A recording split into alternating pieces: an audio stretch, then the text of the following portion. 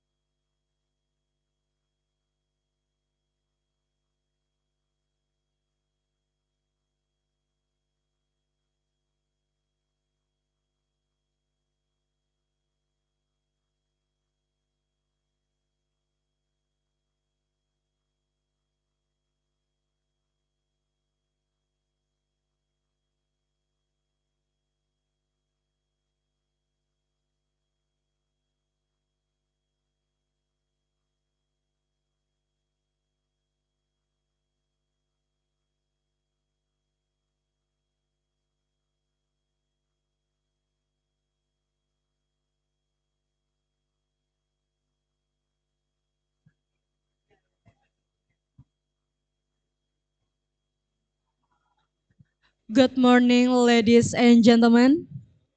How are you today? I hope you don't get bored with me, and I will be the MC for today's event. First, I would like to welcome Dr. Rapti Siriwadane and Dr. Johannes Herberg from University of Bremen, Assistant Professor Dr. Chitra Venkataramani from Department of Anthropology and Sociology at National University of Singapore and US, Dr. Kurniawati Iskandar from Universitas Indonesia, distinguished guests, ladies and gentlemen. Before we start the keynote session, we would like to listen an opening remark from Dr. Johannes Herbeck. Please welcome Dr. Johannes Herbeck. Thanks, Afifa. Selamat pagi. Good morning, everyone. Happy that you all came back to the third day. And yeah, I just wanted to say a few sentences about yesterday before we start. So, what I really liked about yesterday was the very personal and also moving accounts of community struggles with which we kicked off in the morning with both the keynote by Gugun, but also the talks in the first session um, that centered around those kampong redevelopment plans and the struggles that are coming with them. And I thought especially outstanding was, of course, then thinking about the role of land titles that are very central in many of those struggles. But what I've even found more important, also the role of interaction and communication between those very many different small struggles joining together at some occasions. So there was also quite an interesting tension or contrast especially in the first panel, then also thinking about those very different kinds of renderings of futures by city planners, consultants, developers that shape a certain kind of often very different futurity in blueprints, in city imaginations, in those aerial views that we've seen projected. Also, at the same time, again talking about a very distinct understanding of sustainability in those city futures. Then we had a couple of other panels. I can also talk for the one that I attended. That was very interestingly talking about the negotiations of risk. What are special conditions of vulnerabilities and the results of, again, maybe being rendered as vulnerable in some of those accounts. And it's, of course, also interesting to ask, how does those vulnerabilities and the rendering of vulnerability then relate to the struggles that were accounted for in the first panel and the keynote lecture. And what was especially interesting for me, I think, or what really struck me was the thinking around how can we tackle data needs by government stakeholders as a central trope, but also, and probably even more important, what are maybe knowledge gaps, data needs also for that are in those social movements and the cooperatives that are forming in those struggles. And finally, in the evening session, I think we've been invited to a very, I mean, also for me, a very new, also material world of floating solutions with a couple of companies that are working in an emerging field of floating solutions. But we've also been introduced to tensions between the grant projects that come along with those ideas of floating infrastructures, and at the same time the sedentarization of the more vernacular forms of floating houses that are common in many parts of the region. And with those a few words, I would like to welcome you again to this third day of our conference.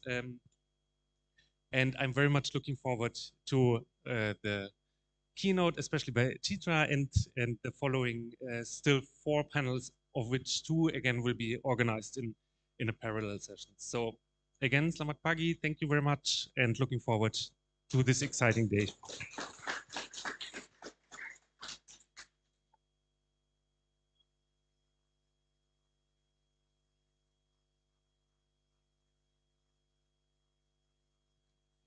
Ladies and gentlemen, we will start the keynote session.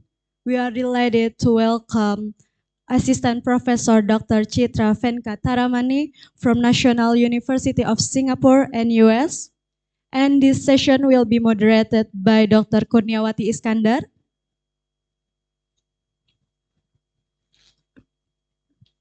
Dr. Kurniawati Iskandar is a permanent lecturer at the Japanese Regional Studies Study Program KWJ Universitas Indonesia. Dr. Kurniawati is also a head of Academic Quality Assurance Unit of SKSG and School of Environmental Science Universitas Indonesia from 2021. She also getting involved in some research related to the topics on migration labor to the Japan, migration problem, and also community empowerment. Please welcome Dr. Kurniawati and Dr. Chitra.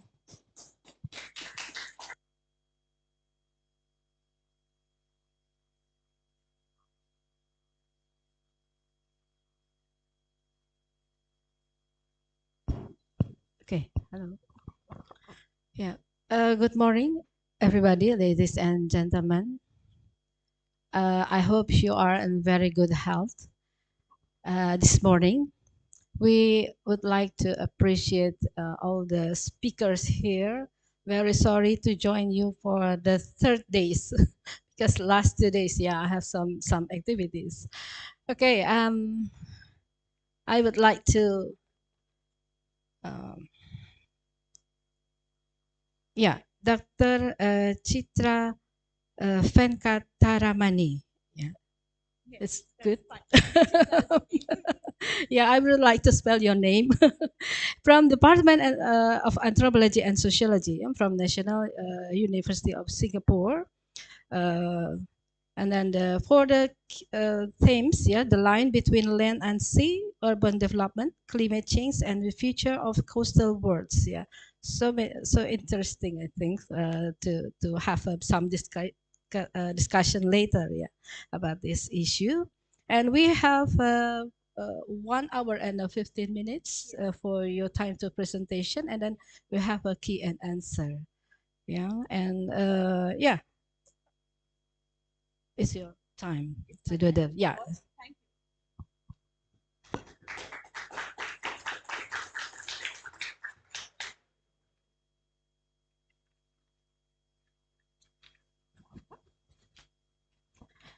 Maybe just 1 second to do some your research before. Yeah, she's an anthropologist and broadly interested in ecology, science, technology studies, and visual studies. Also holds a PhD from Department of Anthropology at Johns Hopkins University. And prior to joining in National University of Singapore, she was a postdoctoral scholar at the Middle South Asia Institute of at Harvard. She also has a background in design and she experiments with graphic narratives in her anthropological research. She has just finished a book titled Drawing Coastlines, Climate Anxieties and the Visual Reinvention of Mumbai Shore, which will be out with Cornell University Press next year.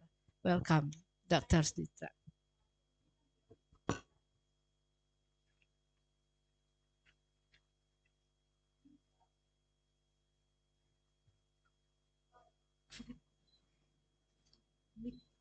Turn on the PowerPoint, please. Okay. Thank you for the introduction, and thanks to the organizers, Drs. Rapti Sirivardhane, Johannes Harbeck, Dr. Arthur Subroto, and the host university, and the superb team, Mutmaina, Sevilla, Nabila, and others who have made this an exceptional event, including the translators and the tech team, and the audience for coming so early in the morning to hear me talk. I really appreciate it. Thank you. So I'm going to begin.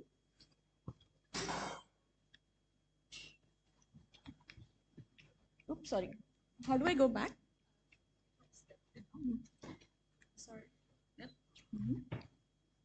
Yeah. All right. The coastlines of cities are sites where the effects of the climate crisis are felt in distinct ways. They are also sites where the crisis is tracked and planned for at a granular level through techno-scientific images, such as the image on screen. This might be a familiar image to all of you. And images like what is the sea level rise threat become the source for the impetus for infrastructural interventions at the shore. My talk today looks at the relationship between these images and the coastscapes where they are set. Images such as weather infographics, sea level projections, and surveys render coastal environments as objects of governance, fast remaking coasts and coastal futures. They set in place infrastructural interventions, vocabularies of development and conservation, and their lines and dots describe material conditions of existence and horizons of loss that entangle life forms. Thus, one of the things that I really like to think about is how can the coast be drawn differently, and how can we draw differently to bring different futures into being? This, I think, is a question that forges a rich link between disciplines, including the sciences, planning and design, and the humanities and social sciences. And I thank the organizers for making space for such generous mixing between disciplines and practices. Before I get into my research, I'd like to pause and alert you to a few things. My talk draws on various sections of my forthcoming book, Drawing Coastlines, Climate Anxieties, and the Visual Reinvention of Mumbai's Shore. This book is based on ethnographic research conducted between 2011 and 2018 in the city of Mumbai, which you've heard a little bit about yesterday. The book moves between the medium of comics and text. So you will see a lot of comics on screen, some of which may have speech bubbles and text inside them, like the comic page depicted here, which describes the phenomenon called coastline paradox. I have taken out a number of these sections, but kept them in some places. The text may not entirely match what I'm saying. Please do not strain yourselves to read it because the text is fairly small, but just follow my voice instead.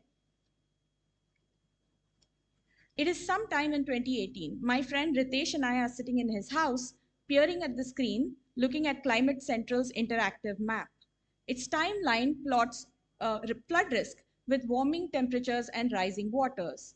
As we zoom into Mumbai, our current location, the map allows us to engage in apocalyptic speculation.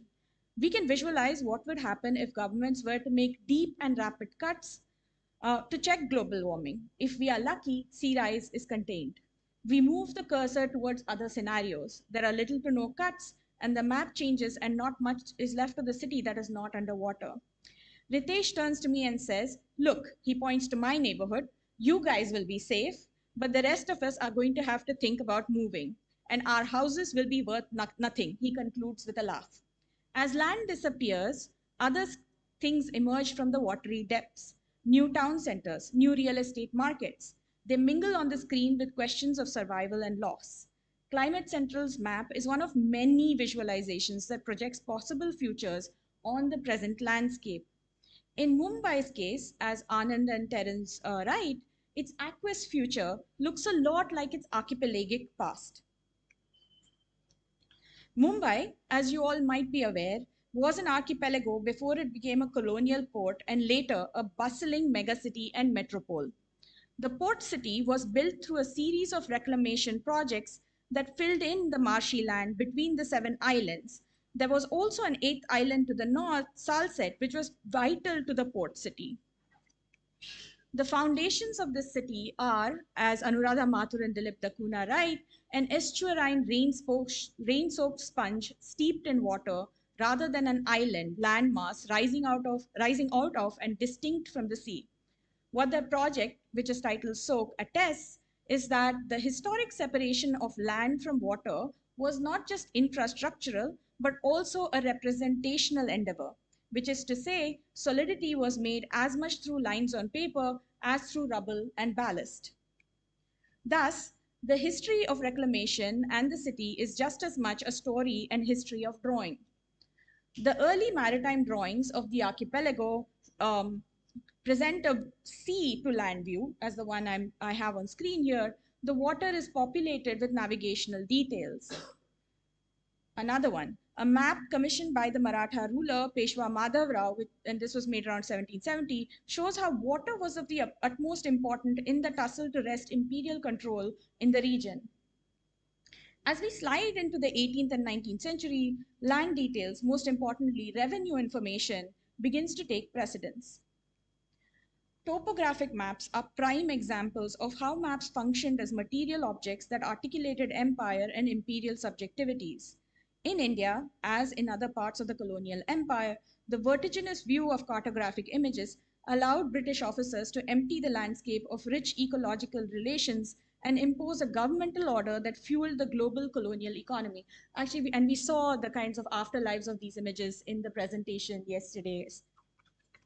Contemporary mapping technologies, I would argue, and I would argue other technical drawings as well, are deeply rooted in this history. In present times, technical images continue to territorialize. Surveys, plans, graphs often fate landscapes, animals, plants, and humans to catastrophic futures. They implement management programs that separate the environment from human domains, rendering it as resource to sustain transnational flows of capital. Yet, there are also images that are fundamental to climate politics. Graphs of rising temperature and global supply chain maps confront their viewers with how they consume the environment. And if you remember the first slide in Prof. Vivi's keynote talk is one of those. Rather than thinking about these contrasting positions as binaries, I think it is far more interesting and useful to think about the range of political positions images can take, and thus the range of coastscapes they make possible as a result. This also opens up the possibility to rethink the future of landscapes by rethinking the practices and fundamental language of technical drawing. One of the most important drawing projects of the Indian state in recent times was the project of preparing management plans for all coastal Indian states and island territories. The drawing project was attached to the revised coastal policy, which was released in 2011. The 2011 CRZ, as the policy was called, set boundaries, distributed rights, and designated resource conservation and heritage value to coastal elements, which is to say, this policy decided what the coast is as a territorial, socio-political, and material entity. To do this, the policy required technical drawings, which were coastal zone management plans to locate those elements and boundaries in space. So if you think about it, if you suddenly say that the coastal zone is a zone to be governed, the first thing you'd have to do is to define what that zone is. And for that, you'd need to have boundary lines to establish the beginnings and ends. Though the 2011 policy followed the structure of its predecessor, it added a number of new zones and subzones. The fundamental assumption at the heart of the policy and its architecture was that the development of sophisticated satellite technology would make mapping and planning an easy task, which it most certainly wasn't. The coastal policy itself evolved hand in glove with the development of satellite technology and GIS. The first version of the CRZ policy, which is the one in front on the slide, was released in 1991, and it divided the coast into 4 broad zones of varying ecological sensitivity and used maps drawn at the regional scale, topographic maps, essentially. The 1991 CRZ was a slim document of a few pages, and it focused on activities prohibited in the coastal zone. The more recent versions of the policy rely heavily on satellite and survey technologies to produce a high resolution picture of the coast. With each iteration, the coastal policy has expanded the list of permissible activities and provided special permissions for large-scale infrastructural projects.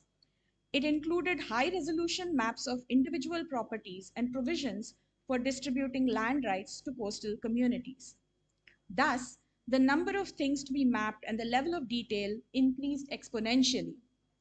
While it seems like a good thing to have more higher and higher resolution maps as satellite capabilities improved, this reordering has had a devastating effect on the coastal ecologies and its non-humans because it fixes boundaries and arbitrary borders on a highly dynamic environment. It also has an impact on coastal communities who too are recategorized. What I want to emphasize is that technical drawings that accompany the policy are not illustrative of it, they are the very basis of the policy. For example, during the 31st meeting of the National Coastal Zone Management Authority, which is the central authority, which was held in 2016, representatives from the coastal states were asked to give an account of the progress they had made on the plans. In a lengthy response, the representative from Maharashtra, which is the state where Mumbai is located, said that they had decided to divide the task of creating the plans by individual districts. And their objective was to produce a GIS-based coastal information system that would work as an information kiosk through which individuals could check whether their property fell within the coastal zone and the kinds of restrictions that would come to play if it did. The kiosk would also act as an interface through which the public would come to know the coastal zone.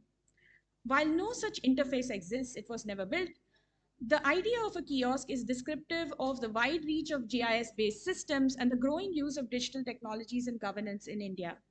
The way a GIS-based interface moves seamlessly between scales, particularly zooms into landscape, confers a sense of accuracy, immersion, and immediacy to the map, a sentiment that lends it well to the idea of digital bureaucracy, renders it as transparent, self-evident, seamless, and accessible, which of course is also not the case. And this is actually a slide of the surveyors who were going around the coast to map the coastal plan, to produce the coastal plan. One of the communities that is acutely affected by the coastal policy in Mumbai is its indigenous fisher communities, the Kolis, who found themselves in the crosshairs of the policy which had opened up coastal land for development, which is prime real estate in a land-scarce city. Fishing villages, or kolivadas as they are called, are important parts of this urban fabric that tussles daily with land and sea. They are central to romanticized versions of Mumbai's history, which trap them in the past. Most stories about Mumbai depict kolis as people who witnessed the birth of the city and kolivadas as sites that have remained anchored in history. As Maura Finkelstein writes of older workers' housing, kolivadas too complicate urban temporalities because they resist the drive to conform to contemporary urban trajectory of development and displacement.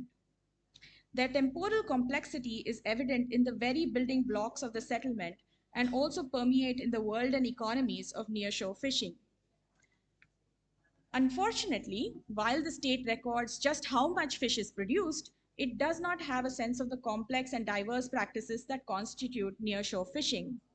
As a result, these communities and coastscapes where they operate simply do not picture in the state's plans and infrastructural visions.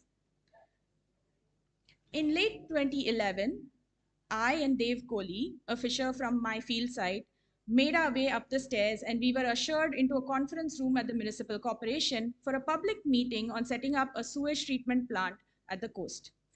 There were about 20 people in the room, almost all men from the city's fisher community. The municipal official turned on the projector and took us through a slideshow that explained that under the new coastal policy, the city could not release untreated waste to the sea. An ironic ripple went through the room. The next slide had a diagram that showed how the state would construct a treatment facility at the city's edge. From there, pipes could carry the waste far out into the sea where it would diffuse with the salty water. The official concluded by saying that this was how sewage treatment worked all over the world and it would be to the fisher community's benefit. Surely, he said, they could see the sense in reducing coastal pollution. The room was filled with laughter and nods, and then someone responded by saying that, of course, they know about coastal pollution. It showed up every day in their nets. On many days, when the nets were hauled in, everything was covered in plastic. The fisherman pointed out that they were not against the plan in theory, they were the most affected by the pollution. However, he said the pipes would exist at the spot where nearshore fisher communities cast its nets. That was the anxiety they had. In the back and forth, it was clear that the municipal official did not know the way in which nearshore fishing worked and the ways in which communities used and divided the sea. The meeting ended without a resolution. As Dave Kohli and I walked out, he said this was pretty much how every meeting regarding the coastal policy went. The officials had little to no understanding of what the coast was for the fishing community. Small-scale fishers are largely left out of policy debates and out of drawings. The diverse range of small-scale practices are characterized and understudied, are characterized as traditional and understudied. They're simply lumped together under the banner of the traditional. The nearshore waters where these communities fish and appears as a uniform and blank blue in the coastal plans. One of the biggest ways in which the coastal plans affects the fishers is through the way it accelerates growth-based outlook of the Indian fisheries industry. Because the plan's focus is land-oriented, it reorganizes and appropriates the coast, as Lalita Kamath writes, through modes of managing and governing property, remaking it in terranean terms. An important outcome of the plan's terranean reordering is that it turns the coast into bounded areas that can be disciplined to prevailing policy perspectives. As far as policies that concern the Indian fisheries go, their outlook has always been growth-oriented. A terranean logic, when imposed on the watery side of the coast, makes it lose its conceptual depth. It renders it sensible as extractive planes. So an example of an extractive plane that might be familiar to you is an exclusive economic zone, right? And so when the state says we have X square kilometers of an exclusive economic zone, then we have this much production potential from that zone. So it becomes a way of turning, the drawing becomes a way of rendering something as area and making it extractable. Since independence, India's fish production has steadily risen. With a growth rate exceeding 10% in recent years, the fisheries industry is often described as a sunrise sector with much untapped economic potential. In late 2022, the government announced a target of 22 million metric tons, which is a dramatic rise from what we produce today, accelerating an already fast climbing line that is India's annual fish production. A close look at three graphs provides a glimpse into the changing paradigms and strategies that drive this perpetually rising line and its attendant consequences. These graphs encapsulate the move from marine fishing to inland fishing. So until the 90s, marine fishing is the main source, and then marine fisheries start to die out, right? So this inward turning gaze is both the outcome of the desire for growth and the consequence of fast depleting marine fisheries, which are decimated by overfishing and pollution. This is evident in the charts that depict change over the years, and this trend is observed globally. The fisheries industry's policies are informed by a long-held belief that there is a lot more fish out there than what is captured annually. So this zone has economic potential of X. We are never really taking out X number of fish, so there must be more fish there to get.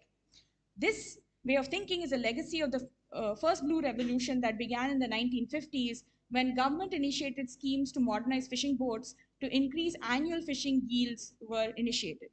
This trend has continued in recent policies despite evidence of increasing signs of fish stock, which has hit community-based small-scale fishers the most, pushing them into continuing cycles of debt and poverty.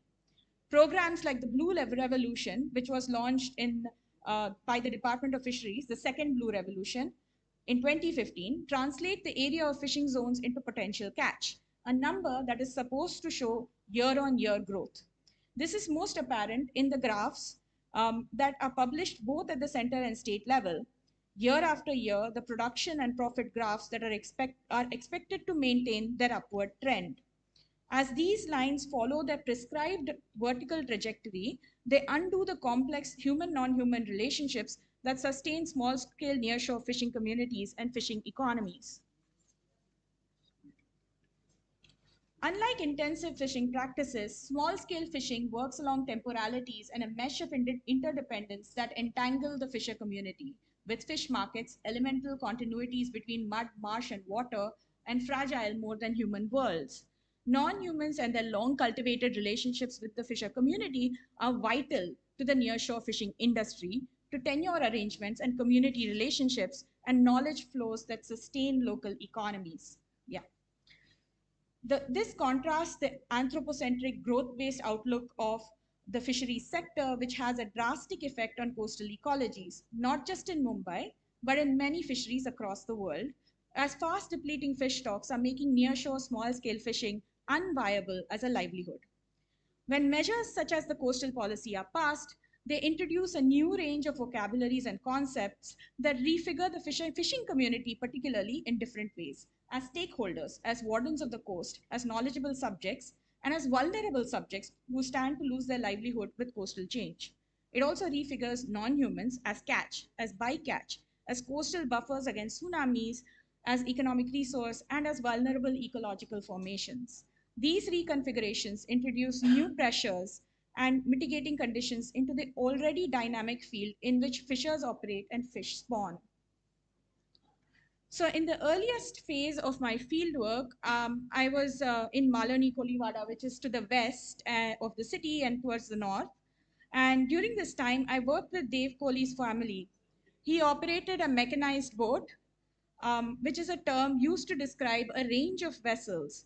Broadly speaking, they are boats with onboard motors which are managed by a small crew. They lie between large boats like trawlers and smaller boats with outboard motors or small crafts that are manually operated. These boats are generally used for day-to-day fishing, and unlike trawlers, which are much larger vessels, lack the capacity to remain at sea for longer durations of time. If you recall the documentary we saw, the fisherman in that documentary said that, like he only goes day to day. The Maharashtra government's fisheries department describes these small-scale practices as artisanal fishing. Though there is no exact definition for this term, it refers to a range of fishing techniques used in small-scale fishing. And I'll get back to the why this term is problematic in a bit. I accompanied Dave Kohli's family while sorting and selling fish at the boat landing site on the beach. Fishing is an activity divided by gender, It is almost always men who are involved in the process of going out to fish, while women usually sort and sell fish, which is what I did for most of the time when I was doing fieldwork. After some months of sorting and selling fish and hanging out at the beach, I finally got a chance to go on the boat to see how bagnet fishing, which is the form of fishing they practice, worked. The day we set out, I met the crew early in the morning. The tide was already receding as we waded into the water to reach the boat. Fishers like Dev Kohli were keen readers of the water. His pilot Gopal was especially adept at reckoning conditions from the color of the water and the tactile feedback he would get from navigating the boat. He also knew the features of the creek intimately, navigating in and out with practiced ease. Mumbai's small-scale fishers follow a complex system of marine tenure where each village controls one part of the water where boats from a particular village fish. And this is for bagnet fishing. I'm paraphrasing here. Many of these small-scale mechanized boat operators use fixed nets for fishing. This is a process where a conical net is attached to a buoy that is anchored by stakes located at specific depths in the ocean. This process ensures each village a share of marine space and set spots that are associated with each boat. Such a fishing process is very different from that associated with itinerant marine vessels, which travel around in the sea to find and catch fish. Large vessels like trawlers drag large nets in their wake. They dredge the seafloor, bringing up all kinds of fish, including protected species, and destroy breeding grounds and habitats. The fishing area of each individual village is further divided based on depth. At set points in the sea, the fisher communities install stakes into the muddy floor. The fishers tie buoys to these stakes and mark them in the sea. Depending on the time and month and tidal strength, fishers make decisions about the depth at which to fish. Since bag nets are nets that are fixed to a static point and not dragged behind a boat, fishers rely a lot on the force of the tidal current to keep the nets afloat. With respect to the tides, fishers must be wary and attentive both in terms of daily rhythms and monthly lunar cycles. So India's western coast follows semi-diurnal tides, which means that it gets two sets of high and low tides of varying magnitude every day. So fishers like Dev Kohli were keen readers of the water. So he also knew, so they use their knowledge of the water and the tidal rhythms to kind of make instantaneous decisions about how to fish. Dev Kohli's boat Rupa had stakes set at roughly 5, 7, and 10 fathoms. He, like many others, had recorded the location of these stakes with a GPS device, though their pilot could navigate to it without its aid. If the current was very strong and the waves were high, Dev Kohli would fish at a lesser depth. If it seemed like the creek and the sea were churning less, they might venture further out. Every morning, Dev Kohli would get text messages which would let him know what the other boats had decided to do. He would confer with his fellow fishers at the beach, but like he said, it was not always necessary to do what everyone else was doing. The day we set out, we went to a buoy located at 7 fathoms. As the force of the tidal current is very low during neap tides, and that day was a neap tide, it is a challenge to keep the nets open. I'm sorry. Can we have the slides back? Thank you.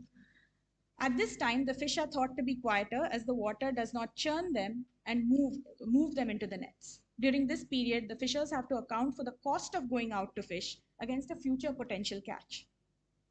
So each net was connected to a set of round floats that helped it unfurl in the water where it hung, gently moving with the tide. Once all the nets were set, the men napped for a couple of hours till it was time to haul it all back in and make our way to the beach.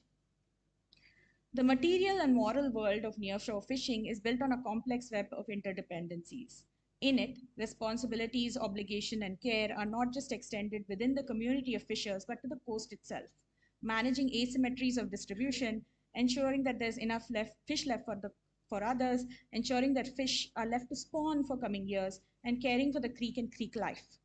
As state policies and fishing technologies change, they introduce new conflicts that affect human-fish coast relationships. For instance, during my fieldwork, bagnet fishers would often complain to municipal officials that fishers who could afford to buy larger, more powerful boats were depleting fish stocks at a faster rate than fishers with older, slower boats. They would urge the officials to put caps on engine capacities and on intensive fishing to maintain coastal equity. The knowledge building and improvisation that undergirds bagnet fishing happens on multiple levels, and it's not just confined to the act of finding or catching fish, but also to selling the fish. Not only do fishermen and women have to exchange information about tides, currents, and day to day behavior of fish, they also have to keep a constant lookout for the catch hauled by various boats, project the potential catch, and price tag they can hope to pin on their catch. In addition to engaging in this process of gathering and disseminating information, fishers must also make several crucial economic decisions in an instant. Knowledge gathering, projecting, cultivating ties are important aspects that governs fishing as well as selling fish. And you see, I kind of made a chart of how that decision tree goes. When we take a closer look at nearshore fishing, the problems are immediately evident. At first, the first, as Adam Jadhav notes, is the fact that the state lumps nearshore fishing into the category of traditional and artisanal, which mark them as technologically less sophisticated or inefficient. The statistics collected by the state further bolster these ideas, as small scale fishing simply cannot match the targets and volumes of the industry. However, I think that rather than thinking in terms of lap, one way to read the statistics is to see how it reflects an inherent aspect of small scale fishing. Unlike the coast as a zone of quantified potential, small scale fishers create the coast through interdependencies that work in the long and short term. Small scale fishing offers the opportunity for critical reflection for finding ways of producing more sustainable coasts in the long term. However, these drivers, practices, and marine tenure arrangements are kept out of both coastal policies and coastal plans, which encourage them largely via which approach them largely via the question of rights for traditional communities. If instead we take nearshore fishing as a technologically and scientifically sophisticated practice, which it most certainly is, it offers possible inroads into decolonizing the knowledge networks that undergird coastal industries. And this is a call to like not think of indigenous science as the other of science itself, right? So it gives us opportunities to think about coming into being with the more than human worlds of the shore and acting ethically in relation to them.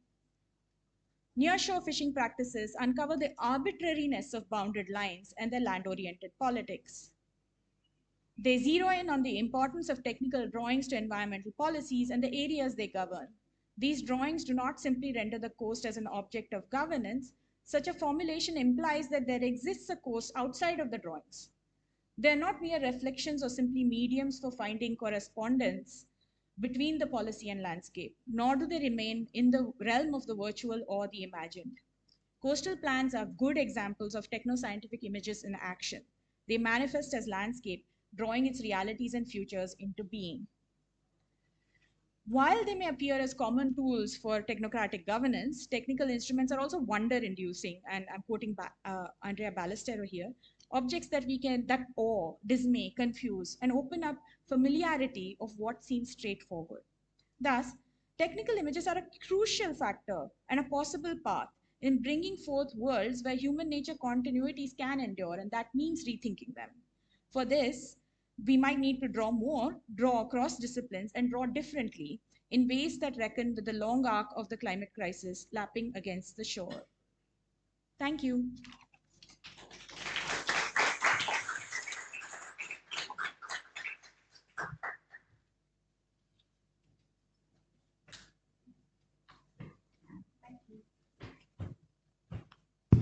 Thank you very much for your very insightful result of research. How many years you do that? No, I did this in two phases. The first phase was the first phase was my field work, which was 2011, 2012. And I worked for part of the fishing season. I reached I reached just as the fishing season was ending. So I had to wait until September to start doing the work at the beach. Then I finished that. Then after I finished my PhD in 2016, I started going back, but not necessarily to the fishing village, but taking a more expanded view of the coast, looking at disaster management policies, waste treatment plants, and things like that. So taking a broader view of what technical images were doing. Yeah. Okay, thank you. So yeah, so periods between 2011 to 2018. Yeah. Please have your water first. Yeah, the multidiscipline of your research. Yeah. So also you draw the comic. some Yes. illustration by Yes. yours. Yeah. Wow. Please give applause more one time. Yeah, very excited to see that your Thank you. research. Yeah, some anthropologists maybe have to have an ability to draw No, like you. anyone can draw. It's a skill. So This, you just yeah, have to because practice. the core of anthropology is also the observe people and to observe the environment. So yeah, they interpret themselves to do the draw by themselves. Okay. We have only maybe 15 minutes for the Q&A. Is there anybody who want to answer, Doctor? Okay, you the first, and then is there Eddie for the second question? Oh, okay, maybe we try with the first one. Hi, Chitra. Thank you so much for your wonderful talk. And thanks for sharing your beautiful drawings with us. Earlier you said that, these technical drawings are not illustrative, but they actually form the basis of policy making, Yeah. right? And I have a feeling that, your drawings are also not merely illustrative. So I was just wondering why you chose like comic as a medium Yeah. to convey the story. Yeah. So thank you for saying that, first of all, because that's one of my core arguments to the reason why I want to draw is also political, because if there is like a visual language, then to engage it with visual language might be interesting. The reason why I chose comics is, well, my own personal affinity for it, but since anthropology is not well, at least the way I was approaching the fieldwork was not solution oriented, not to create a new plan and say this might be a better intervention, but to provide entry points for rethinking things like scale at which we draw, things like timeline. One timeline is a very good example. A lot of plans are made based on developmental timelines, whereas climate change is actually happens on a geological timeline. So what would technical drawings look like if they actually took geological timelines seriously? And so while one does not have an answer for that question, I think comics are a rich medium for kind of suggesting that here's one, here's another, and where we might pick up these threads. Yeah, that's why. Thank you. For second question. Okay, the ladies at the back. Yeah. Oh, okay. Yeah, please. Yeah, hi. Thanks again, echoing everything that I'm sure everyone else in the room is feeling about how rich these drawings are and how they draw you in to the material you're trying to present. So I was curious about this thing that you said about fish communities as knowledgeable, vulnerable subjects. So, I mean, I have, again, I'm sure many of us are thinking this as we work with fishers as well, very similar thoughts about how, especially in the phase of, climate change and environmental change, suddenly they become like, stewards of the Yeah. environment and guardians of the coast and so on and so forth. But could you perhaps elaborate a bit more on how your illustrations engage with, try to maybe challenge that kind of view? Or is that, I mean, should we even be challenging that view? Yeah. So the book is half comics and half text. So this appears in the text part. So I don't answer it with images, unfortunately. So this is actually a very important thing. So the particular brand of vulnerability that the coastal management plans use actually was very much influenced by the Swaminathan report that came out after the tsunami. There was a big report that was produced but after the 2004 tsunami, and the Swaminathan, the committee that wrote it, says that coastal communities are vulnerable in two ways. The informal community, so it made a distinction. Traditional fishers are vulnerable because of their dependence on the coast. So if the coast is damaged, they can't. So it's this kind of ecological relationship that binds them, further entrenching the definition that these are traditional, like kind of marking them as separate, right? And then they said, look, there are other informal settlements in urban cities that are on the coast. And these informal cities are vulnerable because of the materialities of the living. So if a tsunami comes, like a ramshackle house will get destroyed. So there are two competing images of vulnerability here imposed on coastal communities, which often live in the same settlement, which also produces a huge, kind of divide, nor in terms of definitions. So, in some sense, the it's also an opportunity, because coastal communities can articulate their needs by saying, look, we are a traditional community, we are the indigenous community, and that is also important and very powerful. So both, it's quite paradoxical, but both have to exist, and we kind of have to engage that complexity of saying that there is this, well, they are indigenous fisher communities and they do follow certain kinds of practices, but let's not treat those practices as those static categories that that picture ideas of vulnerability or tradition trap them into. So that's why moving away from those kind of terms and moving towards indigenous science may be one way. That's, I'm just drawing on anthropological literature that might suggest that. Okay, thank you.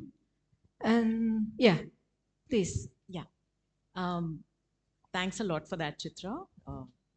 Lovely talk as well as the illustrations. I think the question I'm sort of thinking about is really, if you can talk a little bit more about how you conceptualize the coast itself. And I think I'm asking this because in some ways, I mean, this is not a bounded space. I mean, people have called it different things. I think, terms like frontier or buffer. I mean, there's all kinds of ways in which it's conceptualized, particularly in relation to sort of imminent climate crisis. But and the reason I'm asking is because there seems to be so much of a sense of mixing. So you talked so much about the idea of nearshore fishers. What are these in some sense? Because there's so few of them left, and many of them also do more deep sea. Yes. Increasingly, there's very little available nearshore, so you're actually having to go further and further out. So I think even those, how do you in some ways navigate those boundaries? So in some ways, this is also a question of classification and categories. Because, and I think there was reference yesterday and day before to this idea of planning, and that we tend to plan terrestrially even in the sea. And so you end up then carving again separate zones in the sea, like your coastal zone, your zone for artisanal fishing, then zone for, and then it's divided up in terms of territory, sovereignty. So this, you have your local area, then you have your national government area, then you have an international boundary. So I think I'm just trying to think about these kinds of navigating these kinds of boundaries. And how would you conceptualize the coast and then think of then drawing it differently? I mean, I don't know if you have any thoughts, for this rather incoherent question. So to answer your question in two parts. So first is that, yes, nearshore fishing is it's a drop in the bucket of what even the state produces or even the city produces. But one of the reasons why there's so few nearshore fishing is sort of not being practiced as much is also because there isn't support for it, and it is very badly, like it's basically structurally being removed as a practice of fishing, if one can put it that way, right? And it's not one, there are many different ways in which nearshore fishing is practiced. In terms of like the boundaries and boundedness, I honestly don't have an answer of like how to draw the coast differently. But one of the things I like to do is to take the policy and draw it and say, look, in redrawing the policy, how can we depict the arbitrariness of these lines, right? If you have, say, a policy that is able to, like, says we should have turtle breeding grounds because it's able to map out the turtle breeding grounds using satellite technology and ground surveys, it sounds like a good thing, but then those things also keep moving. So in some sense, I guess my goal was not to necessarily prescribe a way that the coast is, but to rather say that there are other possibilities out there and where we might look to them, and how we might think about practices that are being systematically disadvantaged, like communities that are being systematically disadvantaged. I hope that answers. I'm not sure.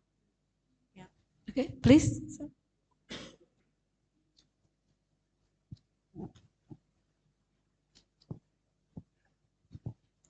Thanks a lot, Chitra. A question that is very much connected to what you just said. I was quite fascinated by your accounts how those also colonial mapping exercises were part of rendering those coastal spaces as manageable. And so But what we see in recent years could probably also, you could say that there has been a democratization also. Sorry, can you repeat that? There has been, in recent years, there has been a democratization in producing those images, be it through, for example, those Google Map timelines that we've also seen.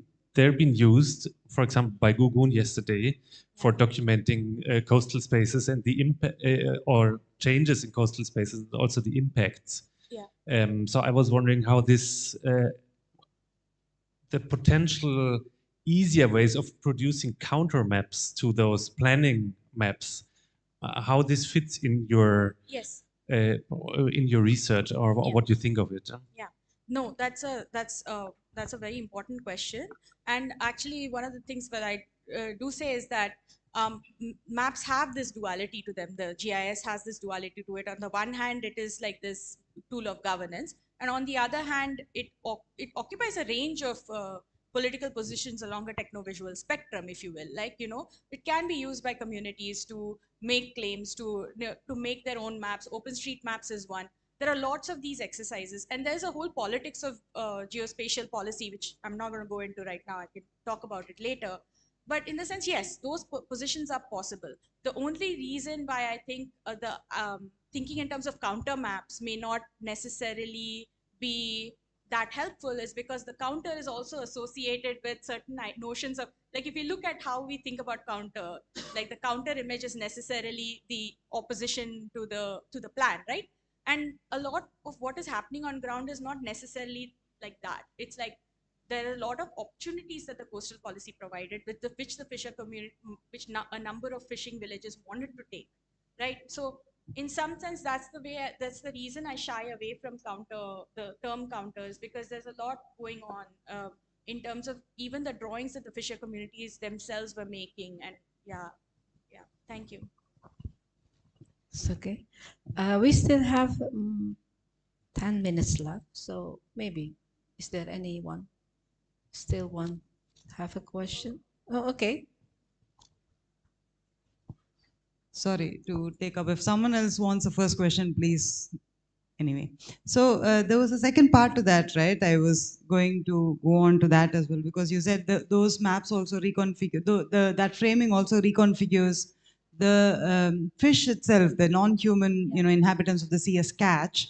So how do fishers conceptualize it in your experience? Because this is a question I've asked as well, and I've had various responses from the fishers. So is there any other thoughts on how else is this relationship to non-human sea inhabitants? Yeah. In the fisheries policy?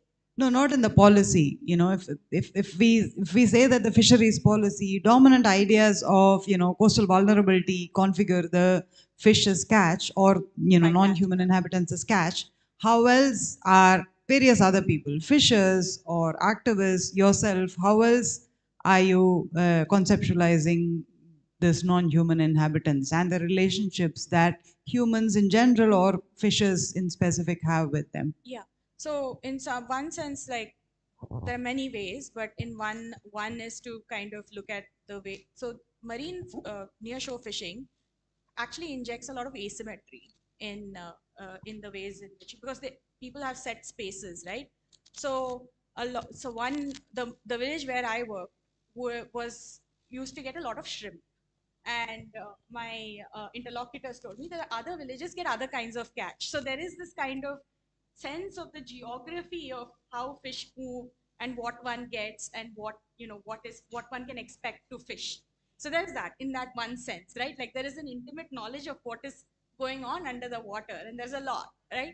And then on top of that, in terms of catch and bycatch also, they are very much affected by those categories, right? So, like, for example, as tastes change, the kinds of things that become marketable and the kinds of, so the taste also plays a very big role in how fish are fished, right? And we know that from the story of the tuna. So in some sense, that also reconfigures their own relationship with it. So it's, in that sense, quite dynamic and interesting. It's okay. Okay. Oh, one more. Okay, we still have time. Hi, Chitra. Thank you so much for your presentation. I thoroughly enjoyed it and I appreciate your talent in illustration. And I think it's the art of storytelling as well that you managed to convey the findings of anthropological assessment, which sometimes is very textual and a little bit hard to digest. So seeing what you did was very refreshing. Having said that, I think there was a slide where you show there's a more granular individual assessment from the top down, and then there was a overcast shadow of a few fishermen standing by the beach. Yeah. Yeah. Could you? I may have missed the details, but could you explain? Is there a reason behind like there are two types of shadow? One is like directly above, and then there was a longer overcast. Yeah. Is there a reason to that? Yeah. So what happened? I'm sorry, I juxtaposed you. the two together, but they're actually from a chapter which describes my experience following government surveyors as they were making the coastal policy. So because the survey itself takes a place over a long period of the day, the shadow changes in the as one goes in the book. So I because I put them together, it's a little confusing. That's really what it is. Is that all? Maybe just one question.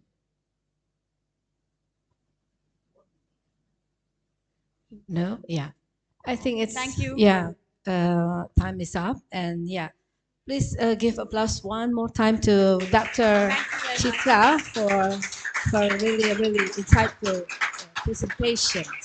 And I really thank you for your presentation.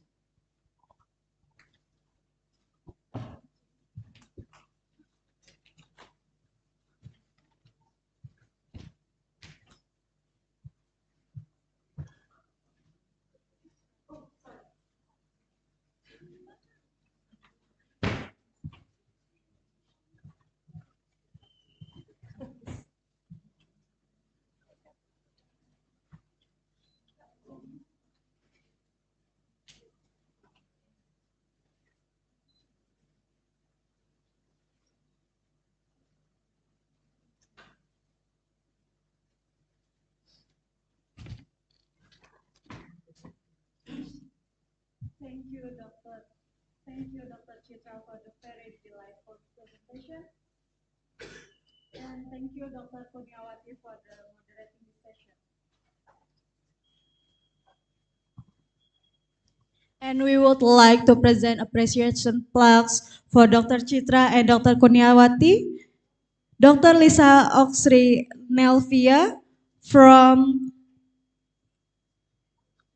Universitas Trisakti, we all welcome you to the stage to give the appreciation plaque.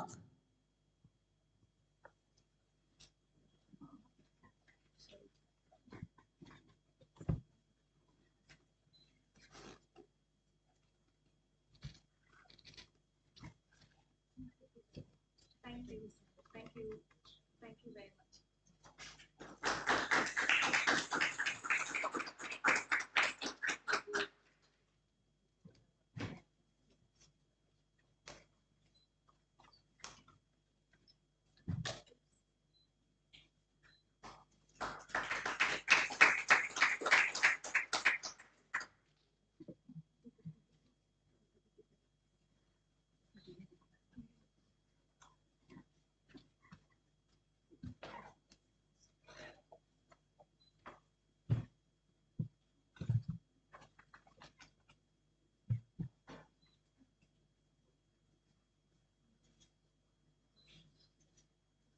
Thank you.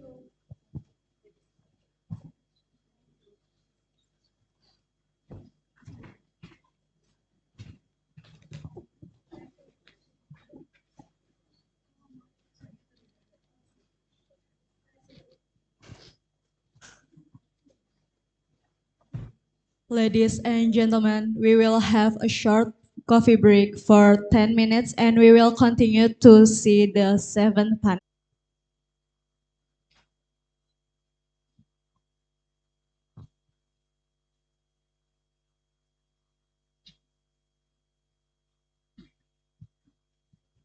Ladies and gentlemen, the seventh panel will be moderated by Nur Sri Rahatianeng Tias, Nurul is a lecturer in a Department of Geography Universitas Indonesia. She is a researcher at Center for Applied Geography Research and Disaster Risk Reduction Center Universitas Indonesia. She also joined the Youthspire Indonesia, a platform for youth and young professionals in disaster risk reduction and climate resilience. Please welcome Nurul.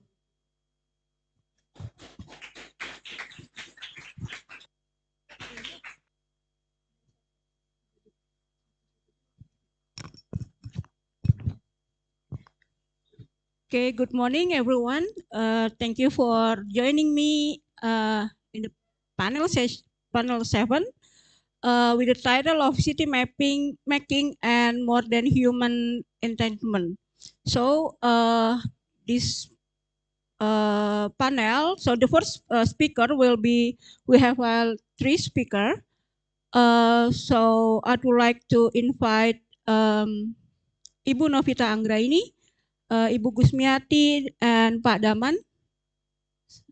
Saya mengundang Ibu Novita, Ibu Gusmiati, dan Pak Daman untuk duduk bersama saya di depan.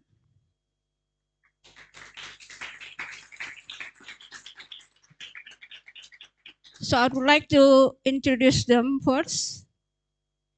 Ibu Novita Anggraini is more than a decade of experience in regional environmental services, especially in environmental risk monitoring, chemical concern, occupational safety and health, and environmental management system. Her disciplinary background is chemical analysis, bachelor in industrial engineering, and master of science from School of Environmental Science, Universitas Indonesia. Ibu Gusmiati worked in an NGO as an engineer for emergency response and recovery program after the earthquake, liquefaction, and tsunami hit Central Sulawesi in 2018. In that project, she facilitated the water and latrines constructions for affected inhabitants in disaster area. Padaman is an interlocutor and a forest ranger since 2012, and he concerns about wild animals in Muara Gembong mangrove forest, especially for lutung and long-tailed macaque. So I would like to invite the speaker, maybe the first is Ibu Novita. Okay, the time is yours.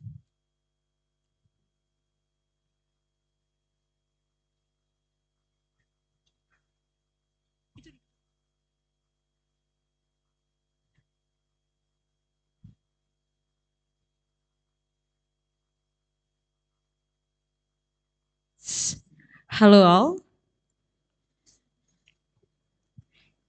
Yes.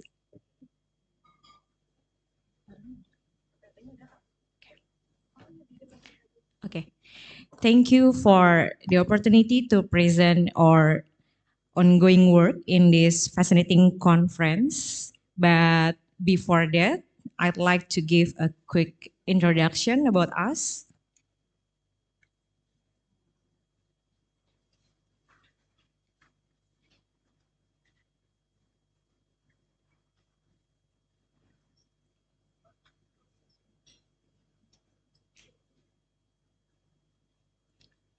Yes, our research project is a part of ReHealth, a Berlin University Alliance funded project, which will run until the end of 2025. It also won South Design, a Swiss design competition, in which we aim to produce artistic research artifacts that will be circulated to two collectives in Sao Paulo, Atlas do Chão, and Berlin, Floating University. The research project showcased a pilot of transdisciplinary collective ethnography, Labtek Apung, Ru Clemens Floating Tech Laboratory, is a collective whose members are an anthropologist, Indrawan, a chemist, me, an environmental engineer, Gusmiati, a visual artist, Endira, and an architect, Kamil.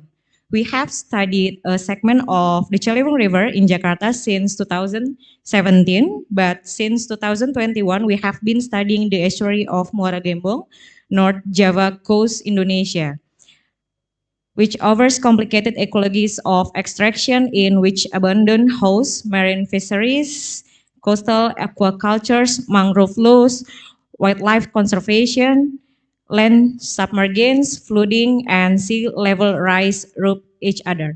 As we get through our field work, we collect recurrent case of sudden death which could be connected to hypertension, the first disease recorded by the community health center. The locals tells out two hypotheses that might cause the medical condition. First, the salt in sea animals, which are consumed regularly and in the groundwater used for washing and bathing. Second, the delirium of most inhabitants who work as fishermen and catch fish at night, almost always accompanied with cigarettes and alcohols. Departing from this hypothesis, in this presentation, we explore the relations between human health and multispecies cohabitation in 3 steps. First, slow disaster in the Anthropocene. Second, chemosociality of salt, how salt circulate and interact with other pollutants.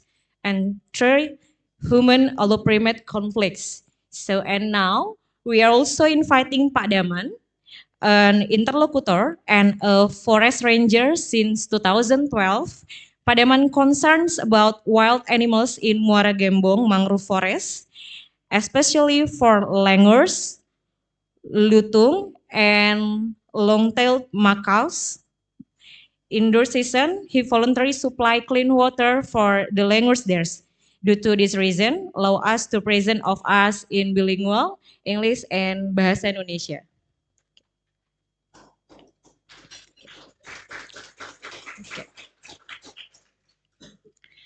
Okay, for the first step, I will inviting Mia for present about slow disaster in the Anthropocene. Please, Mia.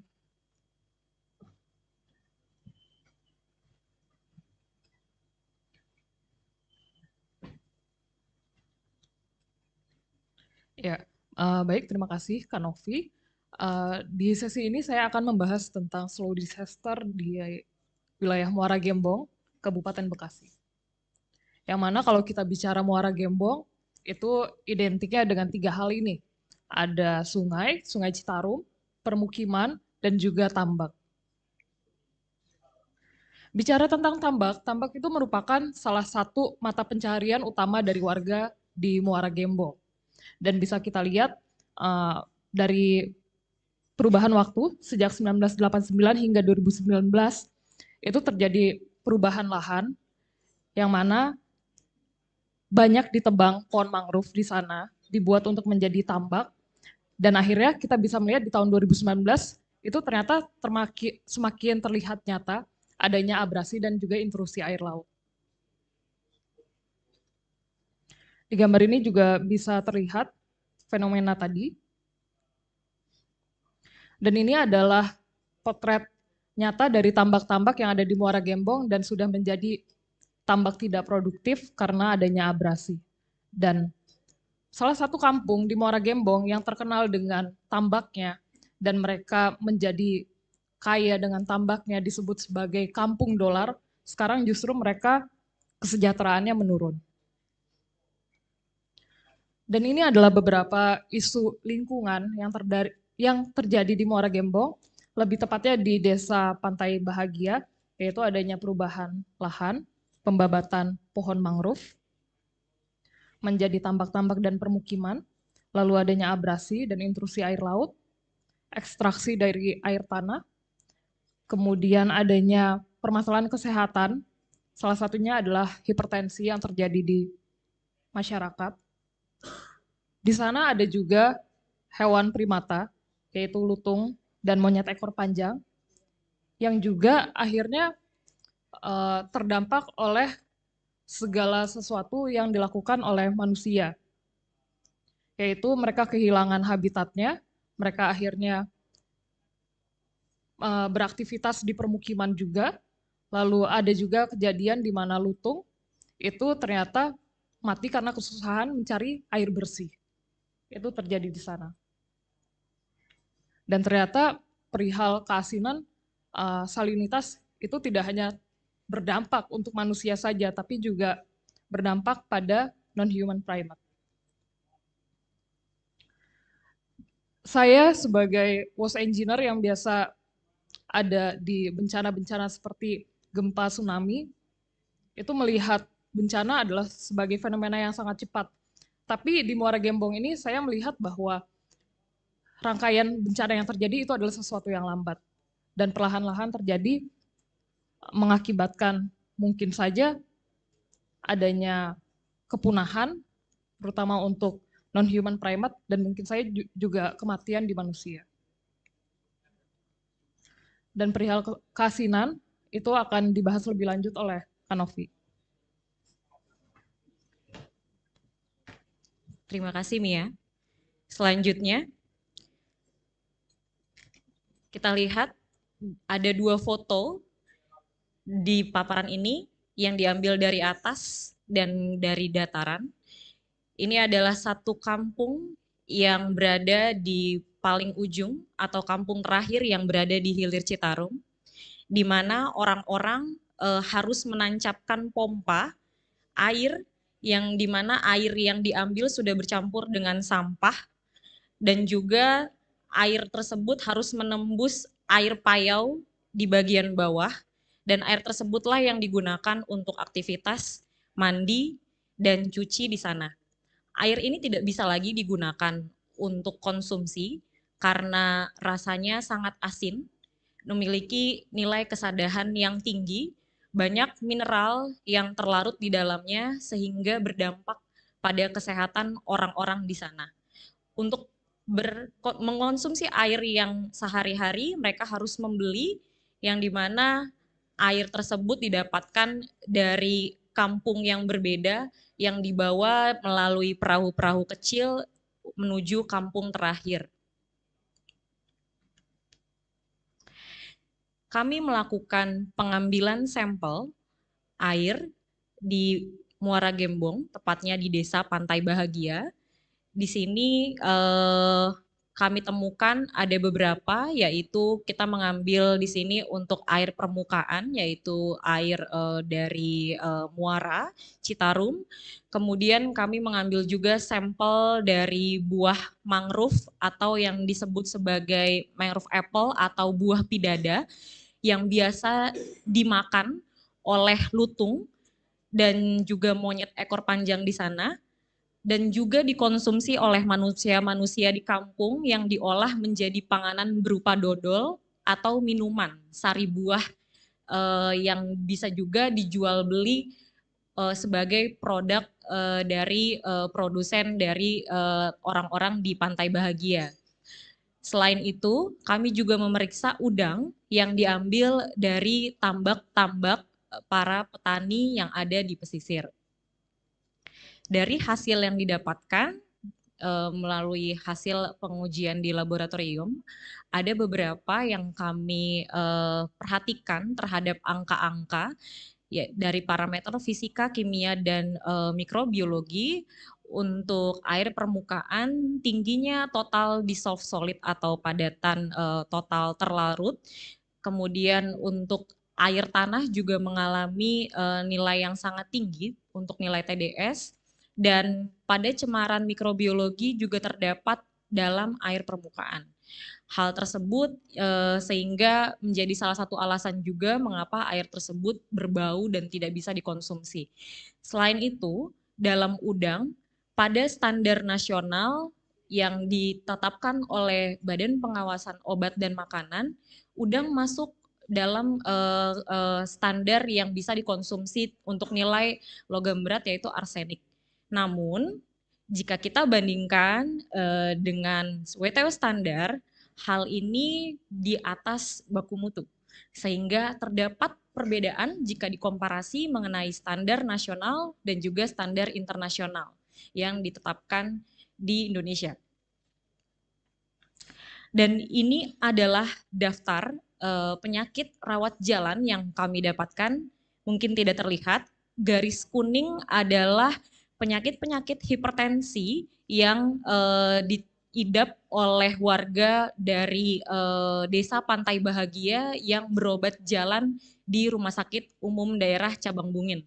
Jika dilihat dari tren, di sini lumayan banyak, ada 8 case yang terdapat terhadap angka penyakit dari hipertensi. Selanjutnya, untuk human allo primate conflict, Pak Daman silahkan melanjutkan.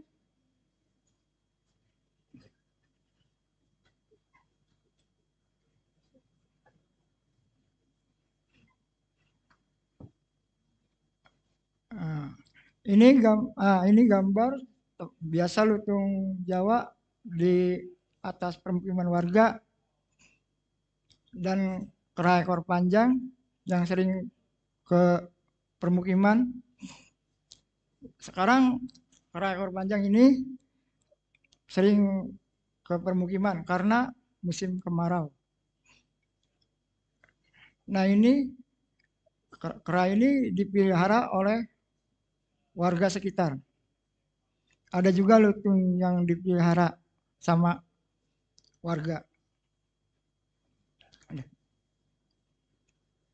Nah, ini lutung yang ada di kawasan mangrove ujung Desa Pantai Bahagia. Nah, ini kera-kera ini yang sering mengais sampah kalau lagi musim banyak sampah di Citarum. Dia enggak mengais sampah doang, tapi juga makan-makan mangrove.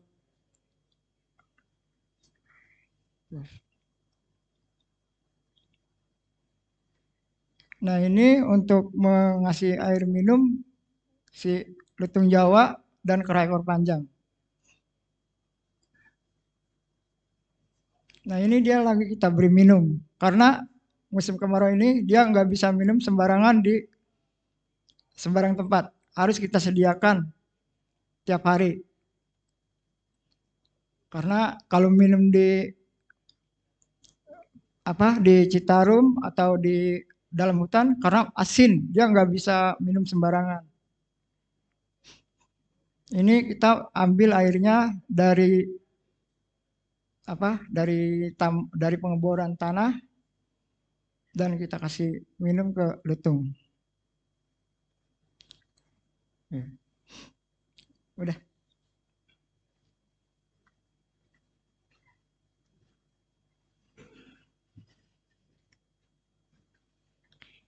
Yeah, so the final of this ongoing project, we will try to make environmental impact assessment after this, and then prototyping for salt laboratory measurement, and also multidisciplinary residency. If you wanted to join with us, maybe the end of this year, we will make some residency program, and for maybe for Muara Gembong, and then another for Patuha, and we still combine how the methodology for residency and all.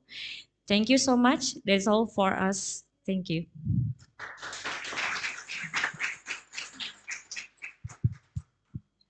Thank you for the presentations. Now we continue with the Q&A sessions.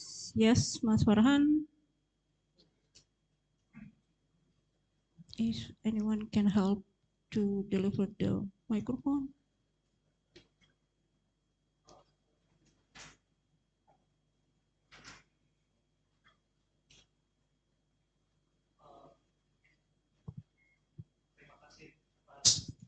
Terima kasih atas pertanyaan, presentasinya ya. Menarik. Saya baru sadar itu hypertension itu bisa diterjemahkan sebagai tegangan antara manusia dan bukan manusia dan darah tinggi. Ya enggak? Itu menarik itu judulnya. Nah, terus ini saya beberapa ada pertanyaan. Yang pertama ini kan judulnya animal turn ya. Tapi saya penasaran kenapa ditekankannya kepada hewan ya.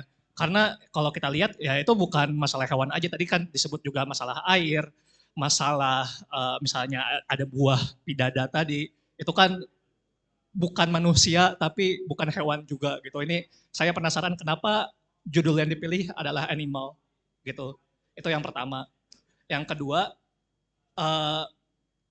tadi juga disebutkan ya soal sampah di Citarum itu datangnya musiman. Nah itu kapan maksudnya musiman? Karena kan kalau yang saya pahami ya Citarum itu kan selalu bersampah. Nah tapi musim dia munculnya itu kapan sih? Itu yang kedua.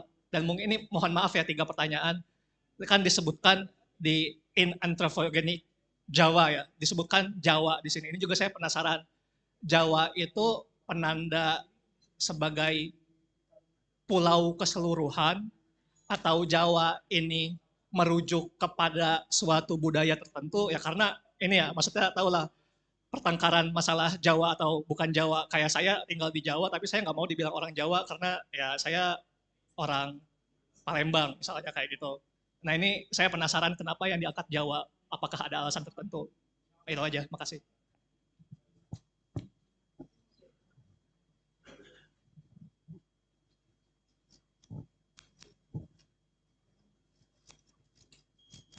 Halo.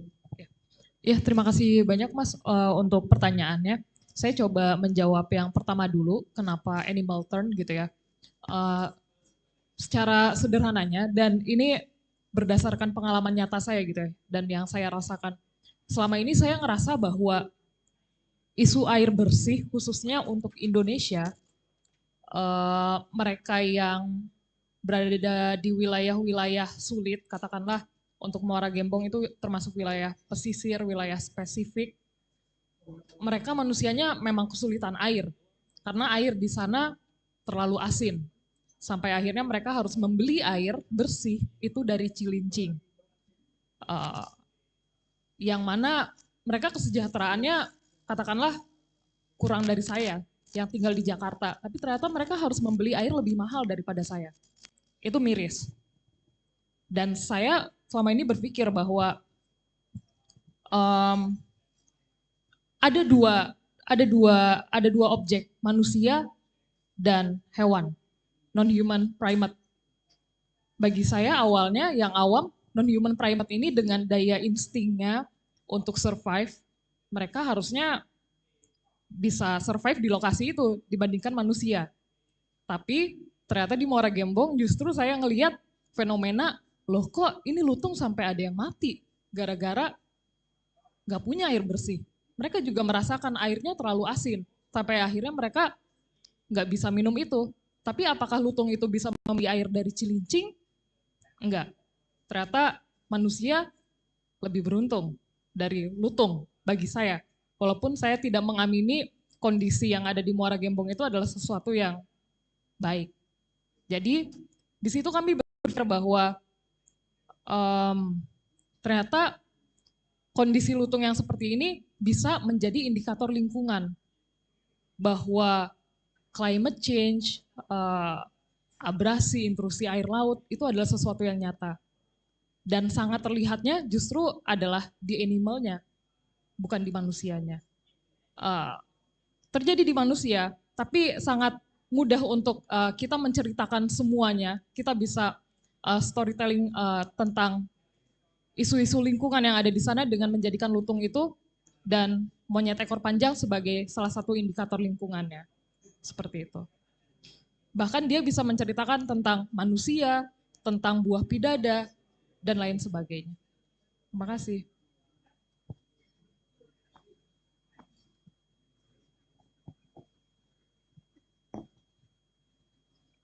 Kalau untuk sampah musiman, dia banyak sampah Citarum itu kalau lagi musim penghujan. Jadi sampah itu kalau air Citarumnya dibuka, nah otomatis itu sampah banyak keluar. Akhirnya menyumbat Citarum. Itu cuman musiman doang, nggak tiap hari sampah-sampah di Kali Citarum itu. Udah itu aja. Ya, pertanyaan terakhir, mengapa Jawa?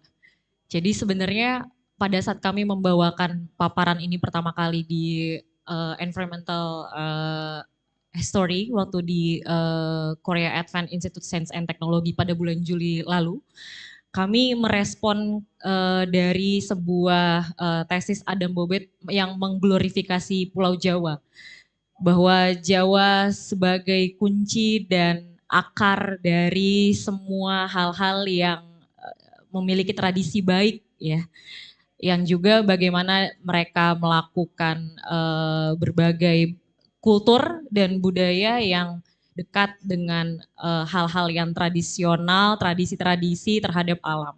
Namun pada kenyataannya saat ini yang kita dapatkan di tahun 2023 justru Jawa yang mungkin terancam lebih dulu tenggelam dibanding pulau-pulau lainnya. Jadi kami mencoba mempertanyakan ulang apakah mengglorifikasi Jawa dengan sebegitunya merupakan cara yang arif gitu ya, atau justru kita yang di sini di Pulau Jawa justru malah harus pertama kali untuk mawas diri terhadap bencana yang pelan-pelan seperti ini. Jadi jangan sampai karena kita merasa menjadi yang pertama dan memiliki semua hal yang mudah dan tradisi-tradisi itu justru yang mungkin akan melenakan kita sih sebagai orang-orang yang tinggal di Pulau Jawa yang hadir dengan berbagai budaya dan bentuk berbagai macam tradisi.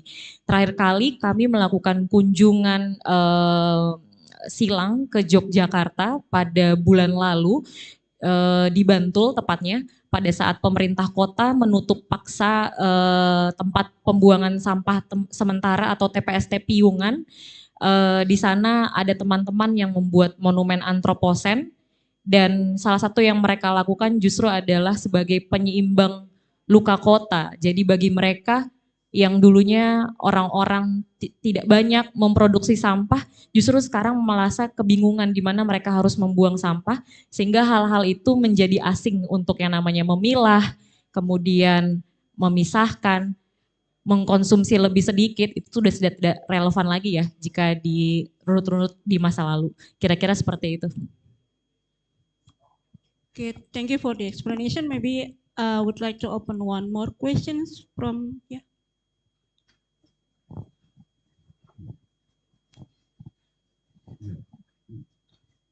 Hello, Mikel Esteban from Waseda University in Japan. Very interesting presentation. I really liked it. I saw you showed one photo of some graves that were submerged by water, right? So I'm guessing this is at high tide, during high tide.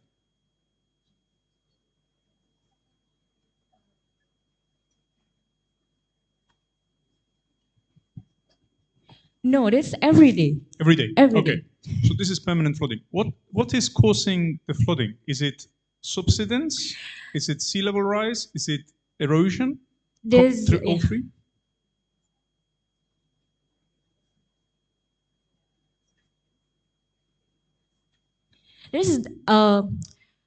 We think there's a two reason. First about land subsidence and also increase sea level. Okay. Yes, land subsidence due to many people move from the entire city to the estuary to the end of Kampung from Citarum estuary, and then the second also from is increasing of sea level.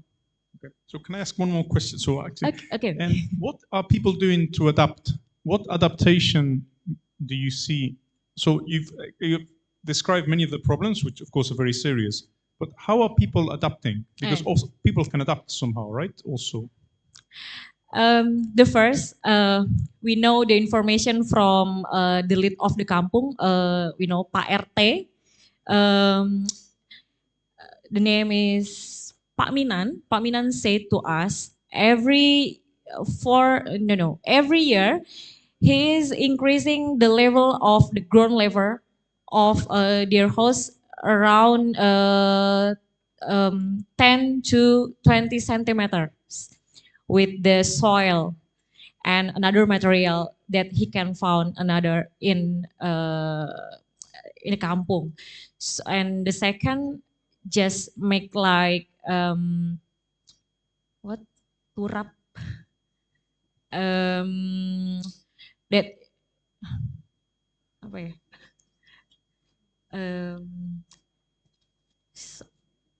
you can like plastic bag and put the soil into them, and then also make like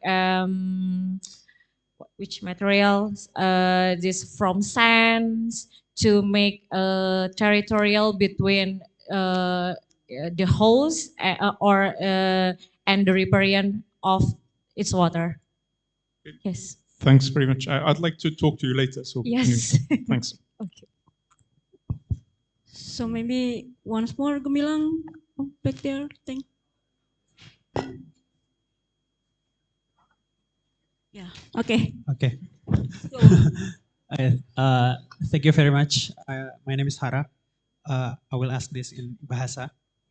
Mungkin aku penasaran bagaimana dari mana berangkatnya untuk menentukan bahwa more than human life-nya yang pengen kayak berangkat dari mana itu tuh dengan menggunakan lutung gitu. Itu pertama.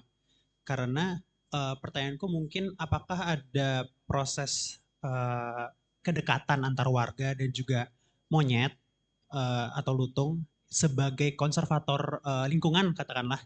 Bagaimana kehadiran keduanya itu berfungsi atau mungkin berpengaruh terhadap kehidupan mereka di mangrove tersebut, atau ini mungkin adalah suatu bentuk imposition lain gitu dari pemerintah mungkin gitu, karena lutung sendiri kan memang sudah ditetapkan sebagai ini ya hewan atau ya makhluk hidup yang dilindungi begitu, karena biasanya ada papan tuh kalau misalnya di daerah mangrove dilarang berburu segala macam. Apakah proses tadi yang menurut saya cukup menarik itu bagaimana kayak warga itu menyediakan air yang layak untuk diminum untuk monyet lutung itu, apakah itu berasal dari mungkin dalam tanda kutip budaya warga gitu terhadap bagaimana kehadiran lutung ini mempengaruhi mungkin ekonomi atau kegiatan praktik sehari-hari seperti itu, atau ini yang muncul dari tekanan atau mungkin ya penegasan dari institusi seperti ya pemerintah atau misalnya ya konservatori itu tadi gitu untuk menempatkan monyet sebagai hewan yang perlu dilindungi oleh warga begitu. Itu sih mungkin. Terima kasih.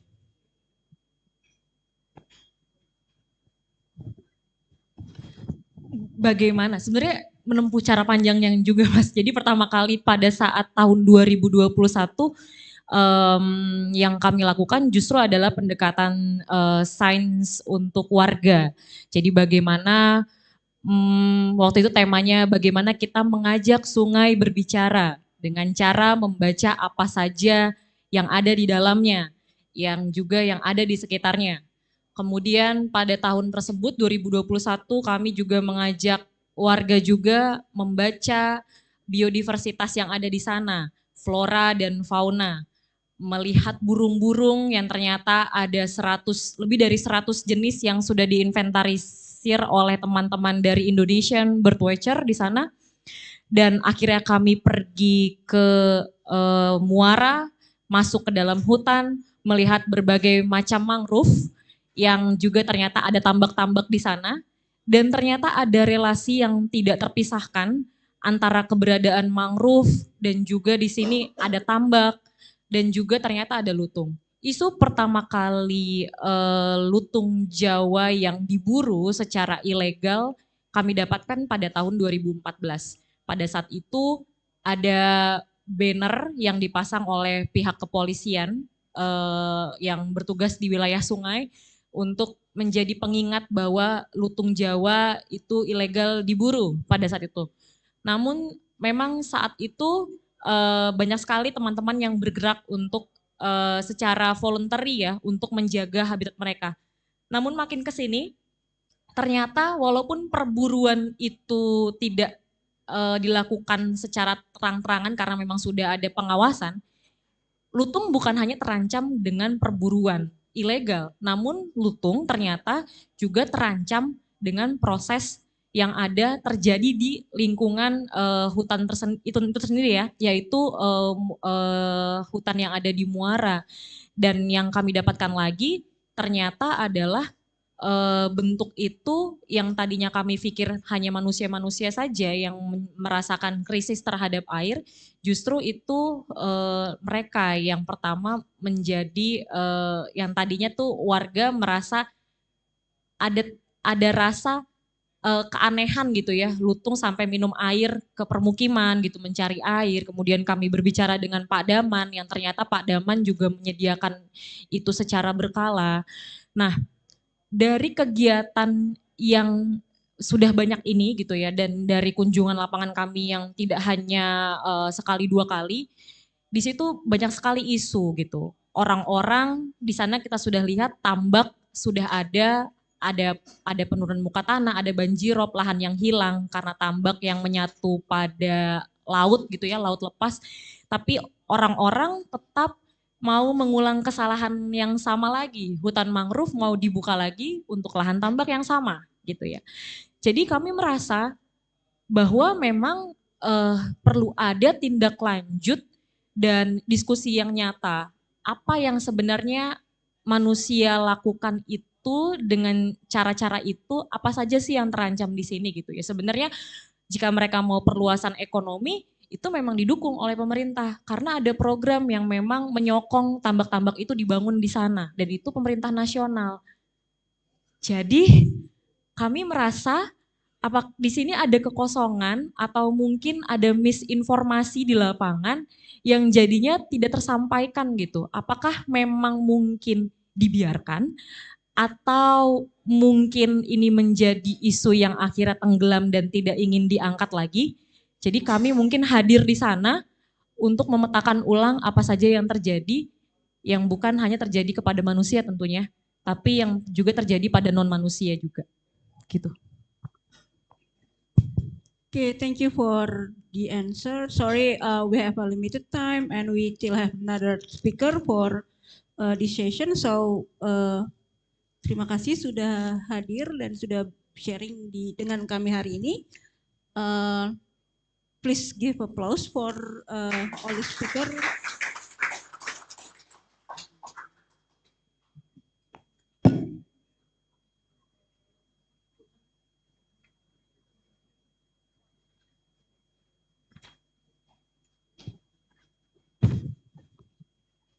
So we continue with the second speaker.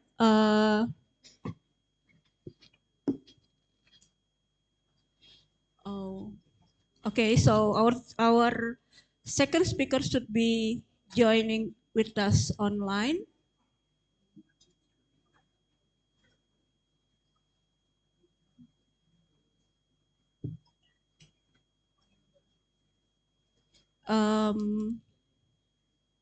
For the online participant, is there any Maciej Dusinski?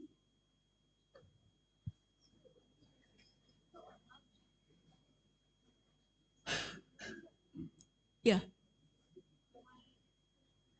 No? Okay.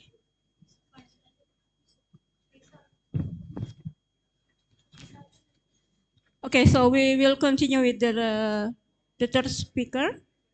I would like to invite Dr. Lisa Nelvia from Universitas Trisakti to join with me here. Ibu Lisa.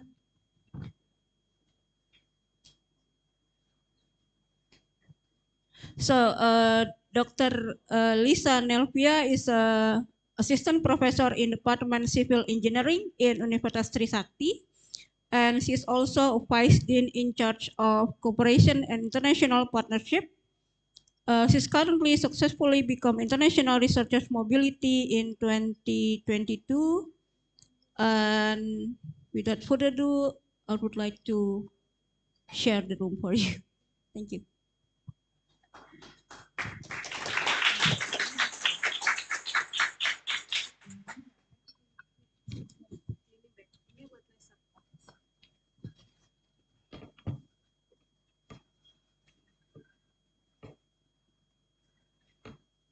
Test, okay.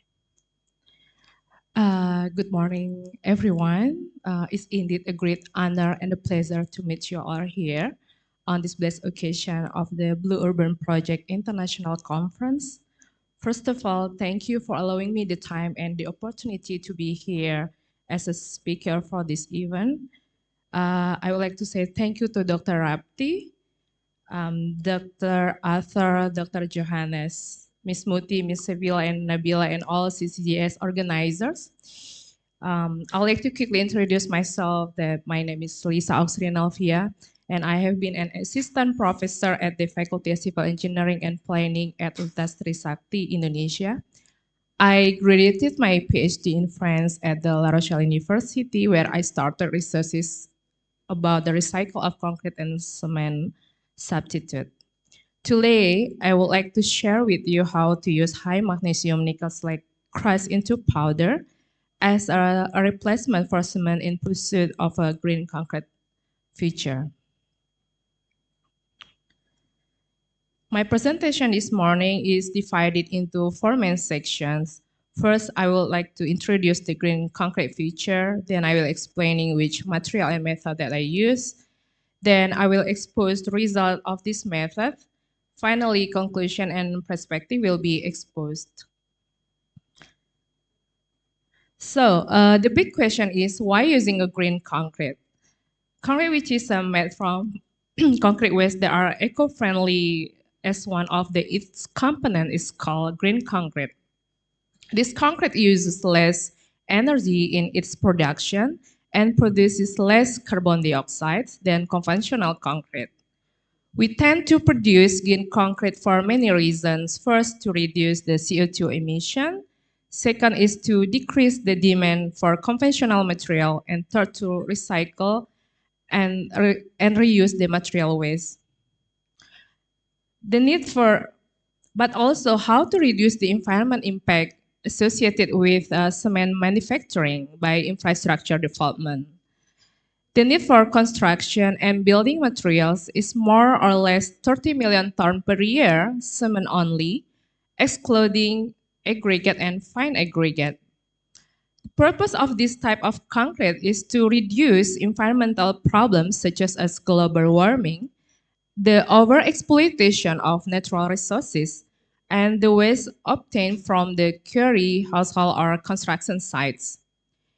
The use of cement in the building construction or for other infrastructure works creates a negative impacts on the environment. In some research, the cement was partially replaced by pozzolanic waste as a fly ash, slag, etc. And such a method will reduce the carbon dioxide emission that come from its clinkers production. According to the recent research about the green construction, or we call that eco-friendly, the cement quantity can be modified by using pozzolan substance such as fly ash, and then nickel slag, recycled crushed concrete fine, and other alternative material can be used like oyster shell, spandic bleaching earth, for example, like incorporation of recycled concrete aggregates in the concrete is one of possible solution, alternative to their use as a gravel in road application. It's used to produce the eco-friendly concrete by utilizing the industrial production residue. The substitution of cement is effective for reducing the carbon dioxide emission during production, especially when it's combined with an additional substance. So what kind of green concrete application for the future that we have already studied? First of all is geopolymer concrete based on ground granite blast furnace slag and nickel slag powder. Geopolymer concrete is a combination of fine powdery materials and liquid component of mix made of alkaline solution. One of the material that can be replaced with OPC in a fly ash, but others material can be used a mineral addition such as a slag, rice husk ash, and metakaolin. At present, fly ash appears to be the most promising sources materials for large-scale industrial production of geopolymer. But depending on the material for binders, actually geopolymer can have wide variation of the characterization. And the second one, we try to manufacture our laboratory scale spoon pile with geopolymer concrete. It's an environmentally friendly concrete innovation using 100% industrial solid waste without cement. It's one of the concrete technology application that can be used in the future. Sorry.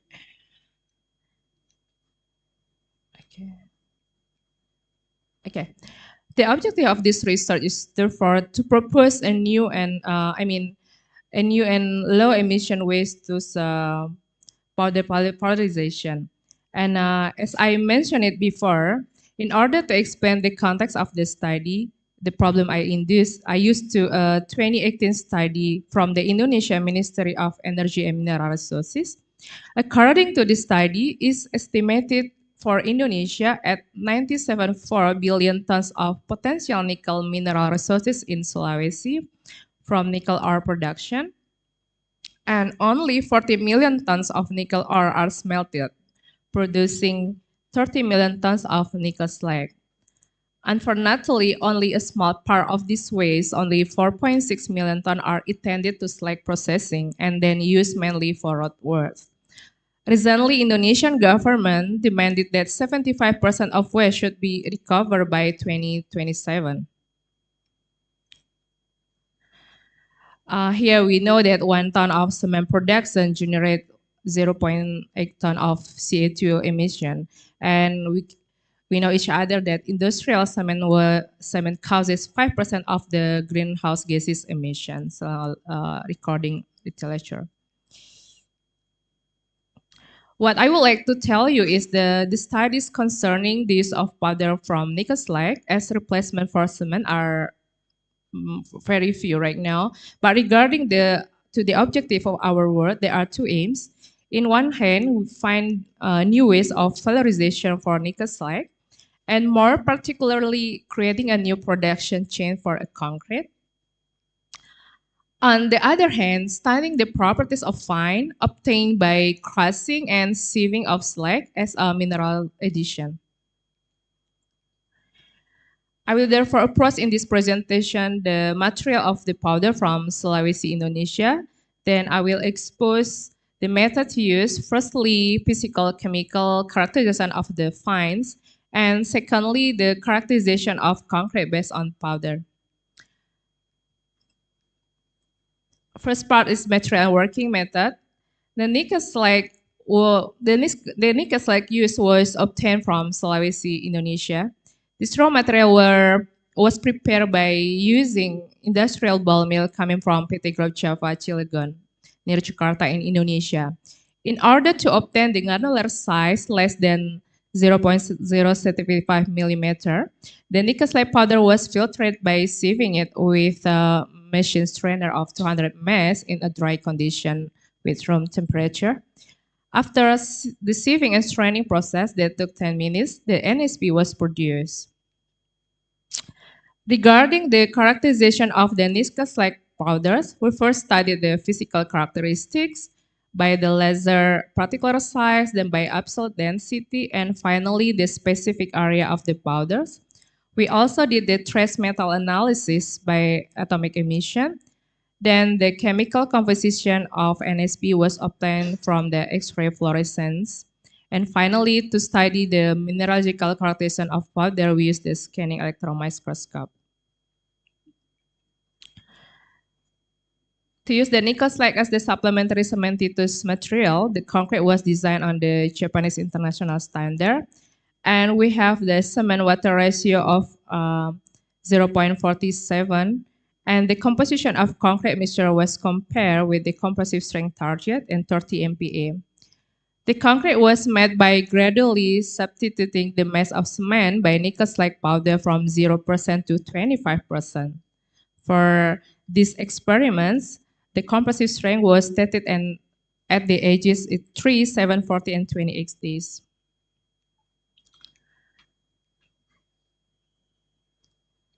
And the compressive strength was analyzed based on a ASTM-C 470 within a period 3, 7, 40, and 28 days with digital compression machine. Before testing it, the concrete should be cured in a water temperature of 20 degrees. In making concrete samples, it should be underlined the concrete was made without the addition of the supervisor. To define the properties of the concrete, we measure the mechanical strength of the concrete specimen in compression. At the same time, we follow the scanning electron microscope test, which practically helps to visualize the microstructure of the hydraulic of cement paste. I move to the third part of this presentation, which will be the result of this study. Here is the result for the physical characterization of the powders that's shown here, that we compare the result of nickel slate powder and OPC. And according to the trace metal testing for the raw material analysis, the results show that the arsenic, cadmium, cadmium, and mercury level were below the threshold of the nickel slate powder, referring to literature.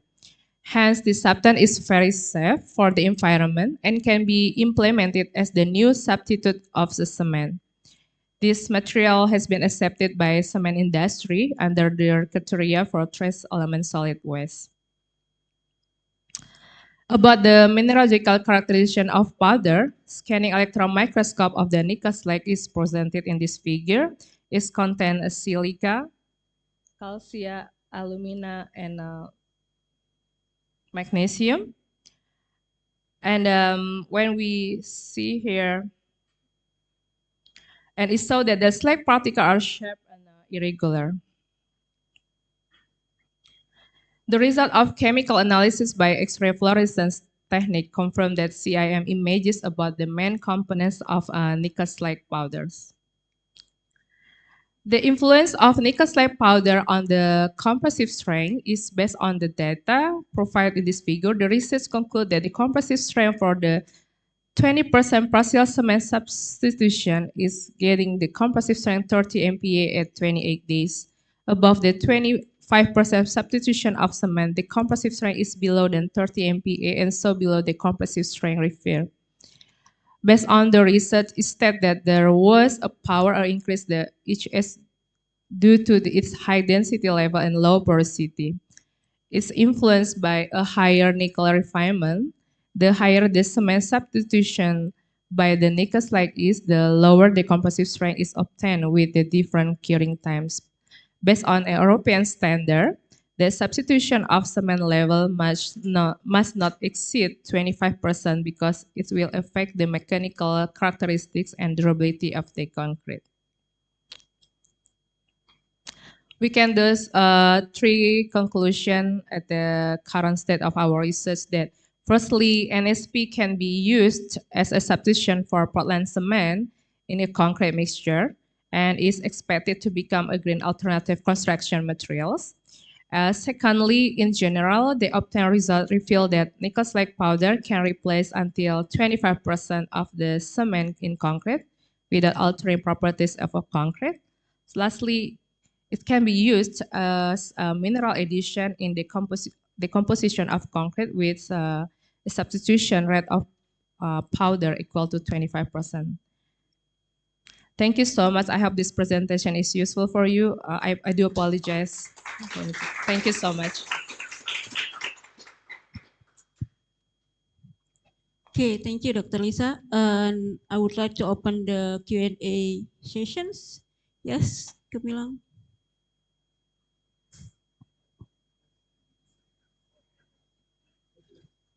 Thank you so much, Dr. Lisa, for the amazing presentation. So what I wanted to ask is that, I'm not a STEM person, so this is a very new thing for me. But I wonder what makes a cement carbon intensive product. That's one thing. Was it about the supply chain or how they got extracted? Because as far as my very shallow understanding of this coal minings and construction things is that nickel is also produced from mining practices. So I really wanted to know what makes cement different, and also what I mean in terms of carbon emission and carbon intensive process, what makes it less greener than the nickel slag, because we already know that a lot of nickel were produced in mines that are very controversial this time. So thank you so much.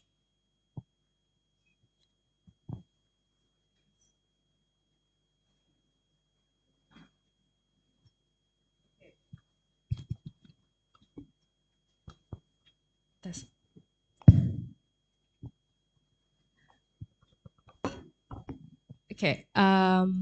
Thank you so much for the curious question. Actually, when I actually my background in the civil engineering, I work a lot with the demolition of concrete, everything about the using the recycle of materials. And then when I come back to Indonesia, I realized that working in demolition of concrete is not the best solution right now. So we try to find another material waste. We call that industrial waste. That, for example, that I presented just now, that we work a lot in the nickel slag powder. Nickel slag, when you have to take a look in Sulawesi, I didn't mention it what kind of company produces the nickel, but the way they produce, they produce also a lot of waste that we call said the GGBFS in the civil engineering. That if we remind that I don't have time to show you how about the number of waste in Indonesia, but incredibly high. That when we that I mentioned it before, 1 ton of produce of cement, I mean we for producing in clinkers itself is, for example, 1 ton of producing cement of clinker is equal 0.8 ton of emission of carbon dioxide in atmosphere. So comparing the producing the conventional concrete, you use almost 100% of cement in your concrete. I mean in your production mixture of concrete. But we try to substitute of cement, like started is 25%, 10, 5, and 25% according to the standard. We couldn't go more than the percentage. I already were in we already substitute the cement until, like I told you before, 100%. But the technique is different. We call the geopolymer concrete.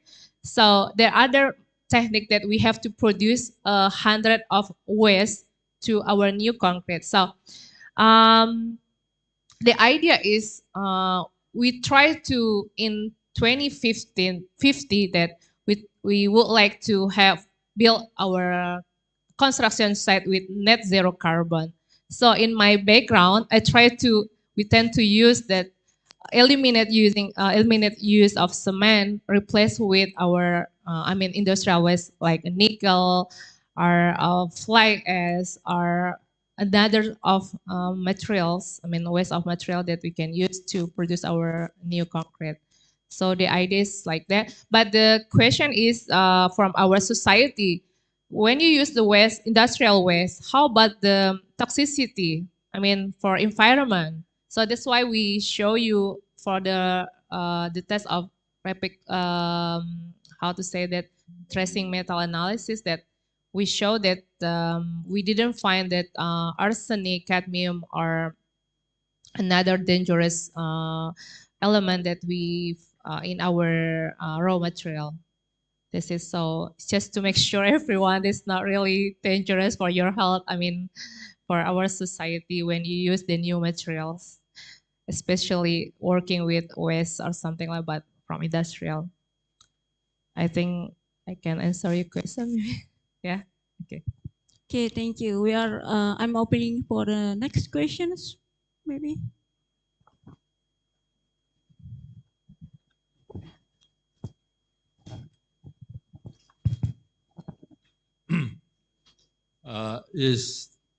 Is the product that you are investigating, is it recyclable? after it's been used as a building material, and when you demolish a building, can the debris be recycled?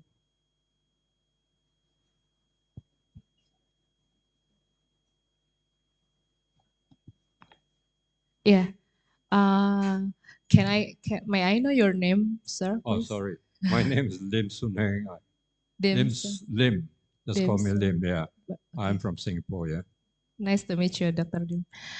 Okay, this all our, we, since 5 years ago, I work a lot in waste from industrial projects. So all this material is recycled. Something that the people said that I don't need this kind of material. We use for road construction works that there is no, how to say that, value for our construction. So when I think about it, instead of working in the demolition of concrete, when I studied in France before, why I'm not working in the material, raw material is really original from Indonesia, like Sulawesi, or especially these companies located in Banten.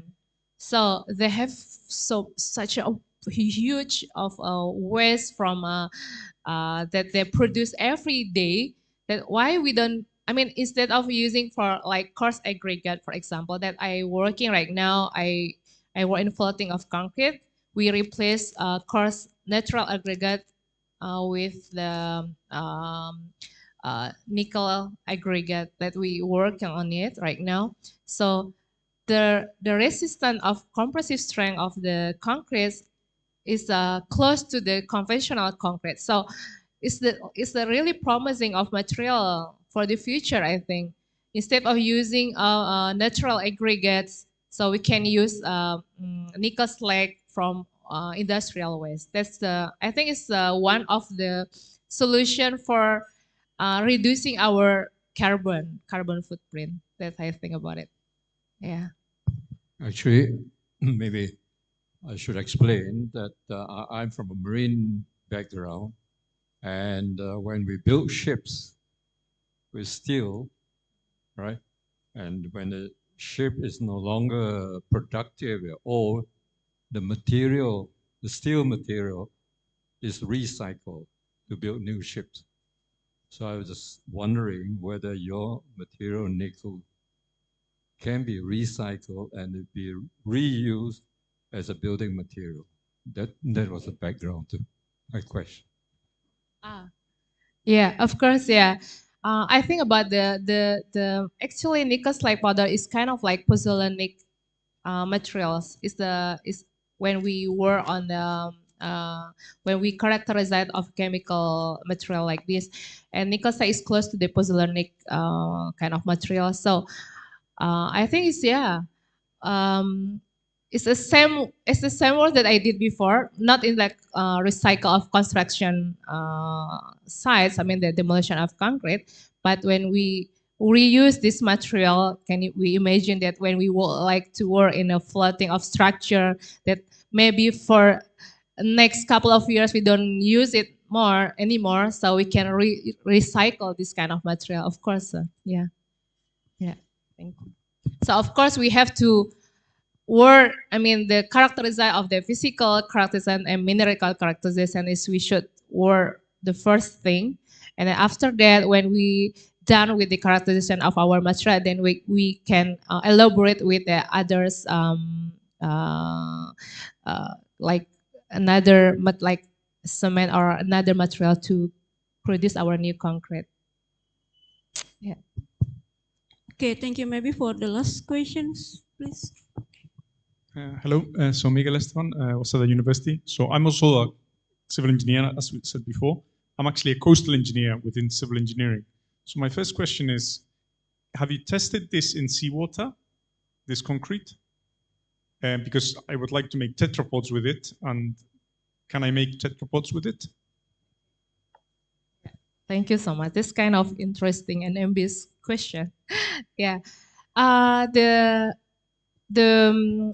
We did it in our laboratory, and we did a rapid chloride penetration test actually to show that how we get a like concentrate of chloride, our concrete, and we compare that the result when we substitute of cement from nickel slag powder more than 25%, the result is less. I mean that less that I would like to want to get it according to our code. But when we replace of cement less than 25%, the result of when they're resistant, we call that durability of concrete, right? When we put the concrete on the water, especially in on the coastal area, and what happened for the future. We didn't say that like 3 or 4 years. We talk about that more than like 28 years. I mean, more than that. So we did it actually, but for right now we stop by that. We couldn't replace our cement more than 25% of the nickel slag powder. That's that's the result that we gathered right now.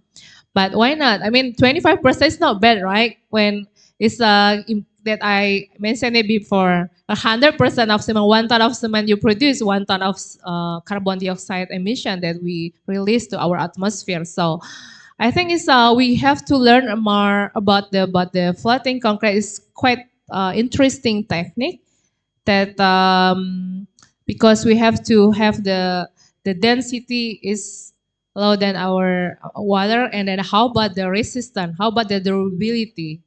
It's kind of such a good discussion later. Can I ask another question? Did you test with any additives yet? For this result, I didn't use any additive. Yeah, because I know it's yeah. Thanks. Okay. Rapti, do you want to add something? No, thank you. Just a very quick question, which I might have missed earlier in your presentation. Thanks for sharing. I mean, some of us have been working on the politics of sand, not just from an extractivist perspective, but also following the flows of sand.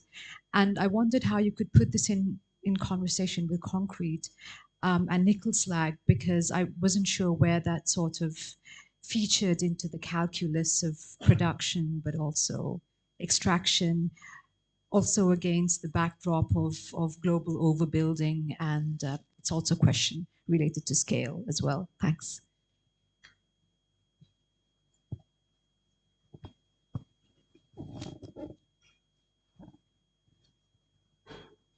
Sorry, Rapli, could you repeat again? Sorry, so where does sand feature in this against sort of the global crisis on sand extraction, the flows of sand? In the case of concrete, is that a part, does this also take out sand from the calculus of production? Does that make any sense? And also given the fact that, you know, there's just a heck of a lot of infrastructural production, particularly in Asian cities where things are being torn down, rebuilt, with respect to also sort of real estate, sort of profit, of course. Yeah. Yeah. Okay, I try to answer your question. Yeah. The question is that I supposed to 10 years ago, actually. I mean, instead of replacement of cement, how about the sand? I mean, itself, right? I mean, when we read, I mean, that like a journal, or the last time I read that New York Times, they call that paid attention for the sand itself is gonna be the cost. I mean, material after. I mean, after that, our when we use the oil, right? I mean, that's why I think I explained before that we were still on it about the instead of replace of cement, how about we call that aggregates, that sands, right? And that's why that's why we try to replace of the natural aggregate like sand to our nickel slag aggregate. So like for right now, we this is something like we succeed to produce that the high performance concrete replace of sand itself up to 50%. So I mean that it's really challenging project actually, because we have to be sure that when we replace sand to when, like we call what we discussed before, reclamation, you use the sand, and also you can use that nickel slag. They have kind of the variation of the aggregate. For example, the company that I work in collaboration on it, they try to crush and sieving the aggregate until to the 0.5 millimeter. I mean the particle of the sand itself. So I think it could be we can work on it to replace the nickel slag to the natural aggregate like sands. That I'm answer your question.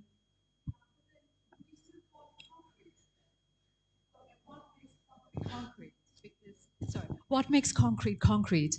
And again, I mean, I'm an anthropologist and I have sort of no idea with respect to these chemical sort of compositions. And but I just wondered whether the very terming of concrete might be sort of counterproductive to your project then, and whether to call it something else, because when you use the term concrete, it comes with a certain set of meanings and values regarding sustainability and a whole lot of politics behind it. Is it really concrete then? Is that, you know, if you take out all these like conventional substances and sorry, that was really the question.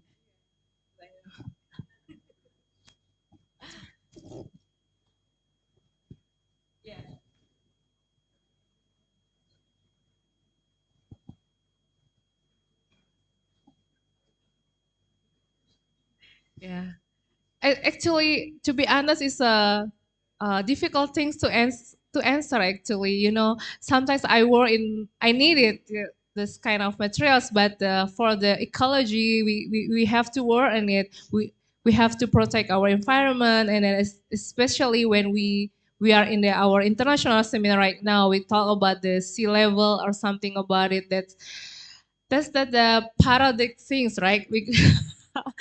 Yeah. Maybe we can discuss it later. Yeah. Okay, thank you for the discussions. Now we would like to move to the last speaker. I would like to invite Benita Sasia.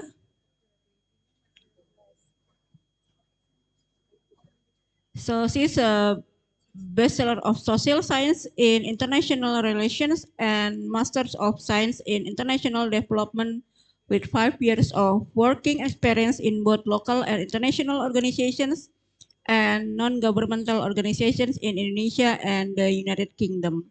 So the time is yours.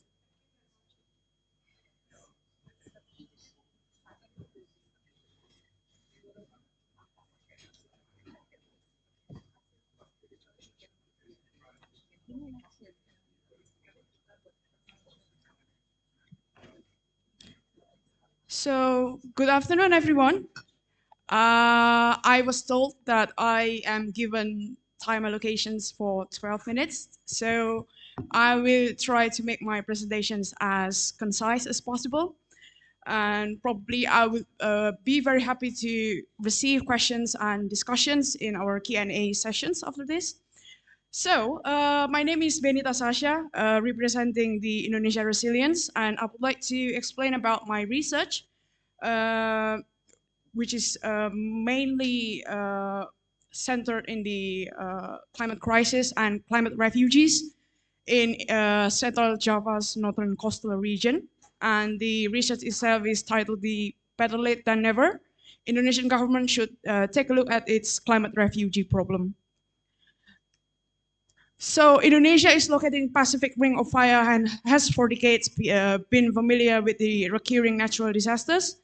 But the climate crisis that is taking place in the moment has really intensified the scale and regularity of these natural disasters in Indonesia.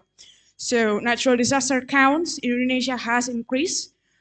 In 2022 alone, we saw 3.5 thousand natural disasters, which was a rise from 2020 and even a jump from 2012, when natural disasters counts were even lower than 2000s. The impact of climate change in Indonesia has also interfered with the precipitation pattern. So more rainfall during the already wet season and less rainfall during the dry seasons. And it has for sure led to more flooding in several areas. Climate crisis is believed to be not affecting only communities in rural areas, but also communities living in northern coastal areas. In what ways? There are many.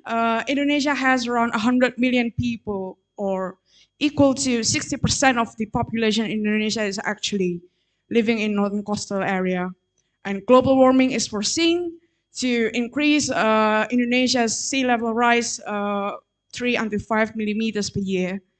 And it is for sure will lead to hardships first, and then displacement in the area as people are witnessing the water is getting higher, inundating their house even, and public spaces such as mosque, school, and even the main roads where they transport to one another. So these people who must forcibly flee their dwelling due to natural disasters is called the climate refugees. And climate refugees trend in Indonesia has unsurprisingly climbing in constant from 1990 up to these days. So now we are approaching Central Java. Java is home to 145 million people, and so far Jakarta makes the biggest media exposure as the fastest sinking city in the world. But actually the impact of climate crisis is also worth looking in Central Java, because around 45% of people in Central Java is informed to live in northern coastal area. One of them is Nasirin from Sidogema, and I interviewed him around 2 weeks ago. It was a very productive sessions. We talk a lot, and he even sent me a video.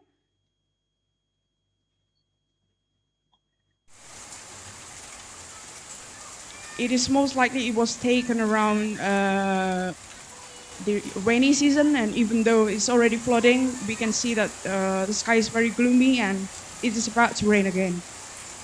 So we can see that water is already coming into his house, and we can see children are playing in this flood.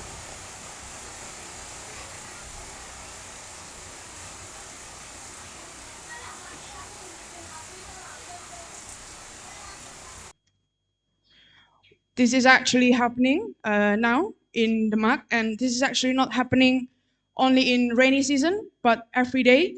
And what did he say? He said that water has entered my house as high as 20 centimeters, but I've never received any assistance from the government. It has really changed and disrupted our economy, because people used to work in the rice field and then fish pond, but it can no longer be managed now. So water starts coming into our house at 5 a.m. in the morning every day, and only will dry up starting at 11 a.m. So they need to rush every day, starting from 3 a.m. to get out the motorbike. So because they do not want the motorbike to get rotten and broke down. And the road to school is now completely submerged. I really want to move, but it requires at least 100 million rupiah to move somewhere safe. So government policies, what are the government policies? Government policies are divided into two: Bedol Desa and Bedah Rumah. In Bedol Desa, government gives you money to relocate somewhere, 25 million for the land and 50 million for the house building. While in Bedah Rumah, government gives you money, 50 million, for you to renovate your house, to elevate the house by concrete, so the water will not come into the house. Why some villages impacted by this policy while some don't? It really depends it really depends by the head of villages. It is very unfortunate if that villages have a very passive head of villages, because most likely nothing will happen. But it is very lucky for them to have a very active head of villages, because this head of villages will inform these sinking villages into either provincial or local government. And again, it also depends whether with better connections or better acquaintance they have. If they have better connections with provincial, then they will inform the provincial government. Well, if they have closer connections to local government, they will inform it to local government. So that is why different villages receive different policies from different institutions. While some decided to stay, some decided to leave. One of them is Asia and family. They decided to no options rather than to leave, and they were forcibly moved out from their house after 7 years living in flooded house. She said that living in the northern coastal used to be peaceful, but it has changed since the water came into our house. And Asia's neighbors has dwindled from 11 to 5 in less than a year period. And she decided to leave because of the worsening situations.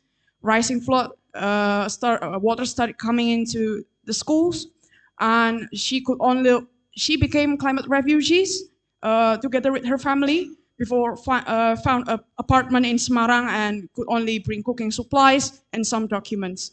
Solution, according to Nasrin, could be giant sea embankment, the building of giant sea embankment, mangrove planting, although it might be already too late because villages have already sinking. And he also hopes head of villages could be more honest and tell the situation, so more policy could be enacted more evenly. But when asked about the solution for climate refugees, he was unable to answer. I think personally that advancing the adaptive social protection could be one of the solutions, because it is time for our government to upscale Indonesia's social protections into an adaptive approach. And this is also sustained by the fact of the natural disasters occurrence in Indonesia that is very common, and it has affected the economy and millions of lives. And ASP helps poor and vulnerable households from the impacts of large and covariate shocks. ASP combines three important aspects, not only social protections, but also climate change adaptations and disaster risk reduction. Basically, ASP also cover injuries, income losses, and other impacts resulted from the natural disasters. And it also, the most importantly, also supports capacity to prepare for, cope with, and adapt to shocks they face before, during, and after the shocks occur. But we personally think it would also not be enough, because we understand that climate refugee has gone through a very complex situations. They were forcibly displaced from their house and productive assets. And it is most likely that they also leave essential documents required to find another job and enroll children to school. Land and house could also mean far beyond assets and economic benefits. It can really relate to spiritual, physical, and social aspects, because many have their relatives and ancestors buried around the area. And even after becoming a refugee, finding or accessing land and housing could be one of the biggest challenges for climate refugees. Indonesian Resilience thinks that Indonesian government should consider social ecosystem perspective in development and infrastructure building. For instance, we support local government to discourage further over-reliance on groundwater, because it really worsens land subsidence in the northern coastal area. People living in disaster risk areas should be resilient and have better knowledge of disaster risk reductions. And we do really hope that Indonesian government, especially the parliament, could discuss and put the definition of climate refugee into our Indonesian national law to ease further policies required to overcome this challenge. So thank you very much. I'm very open to questions and new suggestion on my research. Thank you.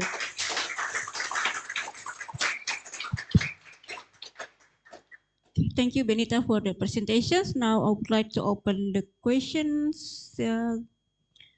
Gemilang first, Mas Farhan, and the lady in front. Gemilang, Gemilang.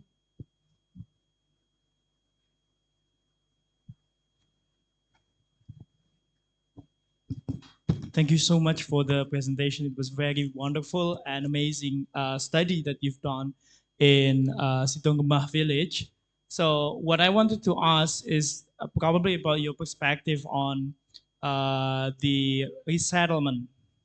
So many of the issues in climate migration also related to the fact of the land availability.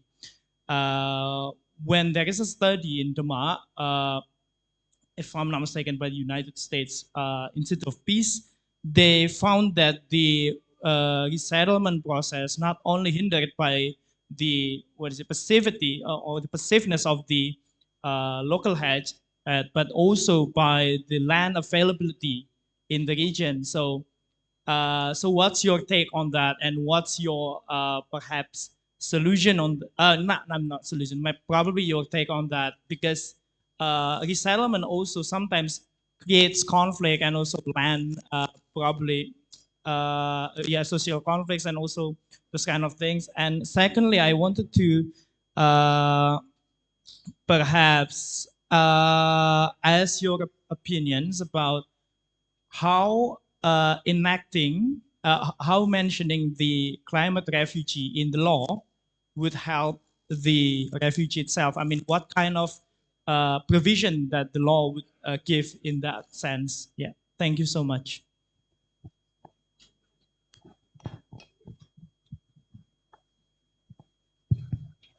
So yeah, thank you very much for the questions. For the first questions, I do really agree that it's complicated issues and also complicated solutions, because based on my interview with Nasirin 2 weeks ago, there were only 3 villages that had which has received policies, relocation policies or bedol desa. Is Chanik, Mondoliko, and Tampaksari, and these 3 villages are the most impacted, and lives in that villages was very miserable, because people have mobility issues. They can no longer go into the house, and it really required boat, and so and it also depends on the head of villages, as I explained before. It was very lucky for these 3 villages to have head of villages that was active and reported honestly these situations into the local government, so they received these policies. But we understand that sometimes these relocations require a lot of money from the government side, 25 million and 50 million for one family. I was also told that the 25 million for land is it should be paid to by installment as well. So it is complicated, and I was also informed that the villagers from these 3 villages were relocated not very far away from these villages, because and it happens like that. They were relocated somewhere near the village, and yeah, I think it requires special discussions and partnership between the local and provincial government, because as explained also, that channels to either provincial or local is still in disarray. So they really need to work together and provide more financial assistance, so that people impacted from the villages could be really relocated somewhere safe. And I'm sorry for the second questions.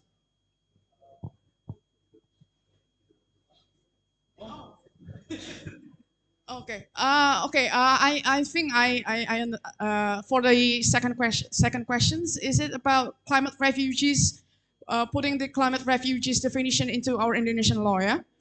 Um, I I will be honest that this is going to be a very long way into that point, discussing and putting the definition of climate refugees into our Indonesian national law.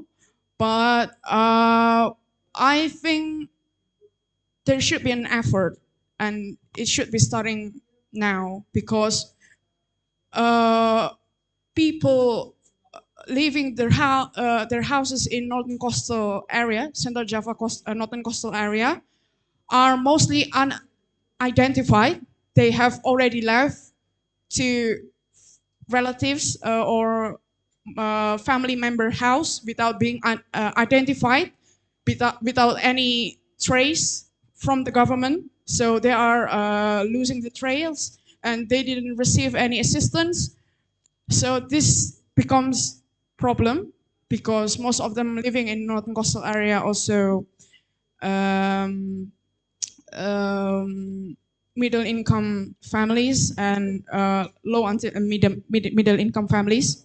So I Indonesian resilience, and I think that it could be started by us discussing it in our research think tank, and started to approach ministries or working into that sectors, the national development ministries. So yeah, we can start by one step at a time, but I can sure that it's going to be a very long way to that point. No, I mean, I was curious. I mean, what kind of provisions that probably you envision in the national law, probably by including the climate refugee in the law itself? I envision that. So climate refugees started because of the natural disasters occurrence, and I think Indonesian government should have better data of area that requires special social protections, because the area has great potential risks of or exposure to natural disasters, and we can start from that point.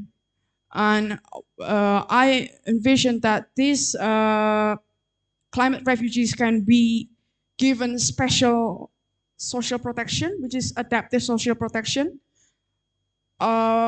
because it requires a lot of money, a lot of financial funding as well. So as a start, I do really promote government to apply adaptive social protections in special area.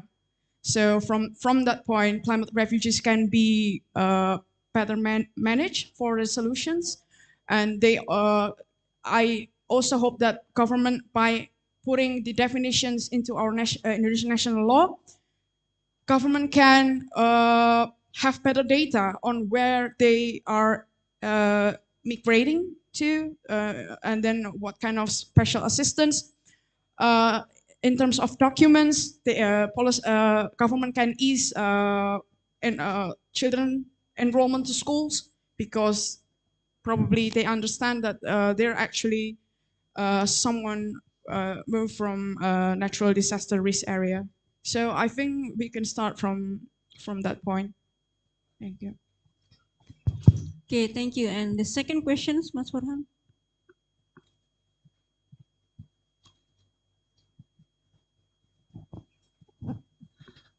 Yeah, thank you. My question is about, you mentioned about the head village not willing to report, and you expect them to report honestly. So I was intrigued by the word honestly. So it's as if some of this head village choose to lie.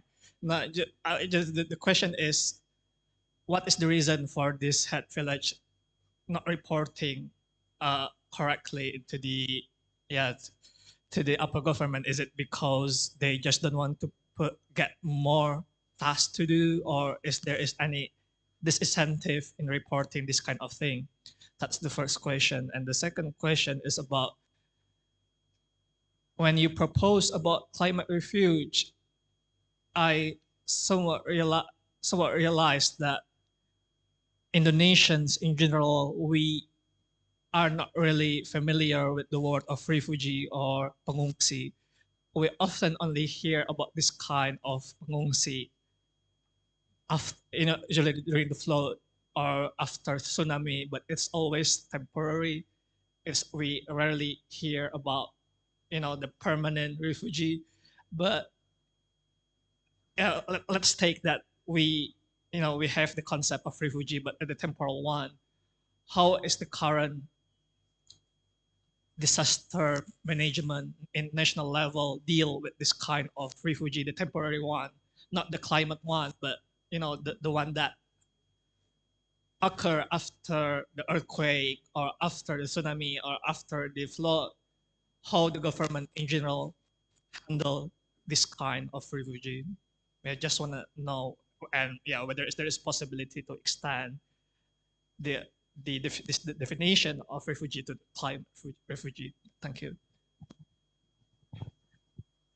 Thank you very much for the questions. So for the first one, as I informed by Nasirin, is whether they're being honest, telling these situations to either provincial or local, or they just being passive. It means they're not being dishonest, but they're just being silent.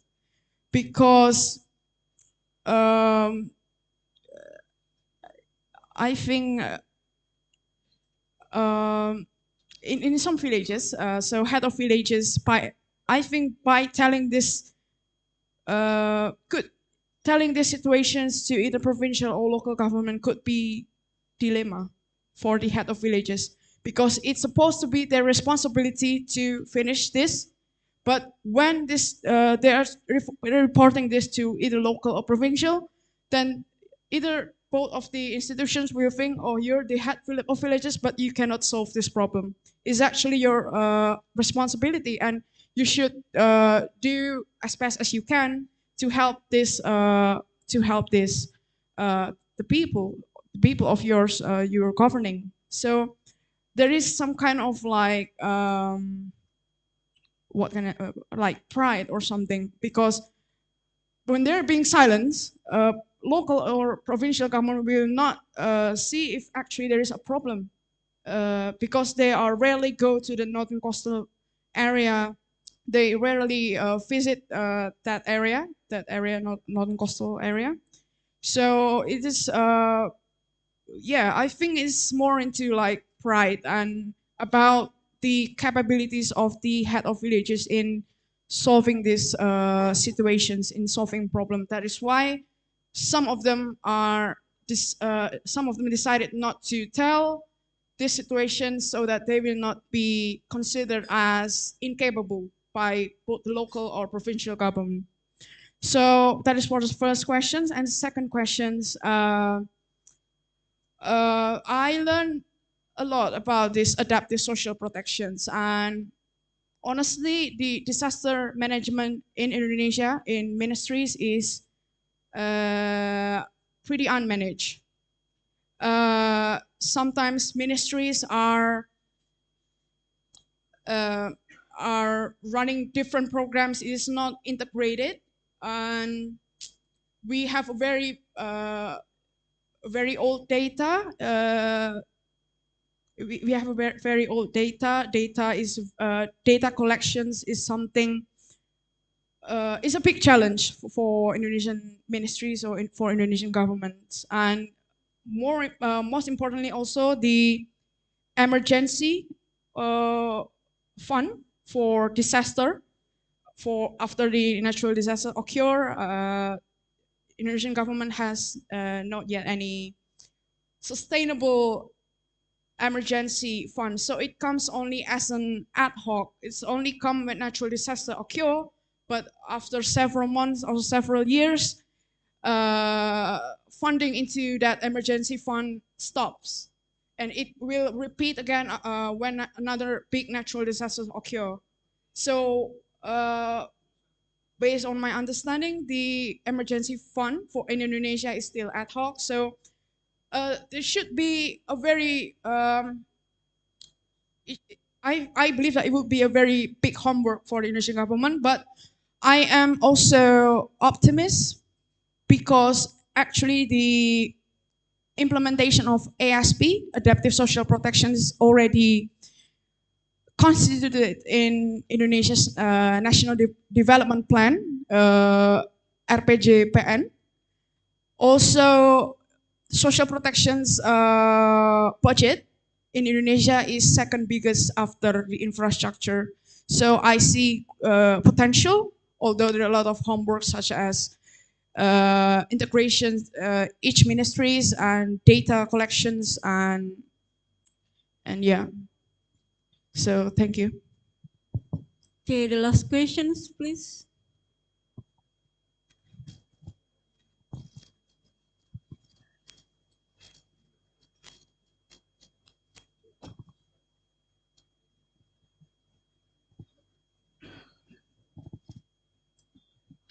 Thank you. I'm Anka from the University of Tokyo. So thank you for your presentation. I have a clarification questions and a comment.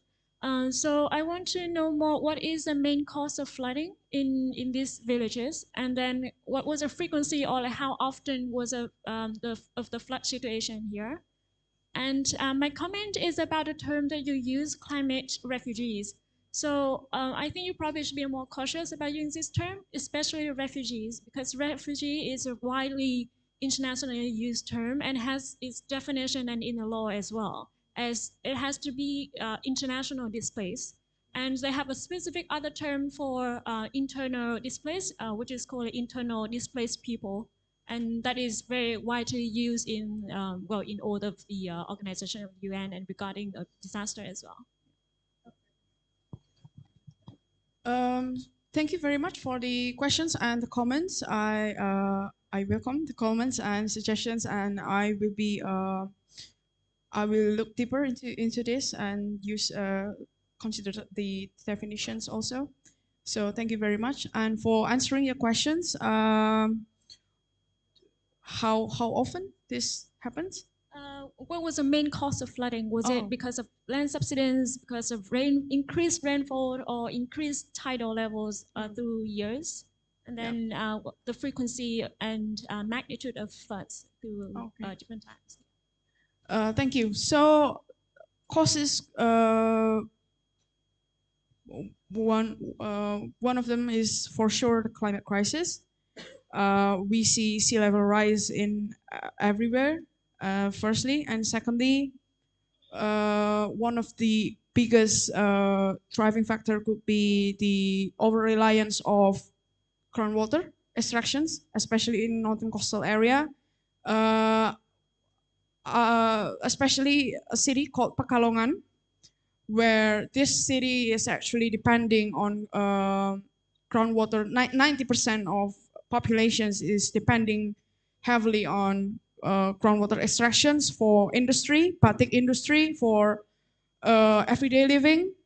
We sometimes Indonesian think that we do not have water crisis, water problem, because as long as we rely to groundwater. But I think differently. I think that if we have extreme over-reliance on groundwater, then it means we have water distributions problem. And we do. I think Indonesia has severe water distribution water. Even in Jakarta, leakage rate is reaching 60%, and they're still using very old colonial. Sorry for stopping you because I think it's a bit outside of the topic.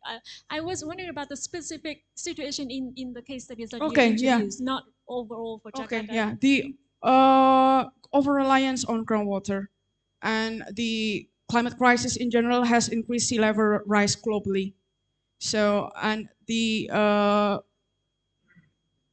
yeah, it happens every day, not only on several occasions, on special months, it happens every day. this level of flooding has been like daily Yeah. frequency?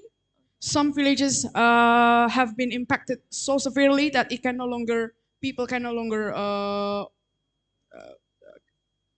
transport to anywhere. They use boats, and sometimes to transport materials, they will need to pay 3 times higher because they need to distributions of materials find difficulties to get into the house.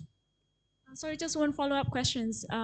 Because you share the case studies and your informant about like flood water entering the house around 20 centimeters. So I was wondering, did the residents trying to cope with that, or did they build some barriers to stop the water to coming in, or what was they doing? Yeah. For some villages that didn't receive any policies, they could just be patient and receive this as a daily situation in their house now. As informed by Nasirin, he needed to get up at 3 a.m. in the morning every day, and either just to move out the motorbike, or even working starting at 3 or 4 a.m. because by 5 a.m. water will start coming and will dry up at 11 a.m. And it's a normal day in northern coastal area, in Central Java northern coastal area now. Thank you. Okay, thank you. I'm really sorry, I need to stop the discussions here. So if I may, I can like warm up at least I got like 3 keywords from this session. First is the slow disaster Anthropocene, and the second is the using of the green concrete. And the last one is about the government actions on the climate displacement, not the climate refugees. Okay, thank you very much for joining me and joining us today in the panel 7, and enjoy your lunch. I will return the sessions to Afifa.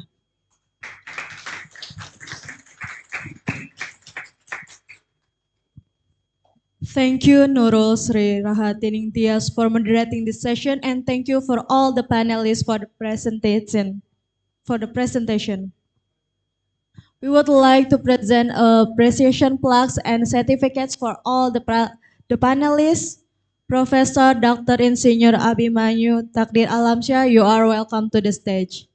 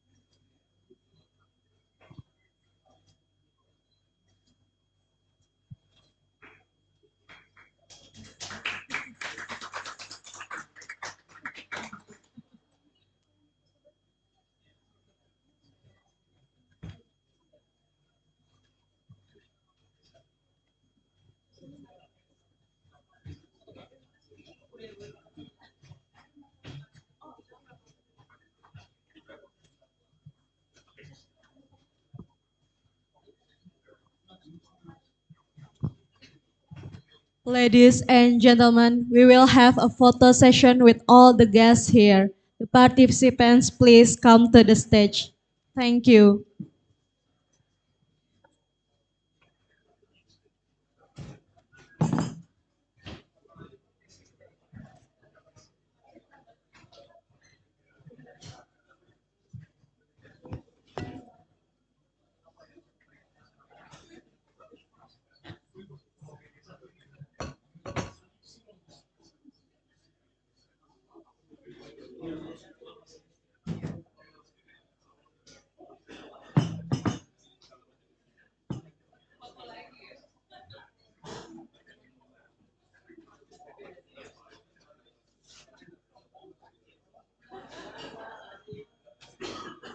Participants, please come to the stage to have a photo session with all the guests here. Thank you.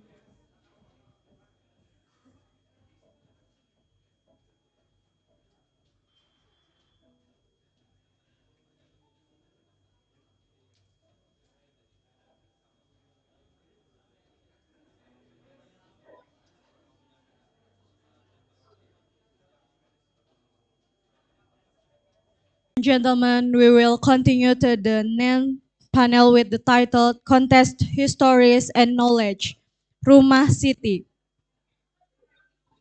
This panel will be going in English and Indonesian. So if anyone needs to use translation devices, we provide it at the back corner. Thank you.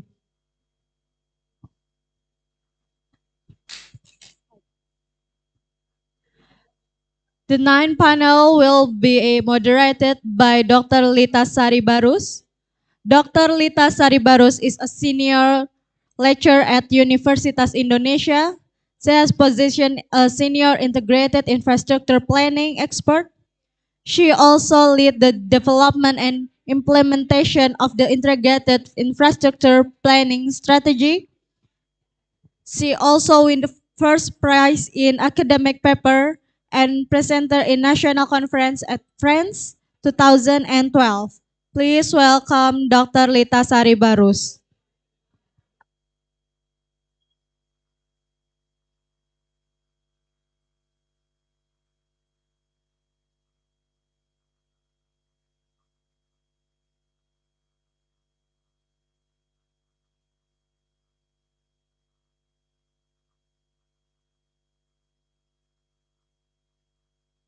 Dr. Lita Saribarus, you are welcome to the stage.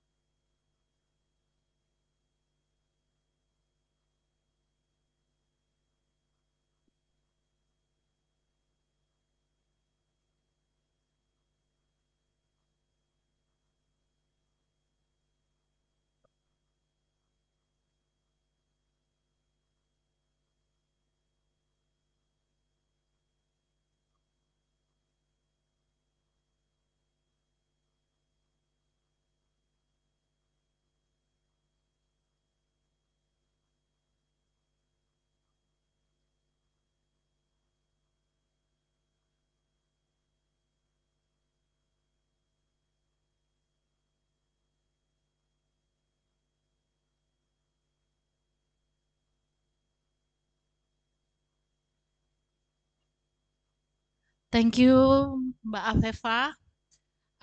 Now we start to the session 9 about contested histories and knowledge or Rumah City. Here I will invite our distinguished speaker for Dr. Wisnu Pradoto online. Hello, Halo, Hello, selamat Mr. siang. Wisnu. Okay. Ya, very good afternoon. Okay. Yeah. Dr. Wisnu, senior lecturer at Universitas Diponegoro. His research field on interest in coastal development planning and governance, particularly with regards to spatial transformation due to rapid urbanization as well as social vulnerability and adaptive capacity to face the climate change. We have the great speaker nih Pak Wisnu. And next, I will invite Mr. Arif Ganda Purnama STMT. Please come to the stage. Mr. Arif is from IAP Jawa Tengah, Central Java, Coastal Space Politics, Local Governance, and Spatial Interaction in Responding to Environment Change. And Mr. Arif is a regional and city planner who has 8 years of experience in research and consulting in the field of urban and regional planning, particularly in coastal area and environmental risk governance. So our speaker is very capable in this session. The next, we invite Awang Setiawan. Please come to the stage, Mr. Awang. He is an independent historian, Api-Api Village from Pekalongan, Mantak Rituals, Change and Upheaval.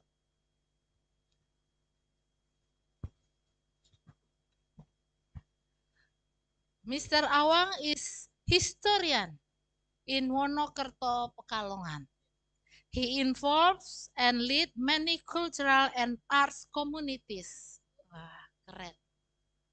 Such as Komunitas Teater WOT Wonokerto, Keluarga Musik Wonokerto, and actively as an organizer of Pengurus Sanggar Tari Desa Bebel.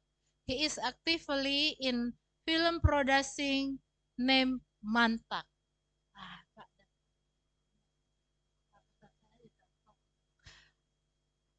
Please register me Pak as an actor. Okay, and the next, our speaker is Dr. Priyadi Agung Prambudi from University of Indonesia. Local wisdom as a leverage of climate change adaptation, study on coastal communities in southern Java. Our speaker, Dr. Priyadi Agung Pambudi, is an environmentalist researcher on environmental monitoring and evaluation, specifically on natural resources management, more than 10 years. Wow, cool. And 5 years monitoring and evaluation in mining, coal, oil, and nickel industry. So we have here 4 speakers. The first one is Mr. Wisnu. Please, Doctor, present for 12 minutes. It's okay? Doctor? Okay, yeah. Okay. Please start, and we are now ready to hear. Yeah. Okay, thank you. Very good afternoon, everyone. Yeah, it is nice to me to see you even online. Yeah, in this interactive seminar. I am followed the session before lunch breaks, and at this session, I would like to ask your permission to deliver the presentation in Bahasa. Yeah, because we are all of the presentation materials are in Bahasa, so I would like to follow the presentation materials. Jadi selamat siang Ibu Bapak sekalian. Hari ini atau siang ini saya akan menyampaikan satu hasil sementara dari satu riset tentang kondisi sosial ekonomi yang ada di wilayah pesisir yang ada di Kota Pekalongan. Sekali lagi ini merupakan hasil sementara dari satu studi yang mungkin kira-kira sekitar 65% sudah kita selesaikan, tetapi sisanya masih menunggu mungkin sampai dengan akhir Oktober baru nanti bisa selesai. Sehingga apa yang saya sajikan ini nanti merupakan initial findings yang tentunya akan berkembang begitu ya, belum menjadi hasil akhir dari investigasi kami yang ada di wilayah pesisir Kota Pekalongan. Satu hal yang ingin saya sampaikan di paling awal yaitu kami akan fokus kepada dua kelompok masyarakat, yaitu kelompok masyarakat pekerja industri, dalam hal ini lebih banyak adalah industri batik yang ada di Kelurahan Kerapia, bagian utara atau Kecamatan Pekalongan Utara, dan kelompok yang lain adalah komunitas nelayan yang juga ada di Pekalongan bagian utara tetapi di desa yang lain yaitu Desa Panjang Baru. Dua komunitas ini sengaja kami pilih untuk mengamati sebetulnya apakah ada kesamaan dan apa perbedaannya juga ya antara adaptasi yang dilakukan, baik bentuknya maupun motif dari adaptasi itu sendiri, faktor-faktor yang mendorong adaptasi itu sendiri di antara dua kelompok sosial ekonomi yang berbeda. Nah, dari situ nanti kita akan mencoba melihat bagaimana kalau kita bicara mengenai keberlanjutan adaptasi atau bagaimana kita mencoba melihat faktor-faktor apa saja yang sebetulnya akan menjadi determinan faktor untuk keberlanjutan adaptasi dan sampai akhirnya membangun ketahanan atau resiliensi.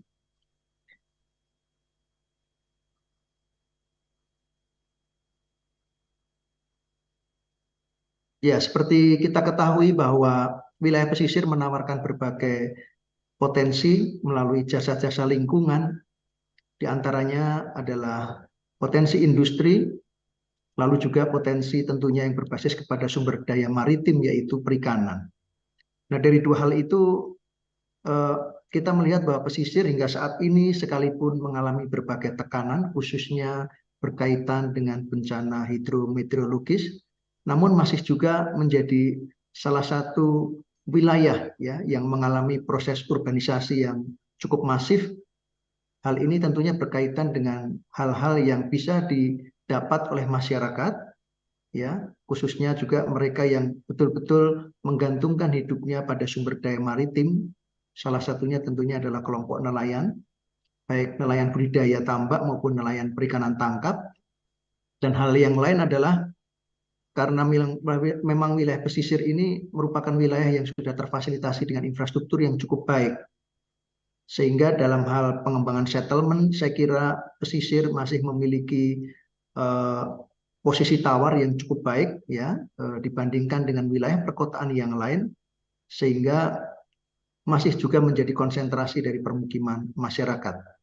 Nah, dua hal inilah yang tentunya menjadikan pesisir ini masih memiliki prospek untuk pengembangan ke depan ya, antara satu bergening dia sebagai wilayah yang memberikan banyak jasa lingkungan yang memberi manfaat ekonomi, tetapi di sisi yang lain bagaimana persoalan ketahanan, bagaimana keberlanjutannya pula ketika kita berhadapan pada situasi di mana banjir rob dan penurunan muka tanah ini menjadi satu fenomena yang sudah nyata.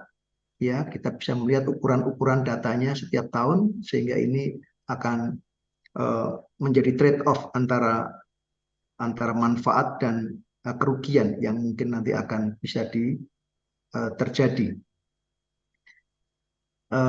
Sebetulnya penelitian ini berangkat dari satu tujuan yang cukup jelas dan relatif sederhana, yaitu bagaimana kita mencoba memahami faktor yang menentukan ya bentuk kapasitas dan sekaligus juga apa motif dari adaptasi yang dilakukan oleh kelompok masyarakat dalam hal ini adalah kelompok masyarakat pesisir industri dan kelompok masyarakat pesisir nelayan. Jadi kita mencoba untuk mengawali dengan melihat seberapa besar kapasitasnya, lalu kemudian kita melihat apa faktor-faktor yang mempengaruhinya. Kemudian yang ketiga baru kita mencoba membandingkan antara dua kelompok komunitas tadi, ya, yang masing-masing memiliki karakteristik ekonomi dan sosial, dan bagaimana kalau kita akan melihat berangkat dari sasaran yang ketiga ini, keberlanjutan, adaptasi maupun kemungkinan-kemungkinan untuk mereka membangun resiliensi ke depan seperti apa. Ada beberapa variabel yang kita turunkan dari literatur, utamanya adalah 5 variabel yang paling relevan dengan kondisi sosial ekonomi pada wilayah studi, yaitu adalah variabel pengetahuan, variabel ekonomi, atau dalam hal ini tentunya adalah berkaitan dengan khususnya tingkat pendapatan, lalu variabel modal sosial, lalu variabel kelembagaan, dalam hal ini adalah paguyuban, dan yang kelima adalah variabel infrastruktur. Nah, dari kelima variabel itu kita mencoba untuk mengamati dari beberapa indikator. Nah, ini beberapa hasil yang kami dapat melalui investigasi awal. Ada 2 kelurahan, ya.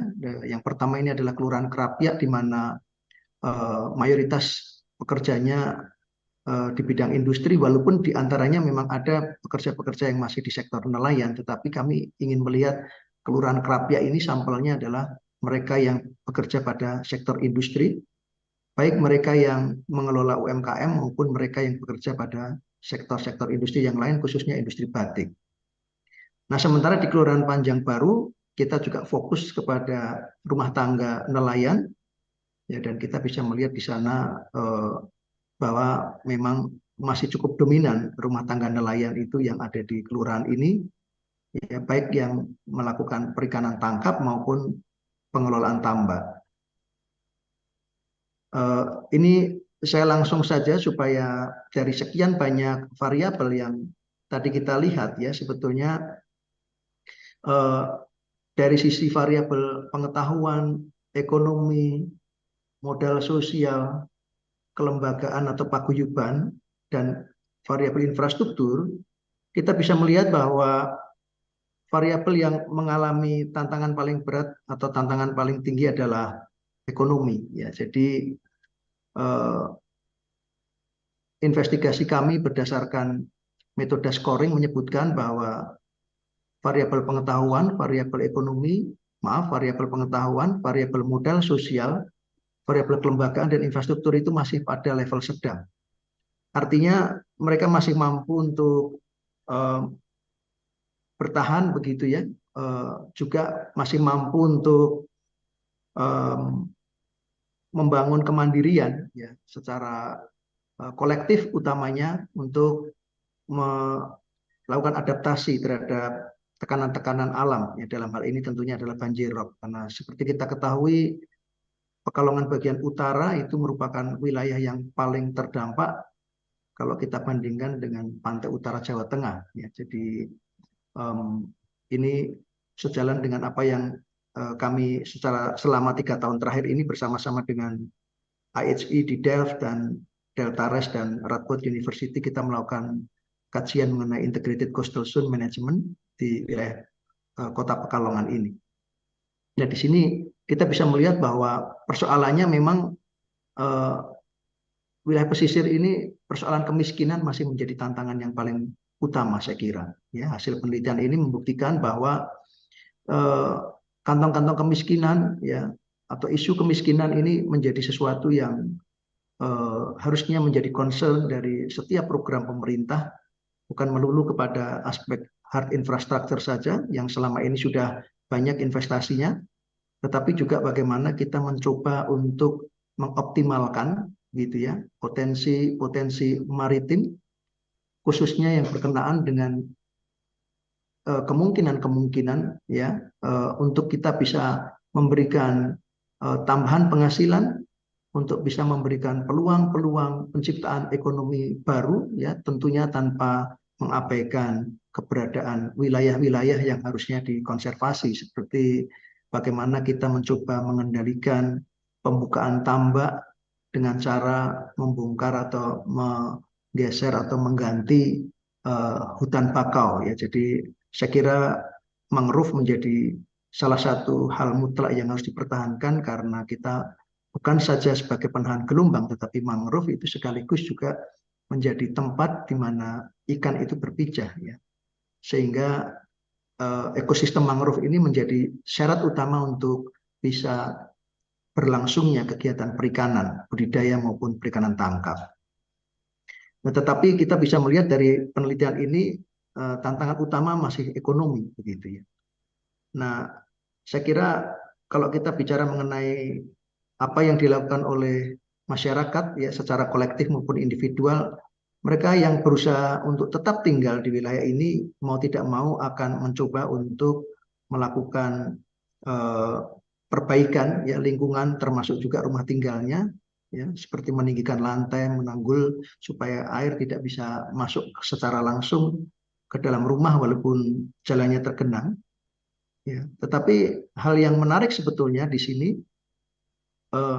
yang bisa kita simpulkan sementara yaitu bahwa motif adaptasi masyarakat industri itu agak berbeda karena kok masyarakat industri dia lebih fokus kepada perbaikan rumah tinggal dan perbaikan lingkungannya sekitarnya ya jalan akses jalan dan sebagainya ya karena memang mereka sumber penghidupannya tidak bergantung kepada sumber daya maritim jadi mereka mengerjakan kegiatan yang tidak betul-betul tergantung kepada sumber daya alam ya karena mereka bekerja di sektor industri. Mereka hanya tinggal di situ karena memang pabriknya ada di situ atau tempat mereka bekerja ada di situ. Nah, sementara kalau nelayan, mereka punya motif yang berbeda yaitu bahwa justru kelangsungan atau eksistensi dari tambak dan eksistensi tempat di mana mereka bisa mendapatkan ikan itu menjadi hal yang paling utama untuk dipertahankan ya kelestariannya. Jadi mereka berpikir kalaupun rumah mereka atau jalan tempat di mana mereka tinggal itu tergenang, itu masih menjadi sesuatu yang masih ya masih bisa ditolerir karena mereka sudah terbiasa dengan situasi itu, apalagi mereka masyarakat nelayan. Tetapi yang menjadi pukulan berat bagi mereka adalah ketika tambak itu kemudian terkontaminasi atau terpolusi, ya, atau mungkin perairan itu menjadi juga terpolusi oleh misalnya limbah batik atau limbah rumah tangga yang lain. Nah, ini menjadi sesuatu yang menarik untuk dilihat lebih jauh bagaimana trade-off antara pengembangan industri batik ya yang utamanya sebagian juga terkonsentrasi di wilayah pesisir utara Pekalongan ya face to face dengan kepentingan konservasi tambak dan kualitas air ya. Saya kira ini yang menarik jadi bagaimana salah satu fokus kepada perbaikan rumah dan lingkungan sementara masyarakat nelayan yang utama mereka masih bisa mendapatkan nafkah gitu ya sekalipun rumahnya mungkin tergenang tetapi mereka masih bisa bertahan hidup karena tempat di mana mereka mendapatkan nafkahnya itu masih belum terganggu atau setidaknya mereka masih bisa berharap dari situ. Akan menjadi sesuatu yang fatal ketika tambak atau ketika perairan di mana mereka mendapatkan nafkah itu terganggu ya mungkin bukan saja karena bencana rob maupun yang lain tetapi juga karena persoalan limbah ya jadi saya kira pesisir utara Pekalongan ini isunya bukan persoalan rob saja tetapi juga persoalan manajemen limbah ya jadi kelangsungan mereka komunitas yang ada di wilayah pesisir ini utamanya yang menggantungkan nafkahnya pada sumber daya maritim sungguh sangat bergantung kepada keseimbangan ya antara lingkungan dengan kebutuhan-kebutuhan urban ekonomi yang ada di sana ya termasuk industri saya pikir mewakili urban ekonomi ya yang mestinya akan memberikan dampak. Nah, itu bagaimana tantangannya mengendalikan itu. Ya, saya kira ini menjadi bagian dari membangun resiliensi masyarakat bukan sekedar membangun resiliensi terhadap ancaman ya dari banjirop maupun penurunan muka tanah, tetapi juga ancaman yang lain adalah bagaimana manajemen limbah itu mulai dari hulu sampai hilir itu bisa dikendalikan. Thank Saya you, kira itu. Terima kasih. Dr. Wisnu. Thank you for your presentation. Now we have time to our floor audience for the question. Okay, one. Another question? Okay, just direct question. Okay. Terima kasih. Saya ingin menyampaikan dalam bahasa. Selamat siang Pak Wisnu. Selamat siang. Ya. Saya Miftah dari Bapeda Kota Pekalongan. Ada dua hal yang ingin saya sampaikan terkait dengan apa yang disampaikan Pak Wisnu. Yang pertama terkait dengan transformasi industri batik di Krapiak, Pak Wisnu. Barangkali yang perlu kami sampaikan adalah perubahan dari yang semula produksi di Krapiak untuk kemudian dia beralih, Pak Wisnu. Ada tren dia beralih produksinya tidak di wilayah itu, akan tapi di wilayah lain di sekitar wilayah Kecamatan Pekalongan Selatan dan Kecamatan Pekalongan Barat yang notabene tidak berada di wilayah pesisir. Kemudian yang kedua terkait dengan tren populasi di Krapiak dan Panjangwetan. Jadi saya ingin menyampaikan data terkait hal tersebut. Yang di Krapiak pada tahun 2019 ini data jumlah penduduk ini 9.300, maaf, data di Krapiak 19.665 dan cenderung menurun sampai dengan 2021 menjadi 18.490. Artinya turun sekitar 1.200 penduduk. Sementara di Panjangwetan ini penurunannya juga relatif sama dari 13.542 di 2019 menjadi 12.401 populasinya. Terkait dengan ini apakah kemudian ini ada relasi dengan kapasitas adaptif masyarakat di kedua wilayah tersebut? Apakah kemudian masyarakat kemudian tidak mampu beradaptasi dengan kondisi yang ada sehingga cenderung untuk bermigrasi? Mohon mungkin bisa ditanggapi kira-kira analisisnya semacam apa. Terima kasih. Thank you from Bapeda Pekalongan. And please your response, Dr. Wisnu. Ya, terima kasih. Pak Miftah, memang saya kira ini data yang menarik ya untuk kita melihat bahwa dari sana ada fakta yang menyebutkan terjadi shrinking population ya. Jadi memang di beberapa wilayah kita bisa melihat mereka masih bertahan karena ada ketergantungan ya sampai batas-batas tertentu kepada sumber daya ataupun mungkin kepada sesuatu di mana mereka biasanya ini motif ekonomi ya, pabriknya ada di sana, tetapi tadi industri batiknya sudah mulai bergeser ke arah selatan dan ke arah barat. Ya, jadi saya kira ini jelas begitu bahwa keberadaan penduduk itu pasti akan mengikuti tempat di mana livelihood itu ada. Ya, kalau di sana sudah terjadi pergeseran industri batik mulai dari Krapiak menuju ke arah Pekalongan Selatan dan Pekalongan Barat, mereka pasti akan mendekati ke tempat di mana mereka akan menggantungkan nafkahnya. Ya, saya kira ini pendekatan fakta ini jelas memberikan bukti kepada kita bahwa memang ketergantungan itu sungguh lebih pada motif ekonomi. Kalaupun ketahanan itu ada di dalam masyarakat yang saat ini masih tinggal di wilayah Krapiak maupun Panjangwetan, kalau tadi Pak Miftah menyebutkan ya, sementara di kami Panjang Baru. Nah, ini juga bisa memperlihatkan bahwa dengan bergesernya itu terbukti populasinya menurun jumlahnya.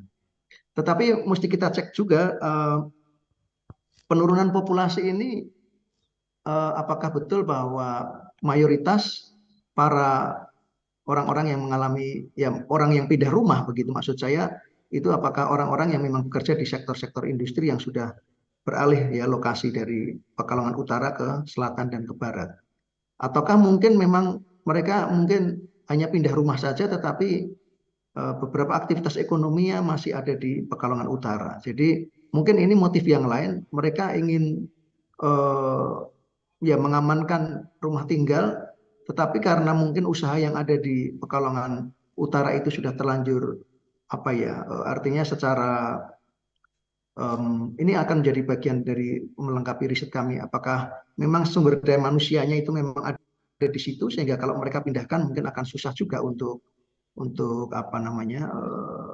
mungkin juga akan ada kesulitan, begitu maksud saya. Nah, atau mungkin punya pertimbangan yang lain. Ya, jadi ini menarik. Terima kasih Pak Miftah. Kita akan melihat bagaimana karena memang ada dua pilihan saja ya kalau kita bicara tentang populasi pesisir itu dalam konteks sosial ekonomi dan demografi, orang-orang yang bertahan di situ itu sebetulnya apakah dia voluntary atau tidak ya. Kalau voluntary itu artinya memang betul-betul dia melakukan itu karena pertimbangan tertentu gitu. Atau karena memang mereka tidak punya pilihan gitu. Ya, artinya pengen pindah rumah tetapi ya daya belinya masih terbatas. Nah, trade off antara daya beli untuk dia pindah ya, sumber daya yang dia miliki untuk dia pindah dan pertimbangan bahwa memang mereka ketergantungannya relatif masih tinggi ya terhadap potensi maritim atau sumber daya maritim, ini saya kira menarik juga untuk diamati. Saya kira demikian sementara apa yang saya bisa sampaikan sebagai jawaban. Thank you for your response, Dr. Wisnu. Then we are now for the second speakers, yeah, and now we applause to Dr. Wisnu. Thank you. Okay. Thank you for your bright research, yeah, for Dr. Wisnu, and there is an input from Bapeda, and you can continue to another research, yeah. Now we have Mr. Arif, yeah. Mr. Arif, your time and please. Okay, thank you, Dr. Lita, for the introduction, and thank you for the opportunities. So maybe I will also share my findings and my recent works from Central Java. Could you share the presentation? Yeah, so my presentation is about urban spatial politics in responding to environmental changes. So why is politics? Because we have a lot of planning regimes, we have a lot of development issues, but in the end, process of policy making is including politics. So this is our study. It is me as the leader of the team. Also, we have Mbak Maria is also member from the Association of Urban Planners in Jawa Tengah. Also, Mas Galih. Next. So what I'm trying to say is we have a lot of system that happening to address the issue of coastal flooding in the Indonesia, especially in Central Java, but it is in because of the complexity. So we have running in circle. So we have tried different methods. We have tried every methods, but then when we are trying to measure success, are we getting to resilience or not is still on debate. So at first I want to talk about the concept of the functional and administrative area, and then background and context of the urban coastal and the complexity of the issue. And then I want to talk about the response and identification of the planning regimes, which is spatial planning. We have spatial planning and then development planning. But then it goes under the jurisdiction of local governance, which is very complex. And then I want to highlight some of the findings, which is policy mapping and stakeholder mapping in the Central Java, and also recommendation for upcoming research. Next. Sorry. Yeah. So this is my logical framework. When we are talking about urban spatial dynamic, which is a politics, I wanna divide into two big program. The first one is policy making process, and the second one is stakeholders involved. And then under the policy making process, we have a spatial planning. Also, we have a local governance, which is very different. In the spatial planning, we are talking about urban functional area. We are talking ecological landscape, also multi-sectoral planning. But when we are talking about funding mechanism, also how to implement, we are talking about local governance, which is very administrative, also very sectoral. And this is about the policy making. And then about the stakeholders, it is very diverse also. Mainly now we are like rely on government, like a policymaker and technocratic. But then also we have a lot of role from the non-state actors of non-government organization also, and also the communities. So maybe I just a quick preface. So this is the debate of the functional area and administrative area, which is it is very the foundation of the research. So the functional area is we have the one common function, which is mostly economic function or maybe ecosystem.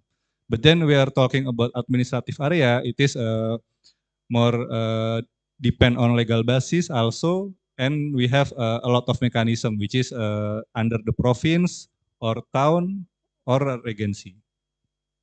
So this is just an illustration of Semarang city and how the Semarang city system, like metropolitan system of Semarang, is way greater than just Semarang city.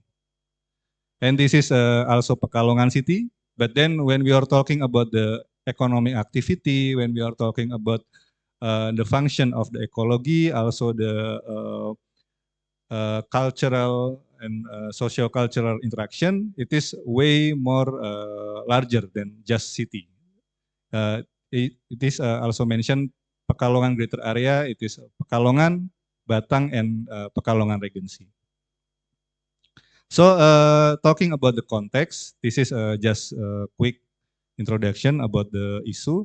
So we are talking about issue that happening in the not just the administrative boundary. So when we are talking about Semarang, there are heavy abrasion and high rate of land subsidence. But then when we are talking about Semarang Demak, so it is also getting different level, different scale. It more higher, the heavy abrasion also the seawater intrusion and high rate of land subsidence. And then when we are talking about Semarang and Kendal, is also the same. So the statement here is that every administrative unit is just mentioning the symptoms of the issue of the climate change, sea level rise, and subsidence. But when we are talking about ecological boundaries, it getting much worse because we are talking about the whole issues that happening from the upstream until the coastal area, and then we are talking about a lot of disruption, including the social, also the ecological. And this is also one of the research from non-government organization, which is happen in Pekalongan. It is Mercy Corps. So Mercy Corps also predicted that in 2035, Pekalongan greater area will be permanently inundated because there is a highly significant increase from the land subsidence. The maximum is 34 centimeter per year. And then we have also a lot of like sea level rise also and urbanization. So that's a pretty alarming rate of land subsidence. So to put it on like a generalization of the context, this is the whole picture of the urban coastal complexities. The first one is about climate change externalities, so from the climatology and oceanography. But then we have also from the supply side and the demand side from the urban coastal. So from the supply side, it is very brief that we have limited carrying capacity. We have a high rate of land subsidence, which is from geology and topography aspect. We have a high rate of erosion from coastal dynamic. We have a lot of rapid forest and land use change from urbanization. Also, we have seawater intrusion and river sedimentation from hydrology. So that's from the supply side. So not to mention that we have a lot of different also perspective. But then from the demand, we have also demography that always increase every year. Yes, I think Pak Miftah also know better than me. Then we have also coastal transformation, which is evolving urban economic activity, which is we have as example Pekalongan from the history is like coastal cities, which is every people is fishermen, they sail to the sea. But nowadays Pekalongan is like just a logistic corridor for the Pantura, for the north coast of Java. So this evolving urban economic activity is disrupted how the human perceive the urbanism also in the area. So that's from the supply and demand side. Next. So this is our identification and finding from the spatial planning. Maybe I just quick. So from the governance context is pretty complex. There is a lot of agency that addressing this issue, including Ministry of Public Works, also Ministry of Agraria and Spatial Planning, also Ministry of the Fisheries. But then we don't have integrating agencies that orchestrate the whole mechanism of the flood management. And then looking to the context of policy making, there are a lot of regimes like a spatial planning and development planning. Also, we have a lot of thematic plan like adaptation plan. Also, we have watershed management plan. But in the end, the process of making things happen or change is under the development planning, which is will be legalized under the parliament. So there is a lot of system, but canalized into one development plan. So this is my framework to identify the gaps of flood management. I am using the UACD 2018. It is addressing the gap of the governance. So I will tell it later. So this is the result. So I will tell you how the program from multi-level of government from the national until the municipalities. So in national level, there are a lot of actors involved, which is from Ministry of Maritime Coordination, also Minister of Marine and Fisheries, also Ministry of Public Works, Ministry of Energy, also a lot of ministry. But then to put it on a context, the national government is interested in redefining the basis of development and revisioning how to revive the Pekalongan in terms of urban activity. So this is all the mapping. Like for example, the Maritime Coordination Ministry is initiating on roadmap of land subsidence. But then for the other ministerial, there are a lot of program like public works is mostly focused on slum upgrading, also development of the coastal defense and river dredging, something like that. I'm sorry.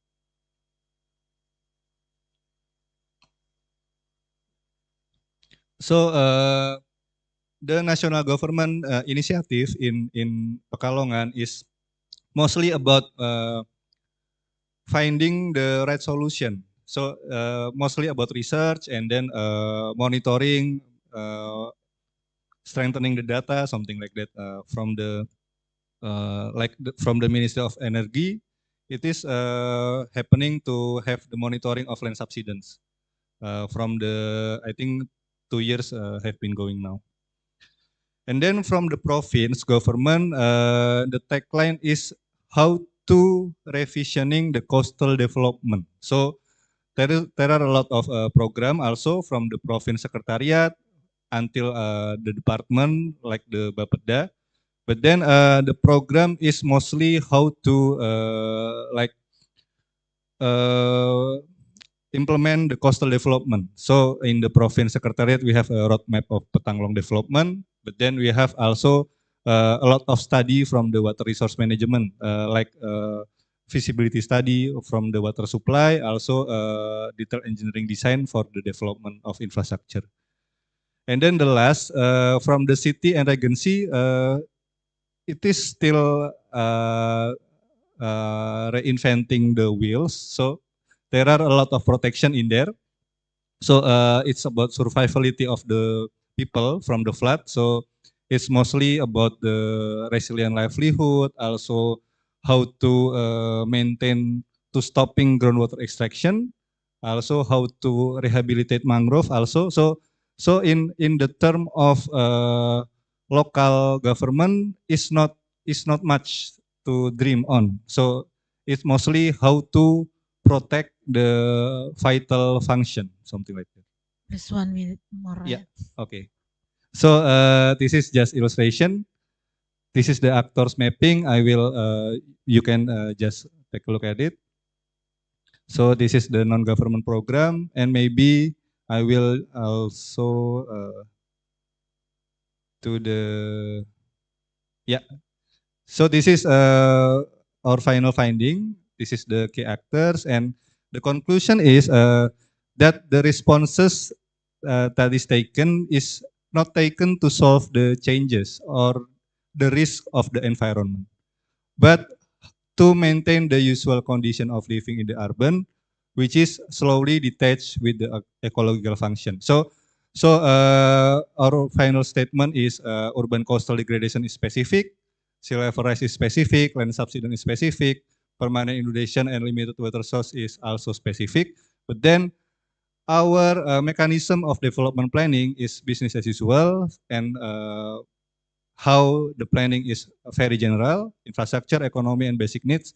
So we have, we need a lot of improvement, like the role of research and development must be increased, and then we have to strengthen the funding capacity also, and stakeholder collaboration.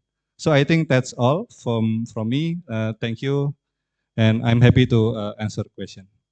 Thank you, Mr. Arif. And the question, okay, 2 question. The first one, Mr. the blue collar. Please name and from where? I'm Farhan. I'm from Newcastle University. Farhan, Yeah. okay. I'm from Newcastle University. Yeah, I was trained as a planner. Yeah, I did planning as my undergrad studies, but yeah, I'm not practicing planner anymore, or never been any. Yeah, just the background. So, Pak Arif, I was, like the presentation really reminds me the day back during my undergrad, yeah, this kind of analysis. But I was intrigued by your choice of the words of politics. And I was wondering, because I think you represent yourself here as part of IAPE. Is this, this kind of analysis is the general view or how people from IAPE see what politics is? Yeah, I'm just wondering. It's like, because I think this kind of, like you said, it's political, yeah, as urban spatial politics, and you present the finding, but like it's very specific way of presenting by planners in Indonesia, at least. I'm not saying this is wrong, but I just want to know, is this what people, planners generally mean by political analysis? Yeah, that's the question. Thank you. Thank you, Mr. Farhan. And the second one from the Mr. from the Batik. Yeah. Batik one. Okay. Thank you so much. My name is Gemilang. So, thank you for the presentation. But I really also want to know. I think my question is still reverberates the question of Farhan. Which is I really want to know what is it perhaps is there any process of making those kind of those kind of policies, and also is there any resistance from the state government in the district government in those kind of things? Because and also how they got informed of that, because usually the problem in Indonesia is about the discrepancy between the local and also the national government, and also as now we are currently very much, I mean, during the Jokowi regime, we're getting centralized uh, each each and every year with a lot of regulations forming and becoming centralization. I really want to know the dynamics of that, and probably the perhaps resistance of those district government. Is there exists any kind of those resistance? That is my first question. And my second question, you mentioned about the generic versus the specific question, specific modes of adaptation. I really want to know, because the district government has already passed several measures, such as the regional adaptation plan, the RAD API. So what's the difference with that? I mean, what I've been observing from my research is that Proclaim had, I'm sorry, but it's always about planting trees of some mothers planting trees and perhaps making some aqua farms and hydroponic. So I really want to know, is there a kind of new thing or novel approach in dealing with that in the local policy or locally derived policies? Thank you. Thank you, Mr. Gemilang. Okay. And please respond, Mr. Arif. Okay, thank you. The first one, Mas Farhan. Yeah, just so yeah, you make it clear. So you are asking about my view on the politics, spatial politics, which I don't use the term of spatial planning. That's why that's my personal view on how the spatial planning is getting shrink into one kind of mechanism that is far from happening. So it's not a general view from the organization, but my personal view. But regarding the coastal dynamics, which is very fast, like everything happen in Central Java, in Semarang, in Pekalongan is very fast. And we cannot also portray the dynamics in like a 20 years plan, which is the data is changing every time. So there are a lot of gaps, but we try to inform all the stakeholders. But yeah, we still manage to have some buy-in from the government also. So that's not the organizational view, but this is also a self-critic for the policy-making process. So the second from Mas Gemilang, this is very hard to answer, yeah. So yeah, a lot of things happen in the policy-making process in Indonesia, and several is we don't talk about it. So it's like a gray area that we know, but we don't talk about it. So the process of making the policy is actually getting more and more centralized. We have a lot of like PSN, National Strategic Project. We have a lot of program that we have to incorporate in any planning documents, which is very hard for us, like to find the justification and all. But then the process is also involve all the stakeholders, which is not wrong, but it kind of like legitimate, like a operational mechanism to making things happen. So what I mean is there are a lot of resistance also in the grassroots level. I think Bu Mila also will tell about that later. But I'm talking about the gap in the system. So we are talking about the big things like climate change, then we are talking about ecological footprints, like ecological change, something like that. But then when we are trying to make a change in the system, like providing some guidance, providing input for the government, it has to be in the nomenclature of the development program, which is very specific. Like we cannot build adaptation exclude the coastal defense. So that's the just the example. That happened also in your second question, which is Rat Api, which is now have produced in Pekalongan City. So now also the Central Java province is producing the Rat Api. But every evidence is very rich. We have a lot of evidence, we have a lot of science. But when we are talking about how to make the matrix of the program formulation, we are getting back to the place that we don't have the data. So the menu is very closed, very limited. So that's actually we have to providing input for the system. So the top-down approach is not that top-down again. So I think that's all from me. Thank you. Because we are in the hard time afternoon, we are more relaxed before the two speaker, and I ask all of you to stand up, yeah, to make the more relaxed, and I will say it for clap one, so you will clap one. We test. Clap one. Okay.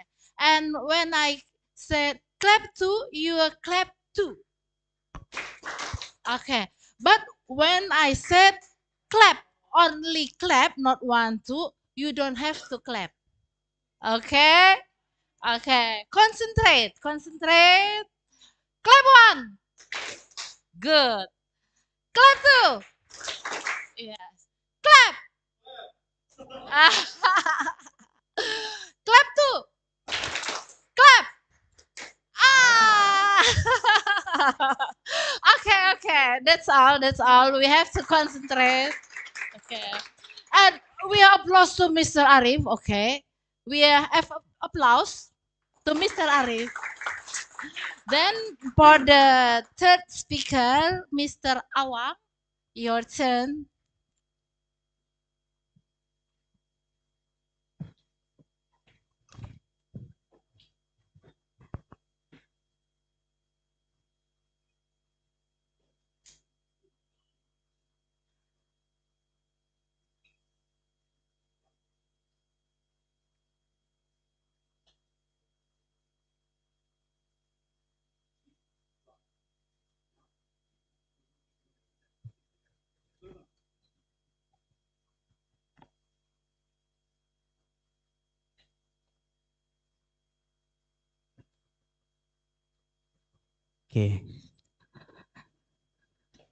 Oke, Assalamualaikum warahmatullahi wabarakatuh. Ya, perkenalkan nama saya Awang Setiawan ya. Saya berasal dari Pekalongan, tepatnya di Desa Api-Api. Ya, hari ini saya akan memberikan pengulasan tentang sebuah ritual. Ritual ini yang bertempat di daerah tempat tinggal saya, yaitu di Desa Api-Api, tepatnya di Kecamatan Wonokerto.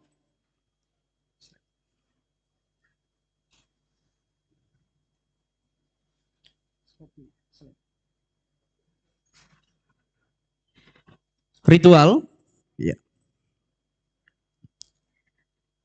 merupakan salah satu bentuk upacara persembahan yang dilakukan oleh manusia untuk tujuan dan maksud tertentu.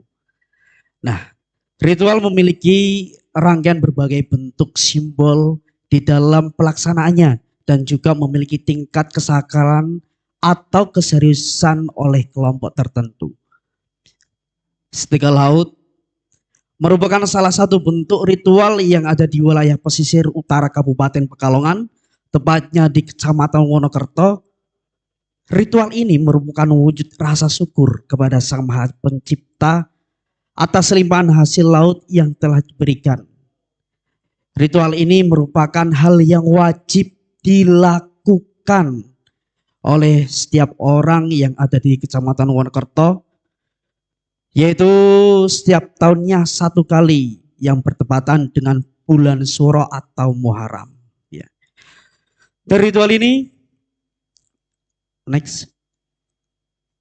Oke, dan ritual ini memiliki beberapa syarat persembahan yang harus dihadirkan, yaitu salah satunya adalah kepala kerbau. Kalau orang Wonokerto bilang yaitu kerbau sak gluntung. Ya. Yang selanjutnya ada bunga 7 rupa, jajan pasar, miniatur kapal penangkap ikan, singkong bakar, kopi hitam, dan rokok kretek. Wah, enak tenan ini. Dan selanjutnya ada hubungan dan perubahan ketika terjadi rob yang yang melimbas di daerah saya, daerah Wonokerto, dengan kebudayaan yang ada di sana. Rob itu merupakan satu fenomena naik turunnya permukaan air laut secara alami. Kondisi ini merupakan peristiwa yang sangat wajar terjadi di daerah saya.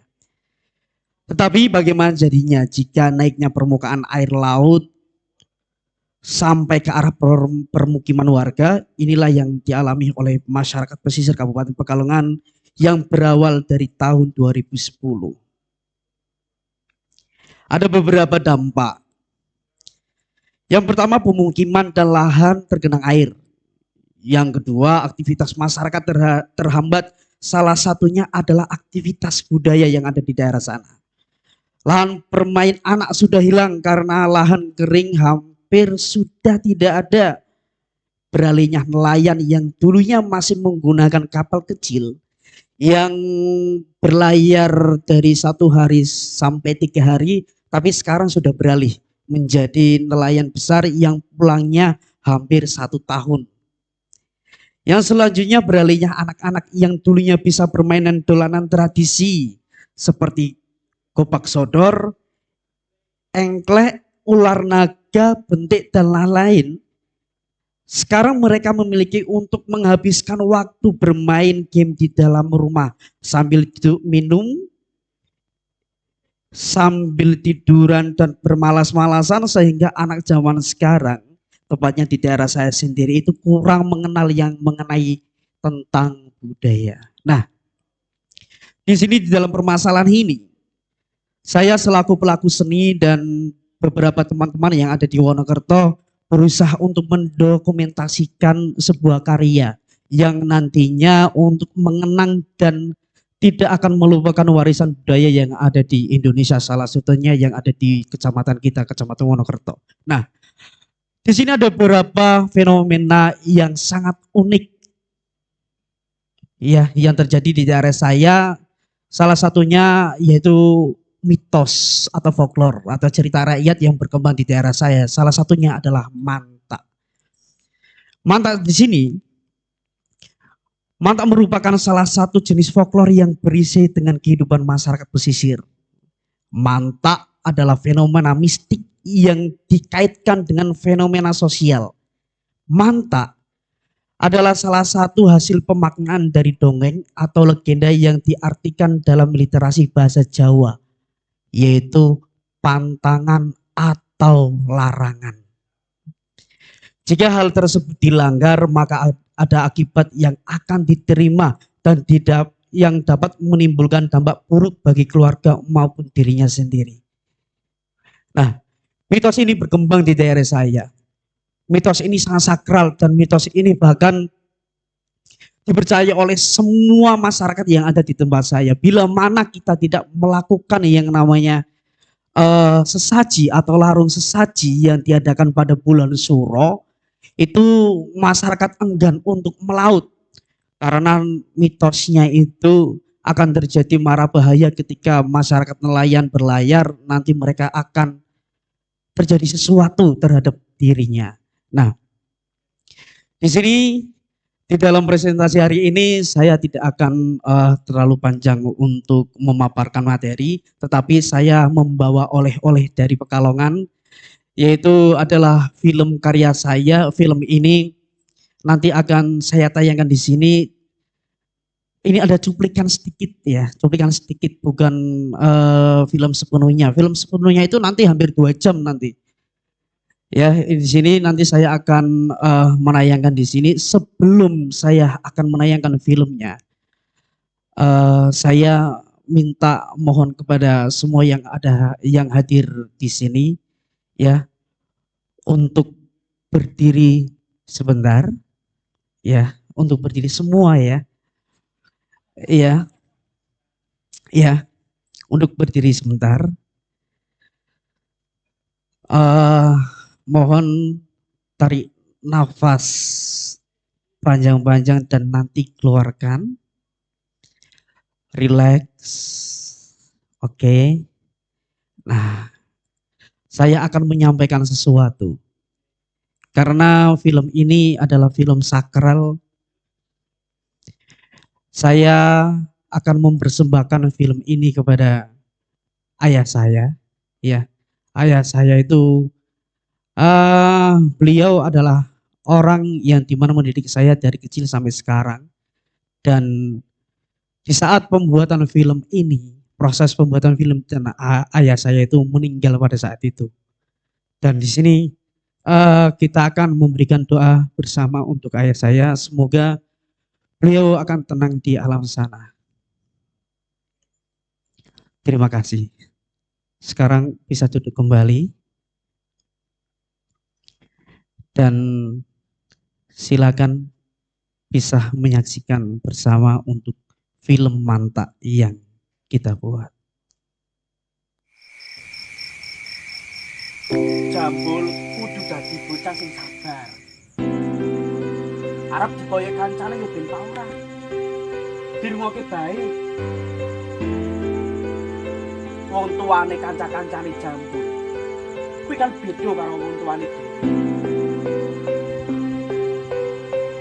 Jambul ndang turu. Iki wis dalu.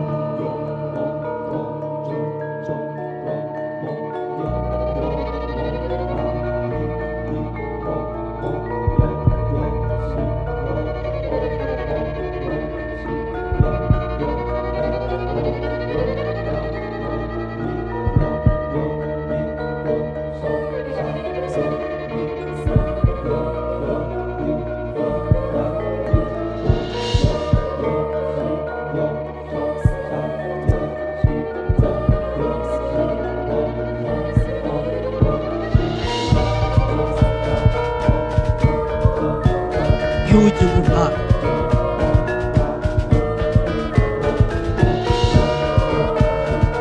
Mata air mengalir di atas mata. Air mata tumpah tanpa kata-kata. Hujan mengguyur asa yang kian melepuh. Mereka dipaksa keadaan yang enggan berkembang.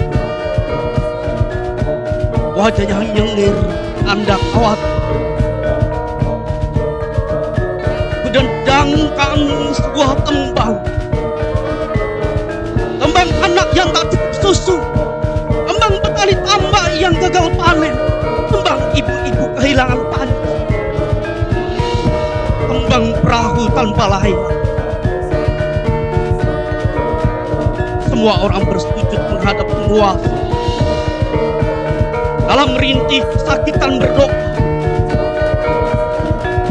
Tanpa kata-kata. Hanya ada air mata. Terima kasih.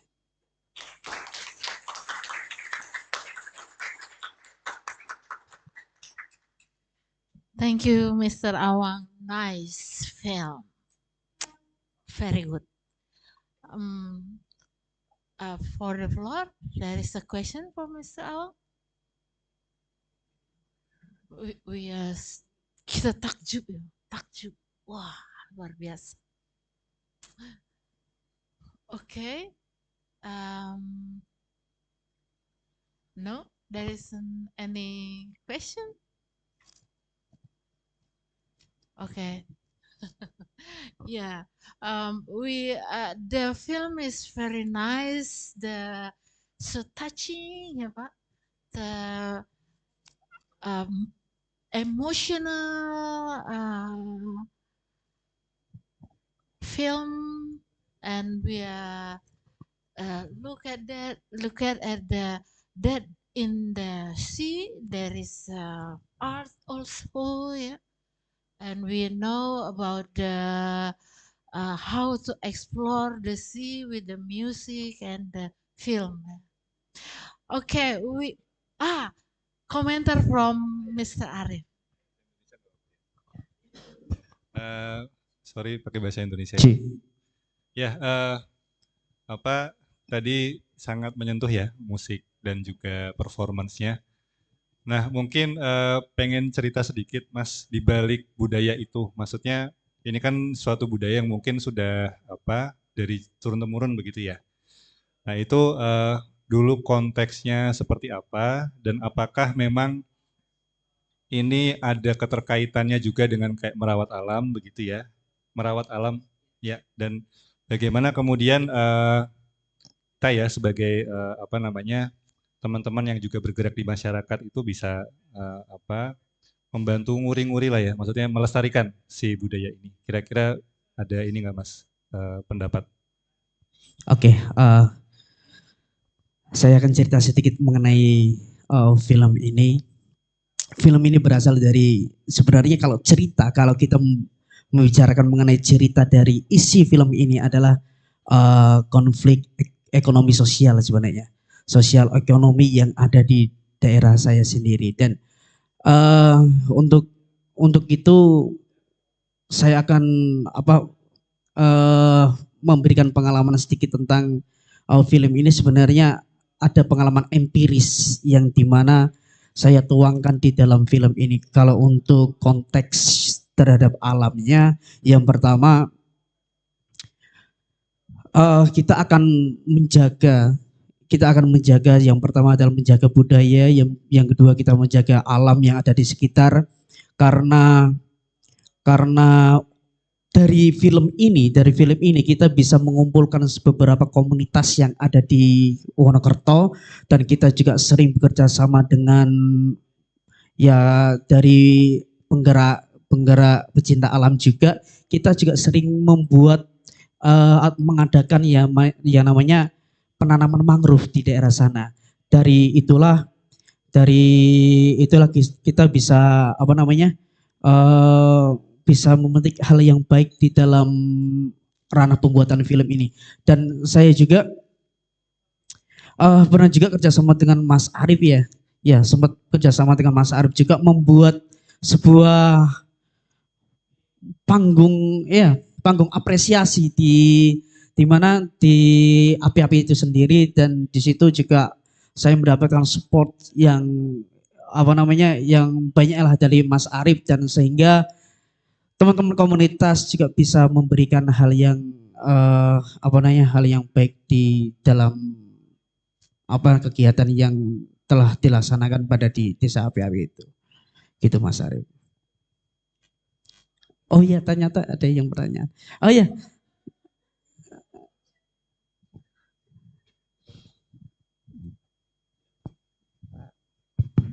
Terima kasih. Pakai bahasa Indonesia saja ya, biar Iya, lebih mudah. Budaya punya wisdom, tapi kadang-kadang tidak rasional. Mungkin ya, ini asumsi saya. Biasanya kan tadi tujuannya kan untuk mendapatkan kebaikan ya, melakukan budaya tersebut.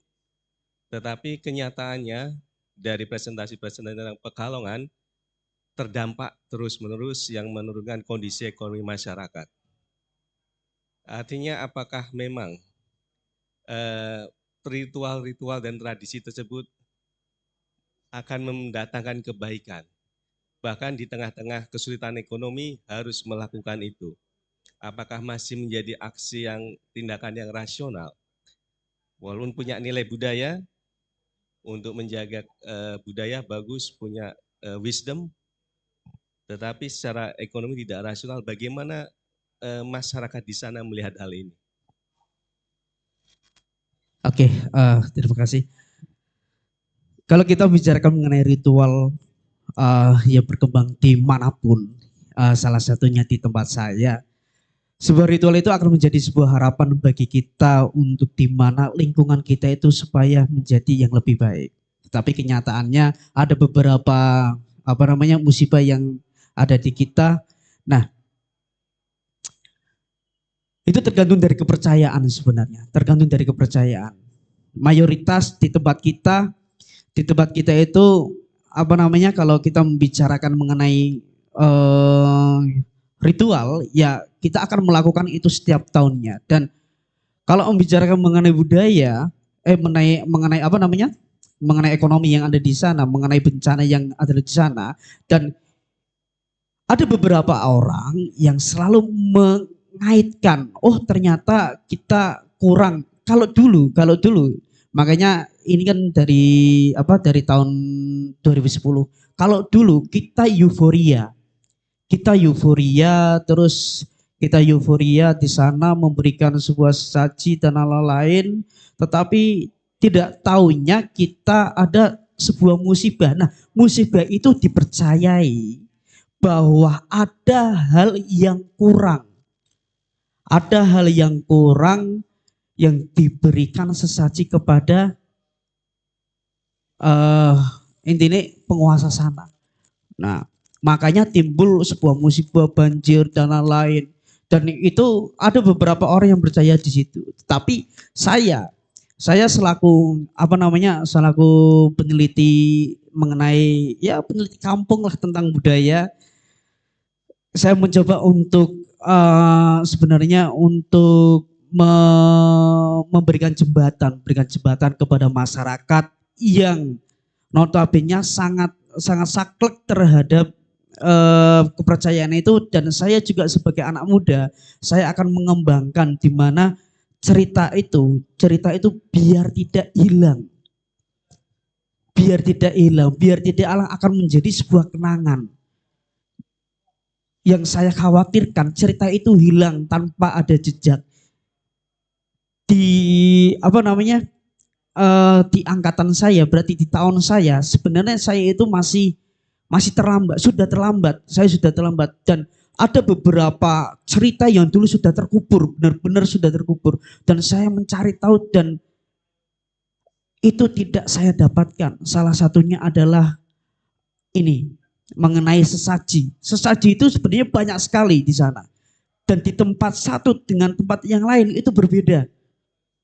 Ada yang ngomong, ada yang bicara mengenai harus pakai emas, harus pakai hal-hal yang lain itu belum tertulis di catatan saya. Itu sih yang dapat saya berikan ke jenengan.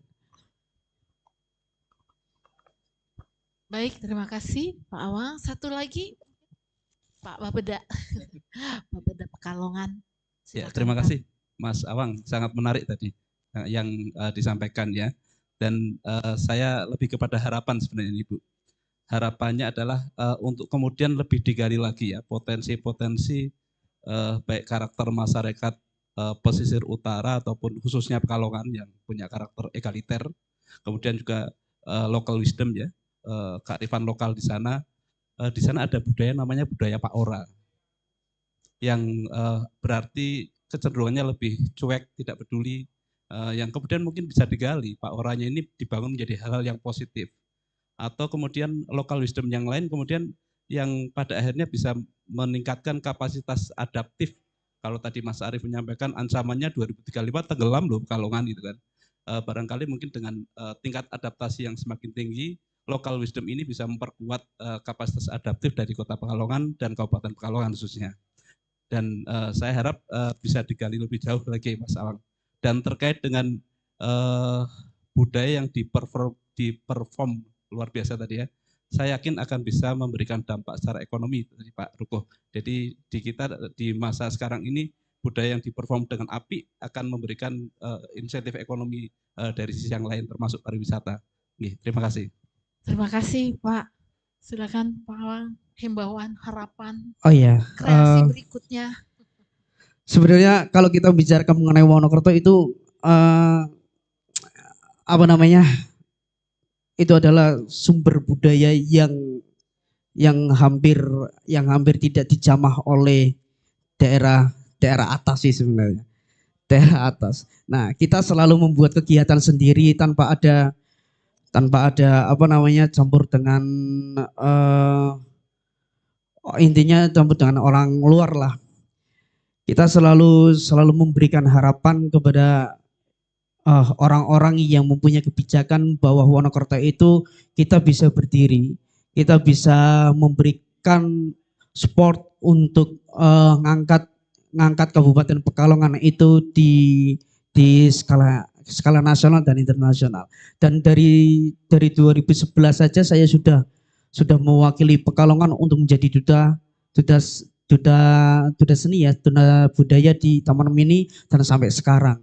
Dan nanti saya berharap untuk penyampaiannya semoga Wonokerto bisa maju lagi dan bisa berkembang lagi mengenai budaya dan ekonominya dan tatanan desanya. Ngoten, terima kasih dari saya. Amin, Pak Awang, amin, robbal alamin ya Pak Awang. Selamat berkarya lebih lanjut. Kita beri aplaus untuk Pak Awang. Okay, our next speaker, please, Miss Dr. Prijadi.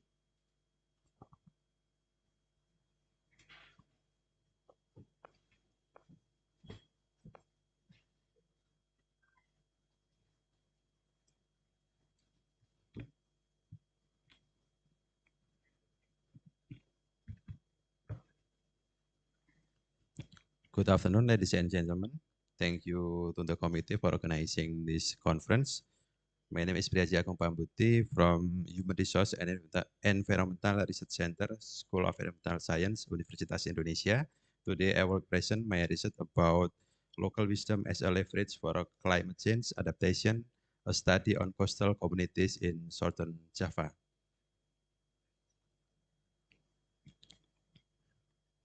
This image shows that the Earth's surface temperature increased more rapidly than normal condition according to historical record. We can look at the picture.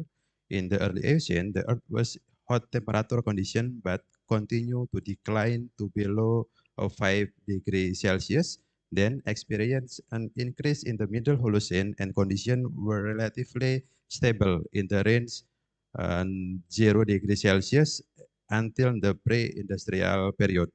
Since the Industrial Revolution occurred in the 18th century, the Earth's surface temperature has continued to increase rapidly, and it's predicted to reach more than 1.5 degrees Celsius in 2100. And then the image on the left show that the greenhouse gas emission is the biggest contributor to climate change. Its value is far above all other factors. And then the right side, the image show that the general anthropogenic activities from 1850 to 2017 have resulted in average increase in the Earth's surface temperature of 1.23 degrees Celsius. The climate change has a multi-sectoral impact, including the agriculture, food, health, freshwater, natural disaster, and air quality. Educational efforts are needed to increase community knowledge and adaptive capacity. And then this research was conducted in Pacitan Regency, East Java in August 2023, used a physical observation, in-depth interview, and literature review. The data analyzed was descriptive exploratory. Pacitan is one of the critical area in the Java Island because the ecosystem given a karst ecosystem. So the climate change impact is a very, very critical to adapt in the location. The climate fluctuation put enormous pressure on people's life, especially related to the freshwater crisis, difficulties in managing agriculture, and crop failure. The image on the top side show that the community is facing a very serious water crisis. They have to queue along get water, fresh water supply to other parties. And then the image at the bottom show that the farmers are facing extreme conditions which make it difficult to manage agricultural land. The rice fields are very dry and can no longer to be planting with the paddy or rice. They have to plant other type of crop like corn, cassava, soybean, sorghum, and other species. According to the Pacitan Agency Central Statistic Agency 2020, this region only has 88 rainy day a year with a total rainfall 2,177 millimeter. In 2019, drought hit 174 area in 54 villages, or the equivalent of 35% of the total number of villages in Pacitan Regency. So the drought is a very, very serious problem in the Pacitan Regency. And then generally people buy fresh water from the third parties for 135,000 per 1,100 liter. And this fee is paid from the levy taking water from natural resources in the amount of 20,000 rupiah per truck and transport accommodation. And then the people in Pacitan also more often face the flash flood and landslide, which have a major impact on reducing the quality of life, especially due to damage to agriculture, crop failure, death of livestock, damage to public infrastructure, and other impact. The climate change is driving a transition in a coastal community in Pacitan. Like in the agriculture sector, they carry out of mitigation by planting various types of plant that the tolerant of drought, including soybean, corn, sorghum, and etc. As a form of adaptation, they plant using the agroforestry schema, agroforestry methods, namely planting various type of plant from several levels, namely herb, bush, shrub, tree in the same place to get a better result compared the monoculture schema. And then in this fishery sector, people who precious relied on capture fisheries by fishing are now starting to develop aquaculture system with a faname shrimp as the favorite. And then as a form of adaptation, they carry out water engineering by controlling potential hydrogen, salinity, aeration, etc. to ensure that the water condition remain safe to support the growth of faname shrimp in the pond. And then in the local wisdom in Pacitan Regency, there are 5 activity. First, do not cut down trees carelessly. The social value, public belief that trees are associated with a supernatural. Environmental value, a protection of vegetation as a habitat for organism, water conservation, pollutant and reducing the emission. Second, do not pick and or other damage around the water springs. Social value, public belief regarding the existence of Danyang. Danyang is a supernatural power, other side the human life. And then the environmental value, protection of spring ecosystem, so this water discharge to maintain and support the human life. And third, do not bring plants from the forest. Social value, people believe that plants are associated with supernatural power and can disturb anyone who takes them. And then the environmental value, maintaining ecosystem sustainability, stability of vegetation cover, and optimizing water infiltration to optimize our forest ecosystem and environmental services. Fourth, planting 2 trees before the wedding ceremony. This is the social value as a form of gratitude from the uniting two people in marriage and bringing the peace. Environmental value is increasing ecosystem stability and mitigating the global climate change. And the last, do not take rock from the hills or forests. Social value, a public belief regarding the existence of Danyang. And then the environmental value is maintaining the stability of the slope soil structure so as not to trigger the landslide in the rainy season. And then this is a driving factor for implementing the local wisdom in a Pacitan Regency. There are 5 driving factors. First, figure as a role model. The stronger the figure, then more people will be follow. And then the implementation, the community's ability to carry out a form of a local wisdom. And the third, effectiveness. The effectiveness of a form of activity whose result and benefit can be accepted by all parties. The fourth, social acceptable. The implementation of a form of local wisdom does not conflict with the norm in society. The last, economically profitable. Carrying out a form of local wisdom activity is affordable for the society in the region. And then there are the challenge of implementing of local wisdom in the Pacitan Regency. First, traditional local wisdom is considered too outdated, so the youngest generation is not interested with the local wisdom, social value, and the environmental value.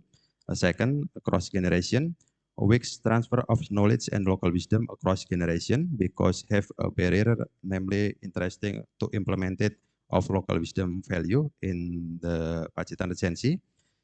Third, not integrated in the formal education, and there are no local content subject about the local wisdom. So many students do not about local wisdom value except they obtain from their social community in the social interaction. And then the fourth, Eastern mysticism. Some local wisdom activities are considered to the thick with Eastern mysticism, like Danyang and etc. So the youngest generation is not interested with this value. We can look at the picture that in several locations where people still apply local wisdom value, environmental conditions are relatively better even in the midst of the dry season. The image on the left below that the location still have sufficient amount of water. So the location with the staple of the social and environmental value with the local wisdom is more better than the other location in the Pacitan Regency. The location can support the water, food, and a cattle. From this picture, we can look at this 4 picture in this slide. And then the conclusion. First, most local wisdom activities have meaning for mitigating the climate change. The second, the climate change adaptation activity are relevant to several local wisdom that are already taking place in society. And the third, the community that adhere to local wisdom generally have a regional resilience to the impact of climate change. So the local wisdom is very important to mitigate and adapt with the face of the climate change condition in this era. Thank you.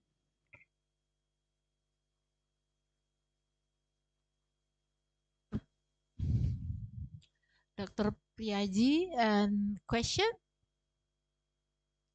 Okay. Please, the mic. Okay.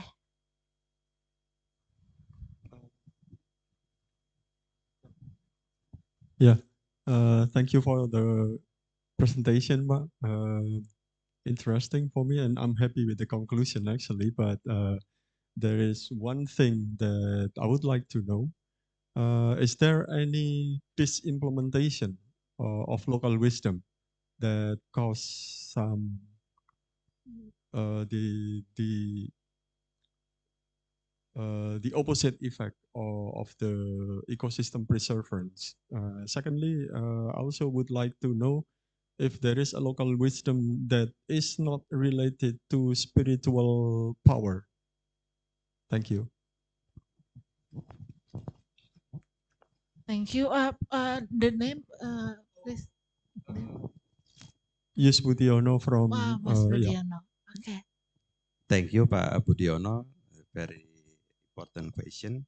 The first, in the Pacitan Regency, the local wisdom value only implemented by oldest generation, but the youngest generation is not interested. So the oldest generation in several locations implement this local wisdom in this slide part.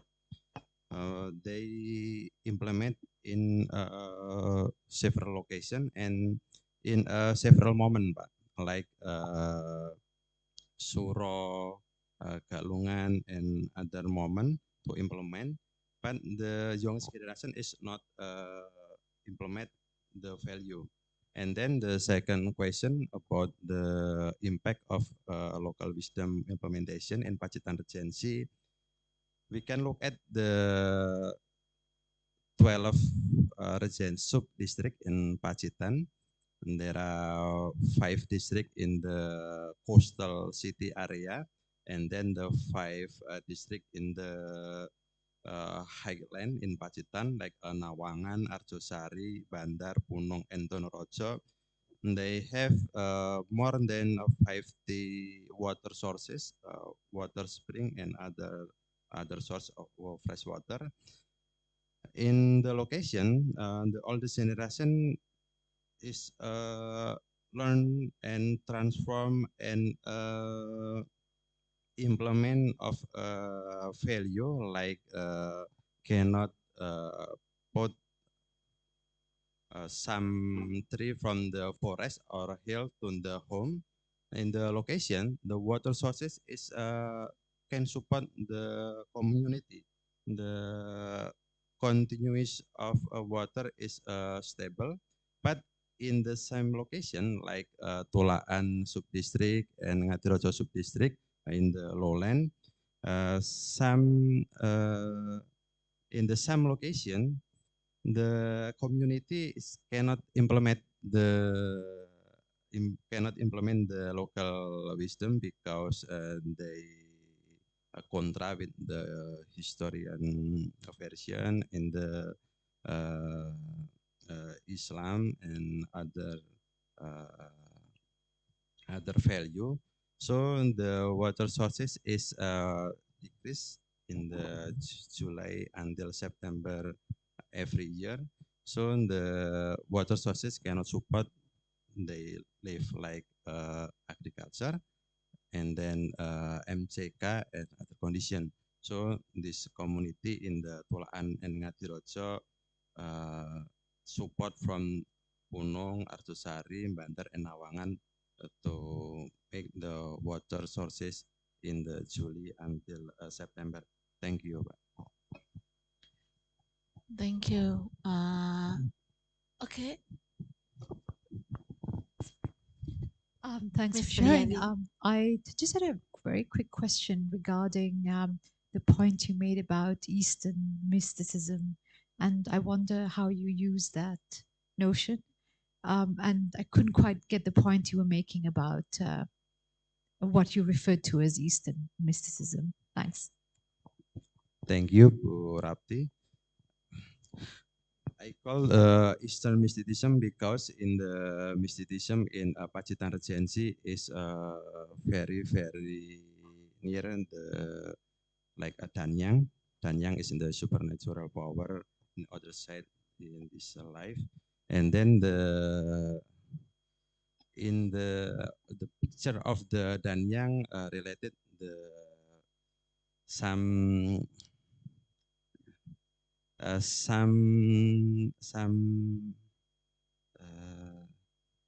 we can look at in the Pacitan like Nyi Roro Kidul, and then Nyi Blorong and other feature in the Danyang.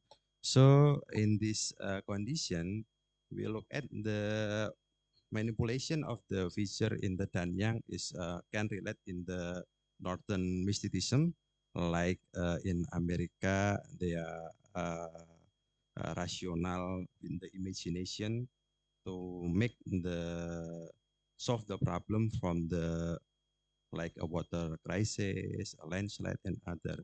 In the Pacitan, the imagination of the community about the phenomena is very near with the Danyang, like Nyi Loro Kidul, Nyi Blorong, and other imagination. Thank you.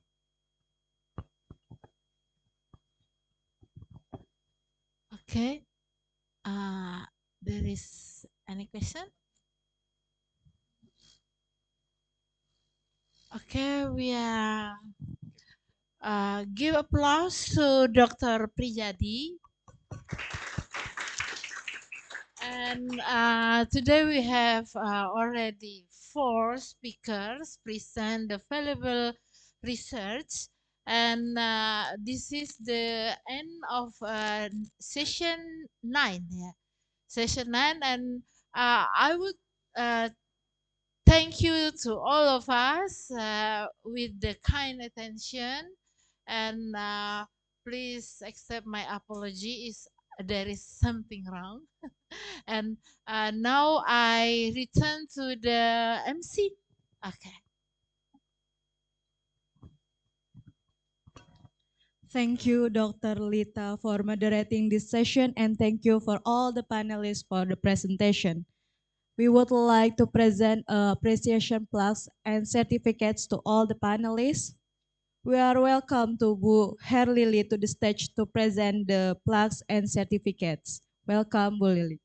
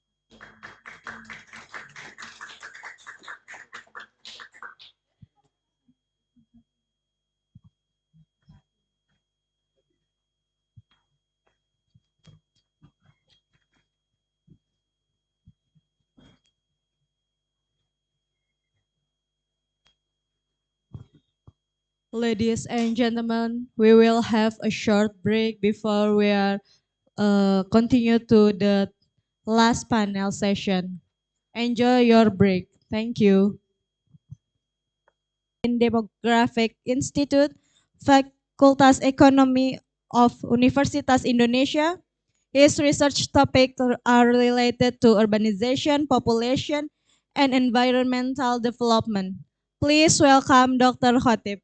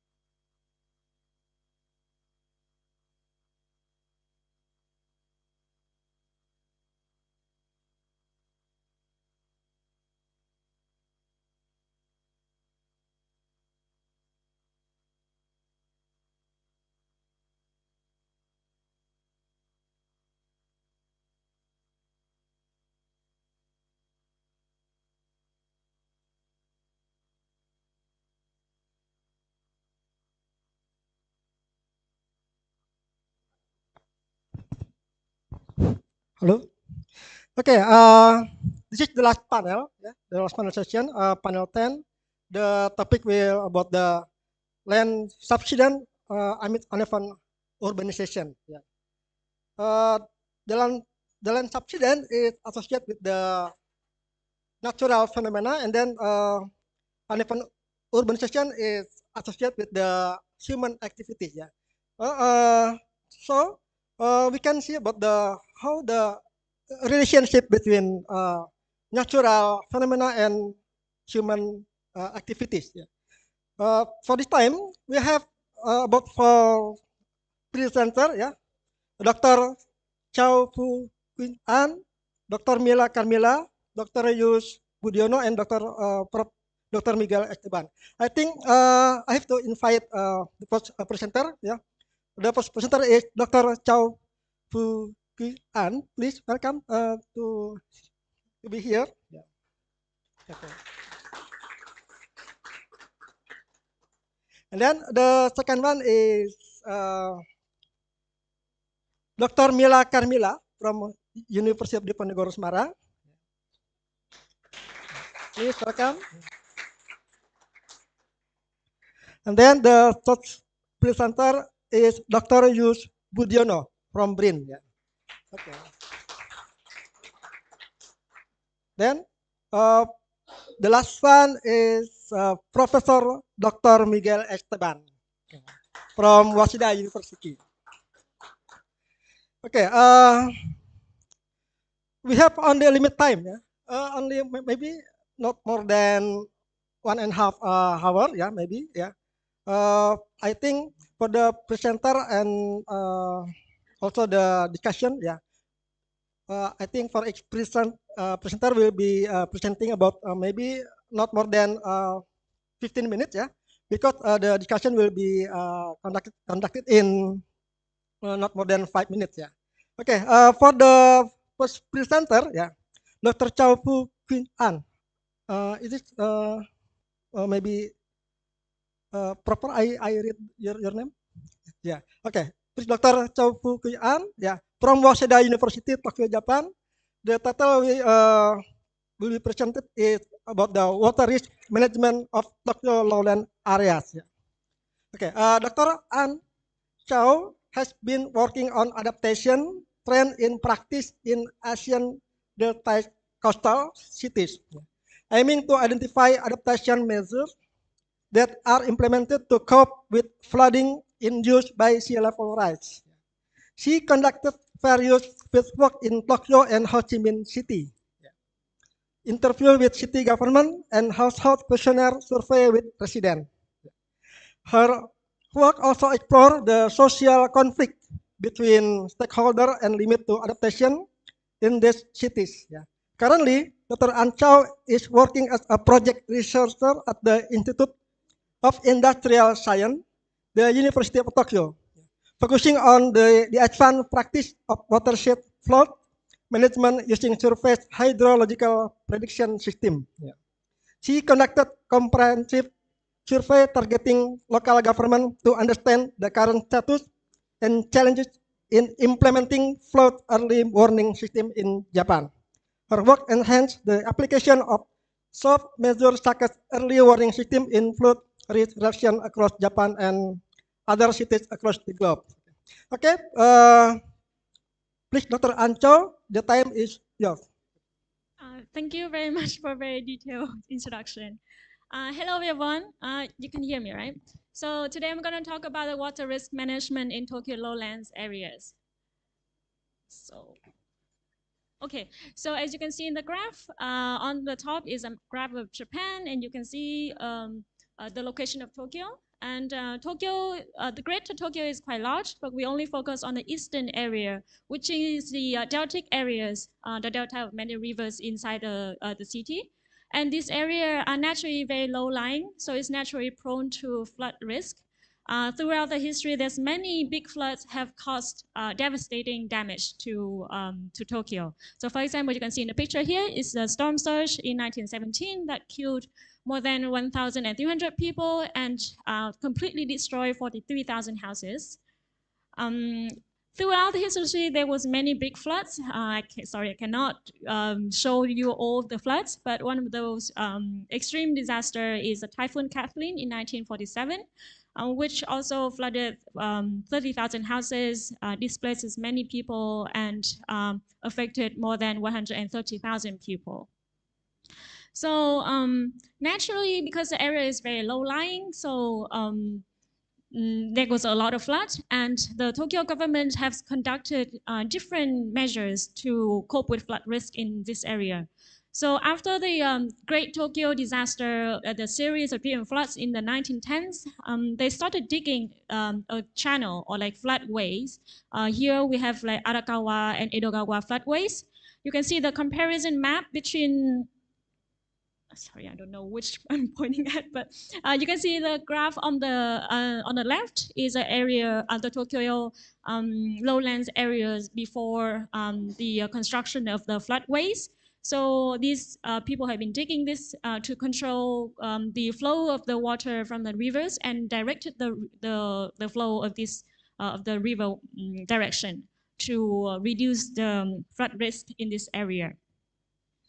And not just because of the natural flood-prone topography of the city, land subsidence also happened. So the graph on the left is our recent published study about comparison between land subsidence in different cities in this area. And you can see the red line is the land subsidence in Tokyo. Severe land subsidence happened back in the 1910s or 1970s, and it's up to 4.5 meter in certain areas in Tokyo, and which end up in the low-lying areas. You can see on the topographical map on the right is the elevation map of the areas in Tokyo, and the blue area is the areas that is below the sea levels, which means it's lower than the water level. So 5% of the 23 ward areas, which is the Tokyo metropolitans, is below the low tide. So it's even lower than the low tide in the river. 20% of this area are below the high tide, and 41% of these 20 wards areas are below the storm surge level in Tokyo.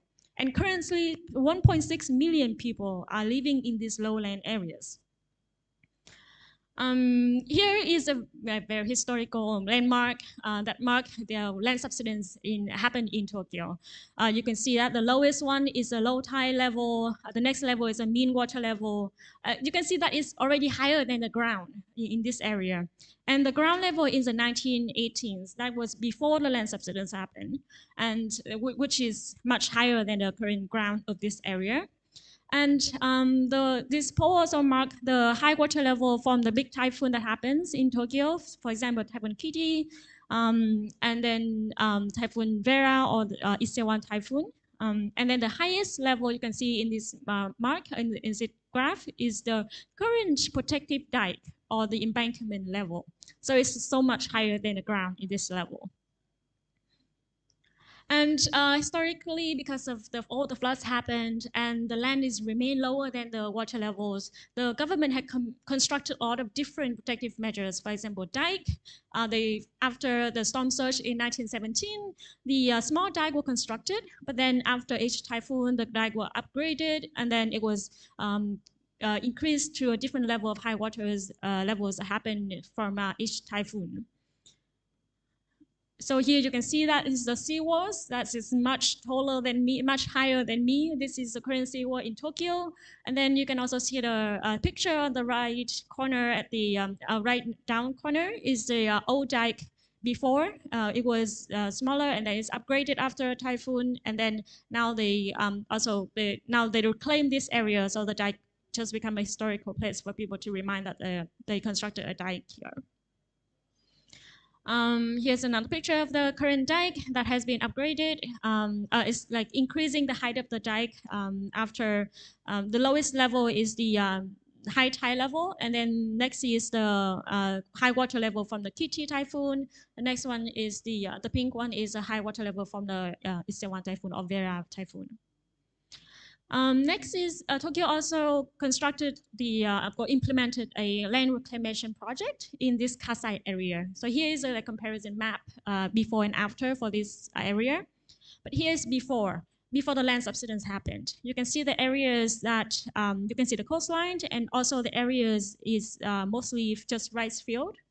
But then land subsidence happened from 1901s to 1970s, and this area was submerged under the sea, and then a lot of typhoon coming as well. This area was flooded as well, and then they started to construct the dike to prevent flooded to continue take over the land. And then in the 1975, starting then they started the land reclamation project. They started doing with drainage channel and then using pump to reclaim this area and elevated the ground up to 5 meters higher. To 5 meters for it to be cannot be flooded, and it also can protect the low-lying community in these lowland areas as well.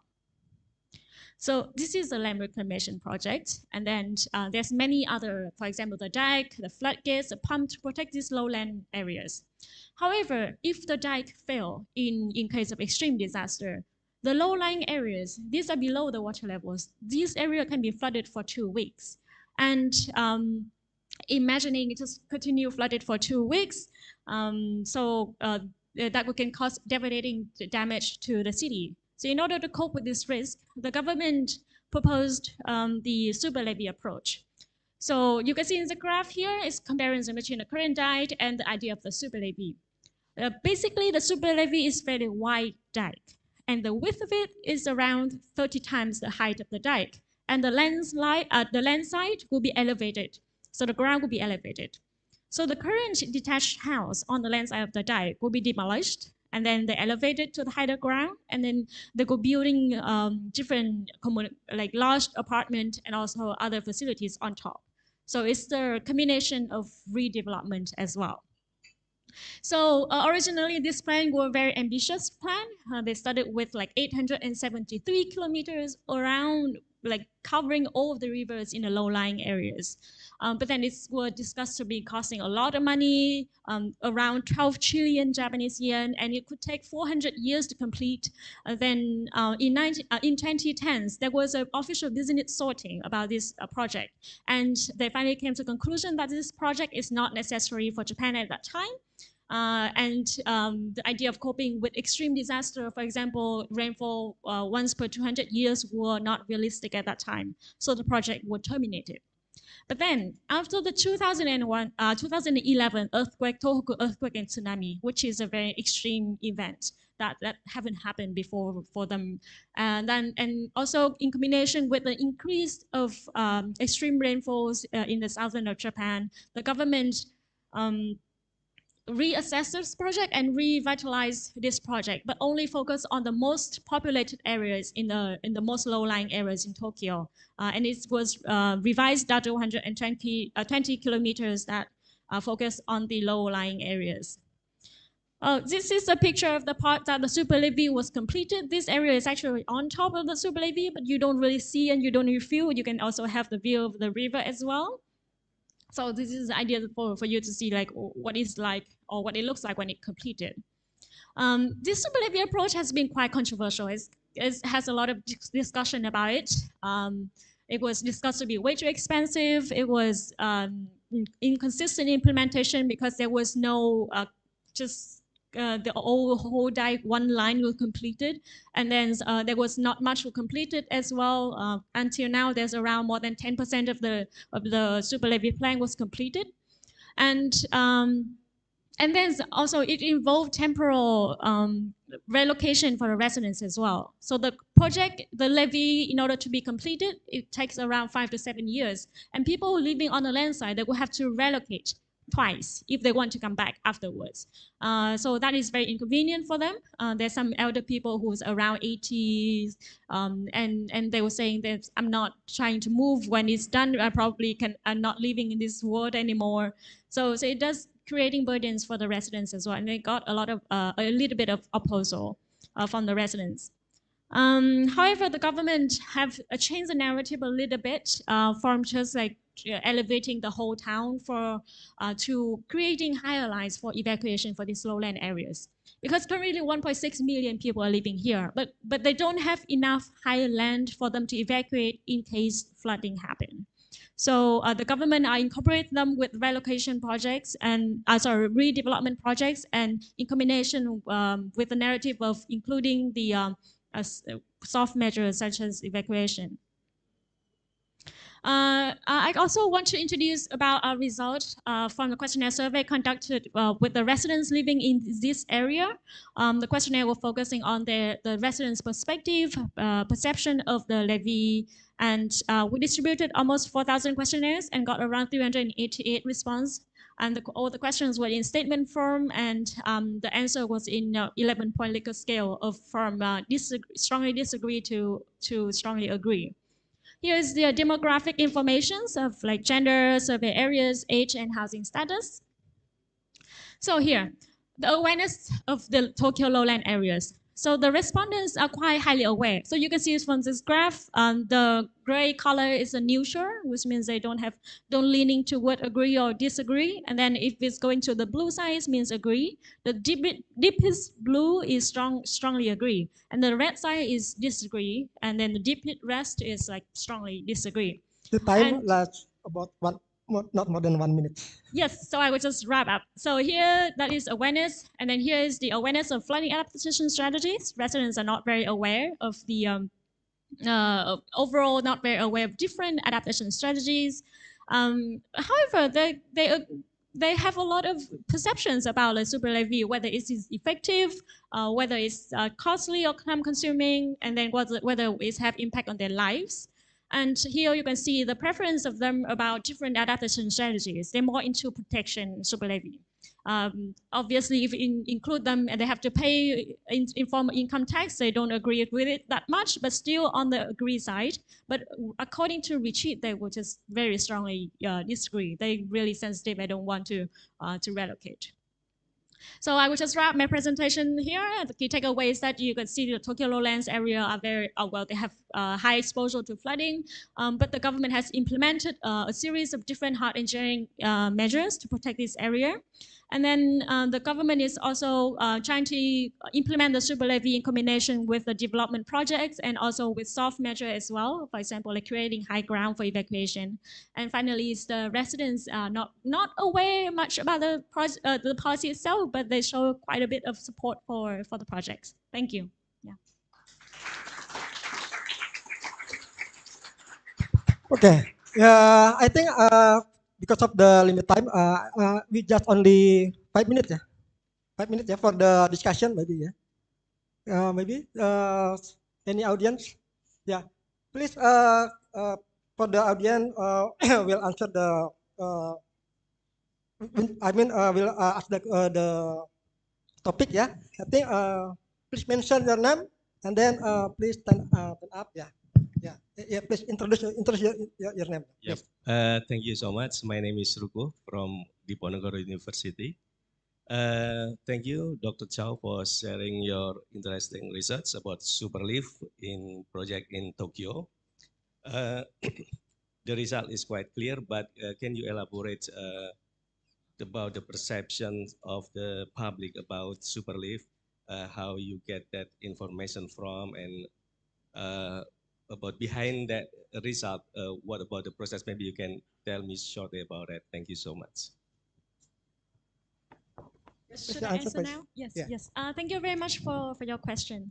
So I distributed a survey to the residents asking about their risk perception, whether they know about the super levy, and then what they think about it. And then after collected data, it is quite clear that they have very high risk perception. They think their area are very vulnerable to floods. And regarding the super levy, even though they don't know that much about the details of it, but they believe in the idea that this is effective in reducing flood risk and can reduce flood loss as well.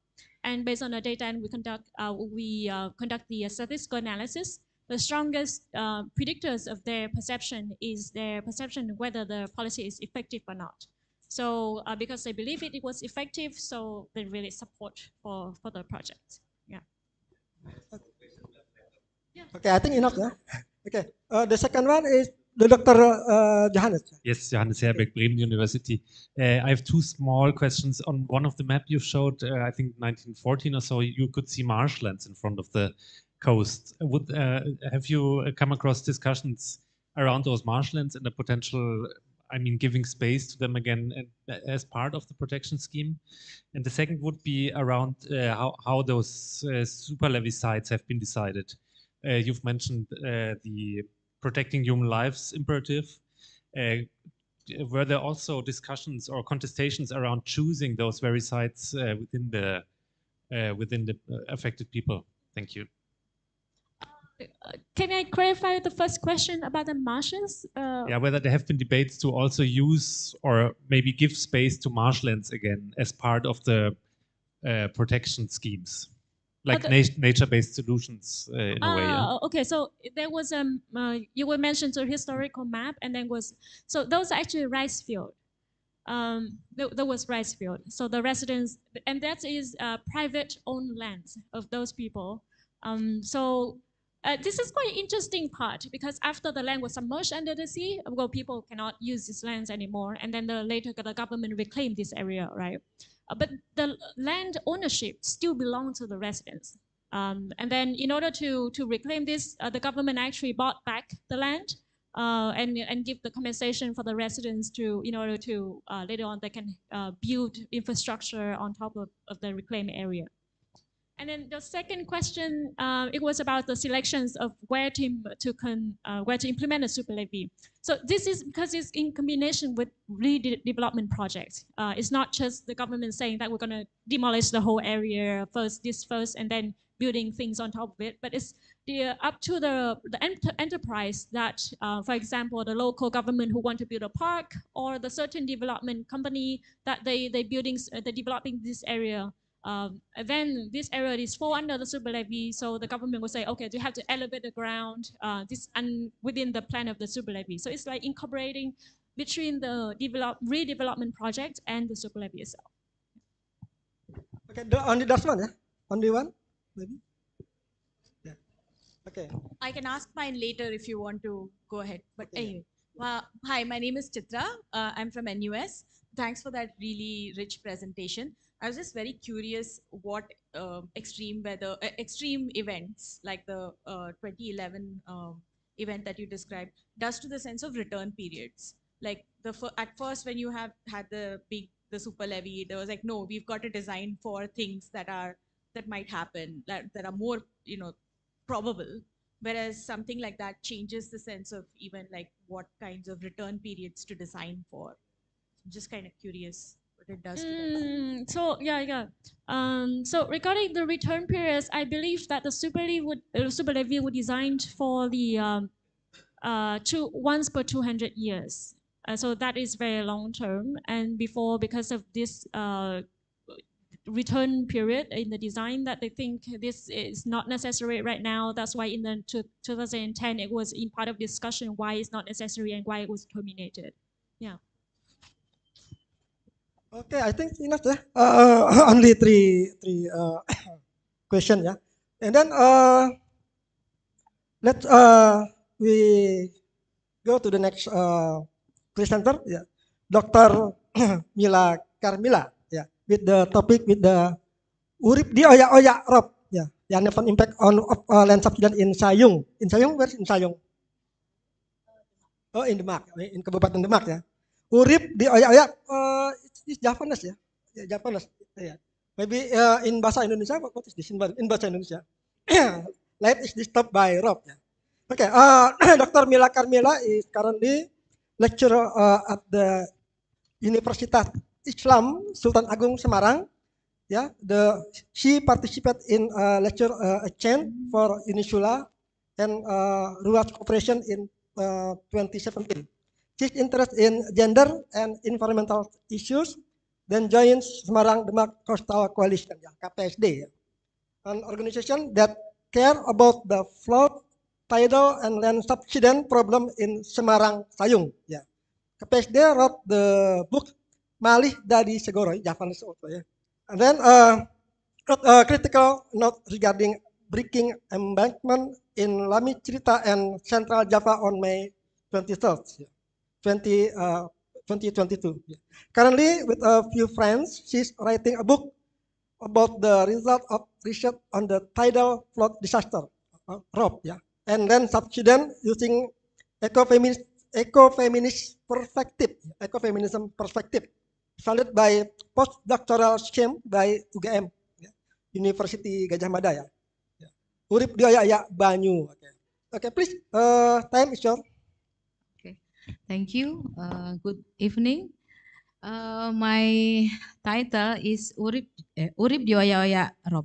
It means that your life is chasing by rob or tidal flood. So this is the situation in Sayung, especially Demak municipality, and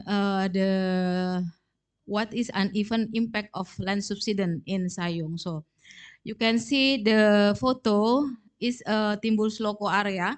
There is the in the in the right below this settlement in Timbul Sloko is already submerged because they have impact of land subsidence and impact of abrasion and tidal flood. So before 2017, Timbul Sloko is like other settlement. They're already in the land, but now it's already submerged. And there is two picture that show how bad situation of Timbul Sloko or Sayung, because the children have to by walk to go to the school because they have a rope. This is the long way to school. Is about 2.5 kilometers every day. They have so if they go back is maybe 5 kilometers per day. So sometimes the children cannot go to school because they have tired and something. And the other photo show that a woman must go to the health facility, use the boat because they have no other way to go to the public facility like health facility. So the situation of Sayung or Timbul Sloko is like that. This is okay. This is a video that show about situation of Sayung and Timbul Sloko. This is the this is cemetery that already submerged in Demak, in Timbul Sloko. This is the picture of Timbul Sloko. This is only a woman in Timbul Sloko, not Timbul Sloko, but Bedono. They already one family live there because they don't want to go to the other itu side. sudah mulai ada tapi belum sampai sini. Ini masih bisa ditanami padi Pak belakang ini. Tahun 2010 masih bisa Ya. This is maybe Mrs. Benita said that the people sekarang pun dia nggak sanggup lagi, makanya cuaca kondisinya seperti ini akhirnya jadi pengangguran juga. Saya ya jenuh. Sebenarnya itu ya mau pindah kalau ada dana. Memang masih sendiri-sendiri, kami akui masih sendiri-sendiri. Yang kami bergerak dengan permukiman kami membenahi permukimannya sendiri, kemudian permukiman dari PU, mungkin This is the situation of Sayung that already submerged by water from the sea because abrasion and tidal floods. Memang jadi pemerintah kabupaten keinginan memindahkan masyarakat yang terdampak itu ke lokasi yang The government want to relocation, but the ini people sumber dari sometimes keluarga, don't want bukan to go saya to mengatakan relocation. sumber dari keluarga, bahkan saya juga di grup tersebut This is bahwa Mas Noah fasilitas desa itu akan difasilitasi anggaran 50 juta per kakak dengan syarat warga tersebut sudah memiliki lahan di luar. Dan lahan tersebut harus bersertifikat. Itu tidak bisa diterima warga karena kenyataannya warga tidak mampu membeli lahan dan tidak punya lahan. Awalipun daerah iki niku hancur niku abrasi kan gara-gara kula sampai niku kan permasalahan dasar yang utama itu kan port dari construction and itu pasti marina construction became the kan ratanya kan Timbul Sloko or Sayung and sometimes sinking a few of ombak saking mriku kan kekantem mriku hamlet. bagian kula mriki belok-belok Rian ngeten niku mboten napa-napa kula. This is Timbul Sloko 2000 and niki kanan kiri habis niku. Sampun pajeng sedaya niki kanan kiri. Nggih. Semua sudah dijual. Sudah milik orang luar. Iya, dari luar. Lah niku disurvei dana pinten juta niku. Mboten kuat nanggulangi rop. Tahun 2021 kemarin dari pemerintah provinsi di setelah provinsi Jawa Tengah sudah membantu sekitar hampir 20 unit rumah yaitu dengan sistem panggung. Dan lagi fenomena di Sayung ini kan memang banyak lokasi dengan banyak kriteria ya. Tapi kalau kriterianya yang langsung berhadapan gelombang, saya kira tidak sesuai itu, baik itu panggung maupun apung. Awalnya kan sini air agak nopo niku nggih, agak ontok niku lho semua asin ngoten. Payau. Terus air bersih gimana? Air bersih maksudnya tempat dampak For the fresh water they go to the land by boat. It's about 3 kilometers with the boat to have mengurangi fresh water. air tanah yang terlalu berlebihan. Di kami di beberapa lokasi itu juga kita sedang mengupayakan untuk sumber-sumber air permukaan, mengoptimalkan sumber air permukaan. Tapi karena memang sumber air permukaan yang layak untuk air bersih dimanfaatkan masyarakat ini jauh dari pesisir. Nah ini juga perlu waktu untuk mencari sumber-sumber yang bisa menggantikan air tanah. Iya, baturan gitu Pak. Tahun tak batur apa sejengan itu sih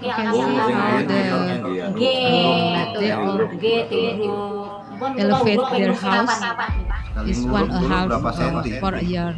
Nganu setengah meter. Sing niki 1 meter. Niki langsung 1 meter. Sing isor niki setengah ngawon kok tasik terus.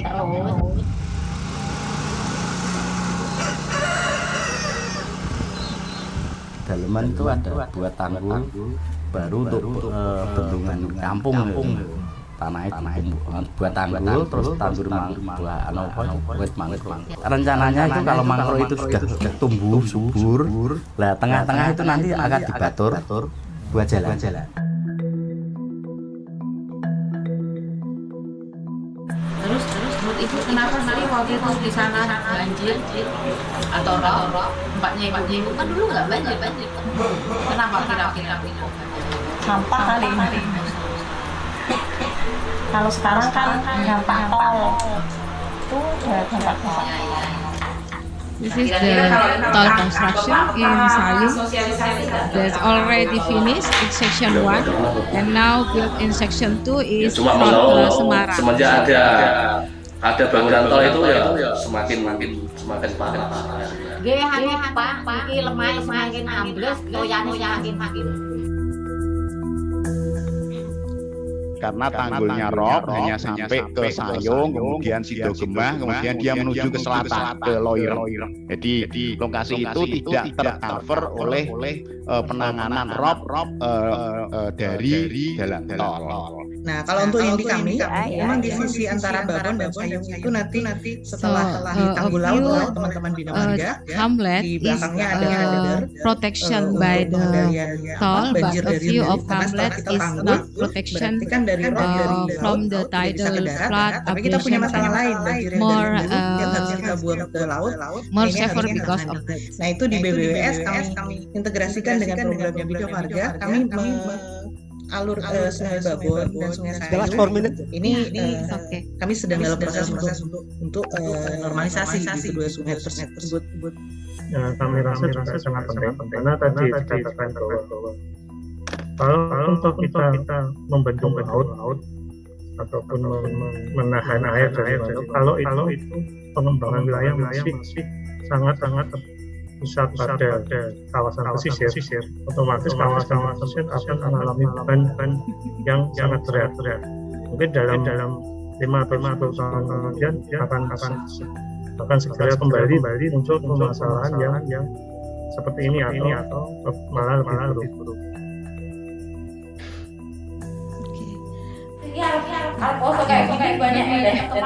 Maybe we can stop. Yeah, last 2 minutes. Yeah, I will jump to the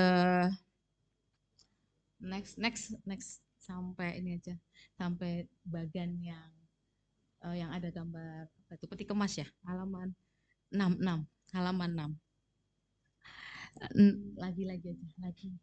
So this is our maybe conclusion ya, how the situation in Sayung.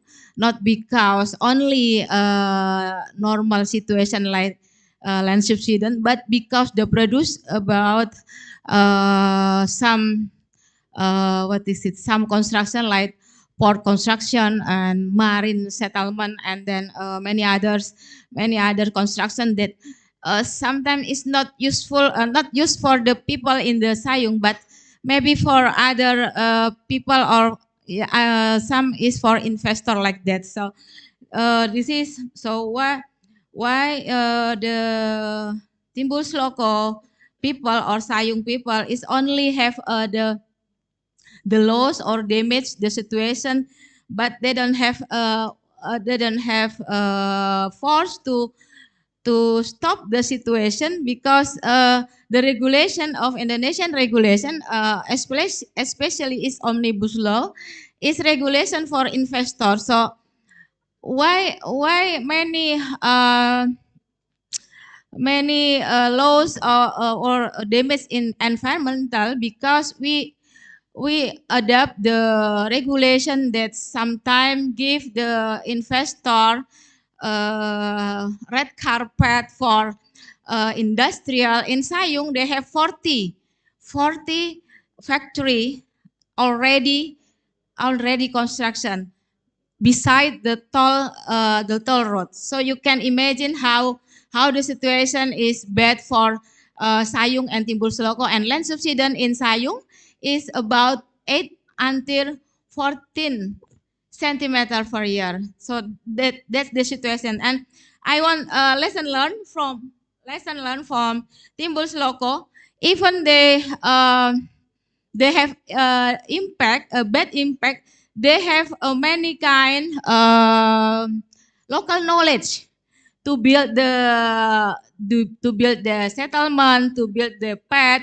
They use a wood to build the house, not use brick or cement like that, because they know if we use brick or cement, it's very expensive because they don't have a path or like road to give the material. Maybe because the time is over, I will stop here and maybe we can question answer. Thank you. Okay, thank you, Dr. Mila. I think we have only 5 minutes for the discussion. Yeah, maybe someone on the behind of this room, and then please. Yeah, I'm Farhan from Newcastle University. So yeah, thank you, Bumila, for amazing presentation. And I think this is my third time in a day seeing graveyard being drawn under the sea. And I think this is very sad situation, especially, I don't know, as probably urbanist planners, we often think about the city in a term of space for life, but not really space for the dead. You know, it's like, and I was wondering, you know, like for the last few months, actually, not only this, but how the community react to the fact that this graveyard where the ancestors are buried, like how do they feel about this kind of situation? Could you please expand on that? Thank you. I will try to answer. Maybe in Indonesia, I think because okay, perasaan masyarakat di Timbul Sloko, saya pikir mereka sangat adaptif dengan situasi. Jadi mereka itu tidak terus kemudian, ya walaupun ada yang mengatakan kalau mau pindah, sebenarnya kami mau pindah, tapi karena tidak punya biaya, terus mau apa lagi. Kemudian ada pun yang misalnya ada programnya Pak Ganjar, yang orang Jawa mungkin tahu ya, tuku lemah ento omah. Tuku lemah ento omah itu artinya beli tanah dapat rumah. Bayangkan kalau orang seperti di Timbul Sloko yang tidak punya apa-apa, mau membeli tanah, uang dari mana kan begitu. Jadi kadang program itu sebenarnya tidak masuk akal. Bagi siapa gitu? Sebenarnya siapa yang mau dirujuk kalau misalnya mengatakan tadi program tuku lemah ento omah itu enggak masuk akal. Kemudian tadi disampaikan Ibu Mas Nuah bahwa pemerintah akan membelikan 50 juta kalau mereka mau pindah. Mau pindah kemana sekarang? Ada enggak tanah masalahnya? Malah kalau saya boleh menyatakan, ada kasus karena ketidakpahaman masyarakat terkait dengan tanah, maka masyarakat kemudian diiming-imingi untuk membeli tanah. Padahal ternyata tanahnya adalah tanah sawah yang kemudian tidak boleh dibangun. Apa yang terjadi? Yang terjadi kan akhirnya mereka mendapatkan kerugian double malah, pindah dari lokasi, kemudian mau membangun ternyata tidak bisa karena apa?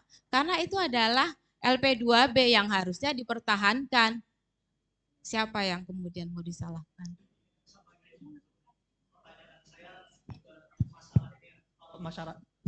Pertanyaan saya juga masyarakat ini mungkin masalah bagaimana mereka memasak ini akan perkuburan ini kalau bagi saya setidaknya itu kan sakral ya. Nah ini masyarakat ini masalah akhirnya untuk masalah mengubur atau proses kematian, ziarah kayak gitu. Nah itu mereka bagaimana itu? Ya itu jadi kalau mereka itu kalau mengubur malam hari menunggu air surut. Tidak bisa di pagi hari karena airnya masih naik. Jadi kalau mereka mengubur itu harus biasanya jam 2 siang mulai mengeluarkan air dari kuburan, kemudian menunggu sampai dengan kuburannya agak kering baru dimasukkan. Nah seperti itu yang terjadi. Jadi mereka dan kemudian itu harus ditahan dengan batu supaya mayat ini tidak mengambang ke atas. Itu yang terjadi. Tapi walaupun demikian, ini yang harusnya jadi apa ya, sosial kapital. Jadi walaupun lokasi itu sudah tergenang, mungkin sudah tenggelam, tapi sosial kapital atau place attachment di sana itu cukup tinggi. Jadi tiap malam Jumat mereka datang ke kuburan itu. Jadi walaupun tenggelam itu tidak akan pernah ditinggalkan. Itu yang terjadi di Timbul Sloko. Jadi place attachment dengan keluarga, dengan makam itu masih terjalin sampai sekarang. Makasih Bu, sangat clear. Okay, enough ya. Only one question from Prof. Abim. Okay, please, Prof. Abim. Ya. Yeah. Bisa bahasa Indonesia ya. Baik Bu, sebetulnya kejadian ini sejak sebelum tahun 2000 sudah mulai. Masyarakat sudah mengeluh segala macam. Dan perguruan tinggi tentunya tahu bahwa ini adalah perubahan alam. Sekarang kita bicara climate change, kenaikan muka laut dan sebagainya. Kenapa tidak disiapkan masyarakat untuk berubah dari hidup berbasis daratan ke lautan, budayanya, ya, sehingga tidak ada kata-kata, oh ini karena ada proyek, ini karena ada jalan tol, karena masyarakat sudah tahu. Lalu siapnya juga, jangan sampai ada real estate yang membuka permukiman di pesisir dengan konsep daratan. Ya, ternyata kayak di Pekalongan, itu sekarang dia sudah separuh tenggelam. Padahal itu komersial, izin pemerintah dan sebagainya. Mungkin perguruan tinggi bisa bantu itu, perda hukumnya dan sebagainya. Terima kasih. Ya Pak, terima kasih. Jadi memang ide terkait dengan perumahan apung, kampung apung itu mungkin ya baru-baru saja ya terkait dengan itu. Sebelumnya mungkin karena begini Pak, jadi sebenarnya mereka juga tidak akan menyangka akan seperti itu. Artinya di Timbul Sloko awalnya rob, oh ya nanti sebentar lagi juga hilang gitu. Jadi memang mereka tidak akan menyangka, bahkan yang Tambak Sari yang pertama kali hilang di tahun 1995 itu tidak menyangka. Tapi karena adanya perubahan pelabuhan dan marina di Semarang itu yang kemudian menyebabkan itu. Nah perubahan bahwa harusnya memang tidak lagi membuat masyarakat untuk pindah dari lokasi, tapi bagaimana membuatkan rumah apung ataupun kampung apung.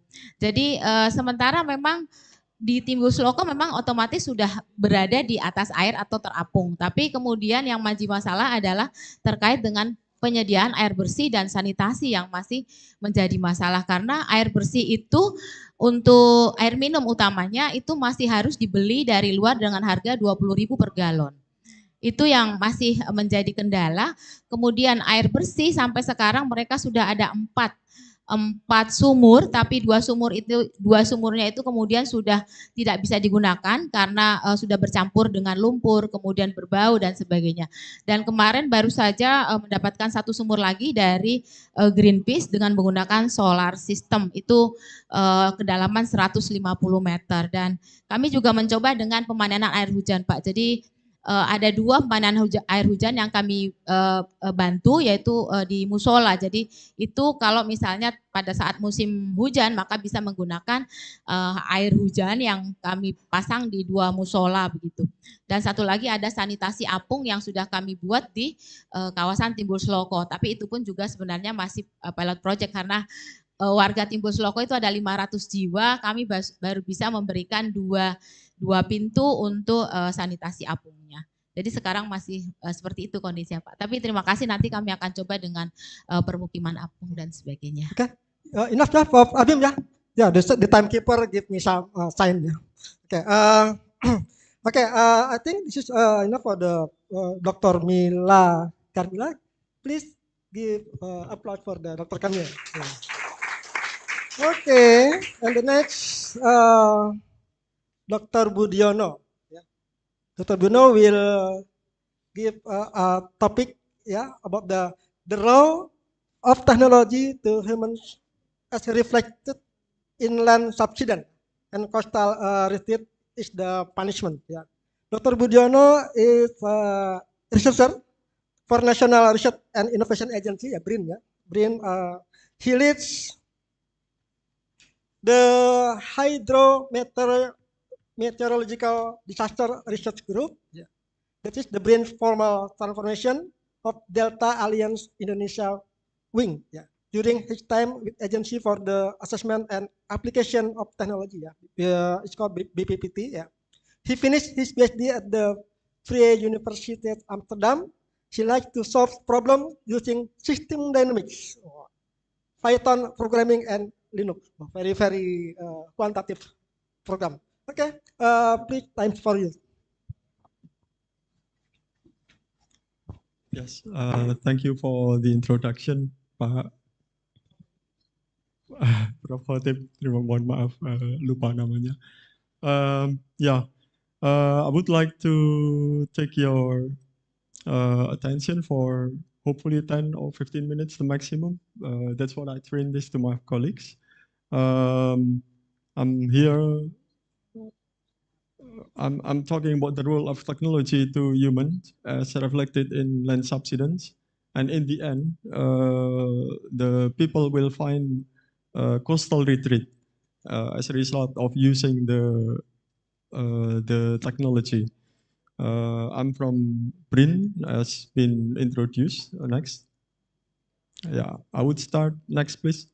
Oh, sorry. Yeah, I would start my presentation with a short video. Yeah, it's about Sayong also. Sayong is apparently actually is a district, part of the map. You see, this is the satellite imagery. I just take it right away from Google historical data. The first 1984 is from Landsat up to I think 2003. It is still with Landsat. It's quite changed at the bottom to Semarang, and then here that is 2003. I think I can really see it here. The land disappears on the left hand side, and then it goes to Timbul Seloko on the right hand side. So it started in the east, bordering to Semarang, and then further to the north. And I would say that this area, you see now the land is gone, and it might not be returned. Yeah, that.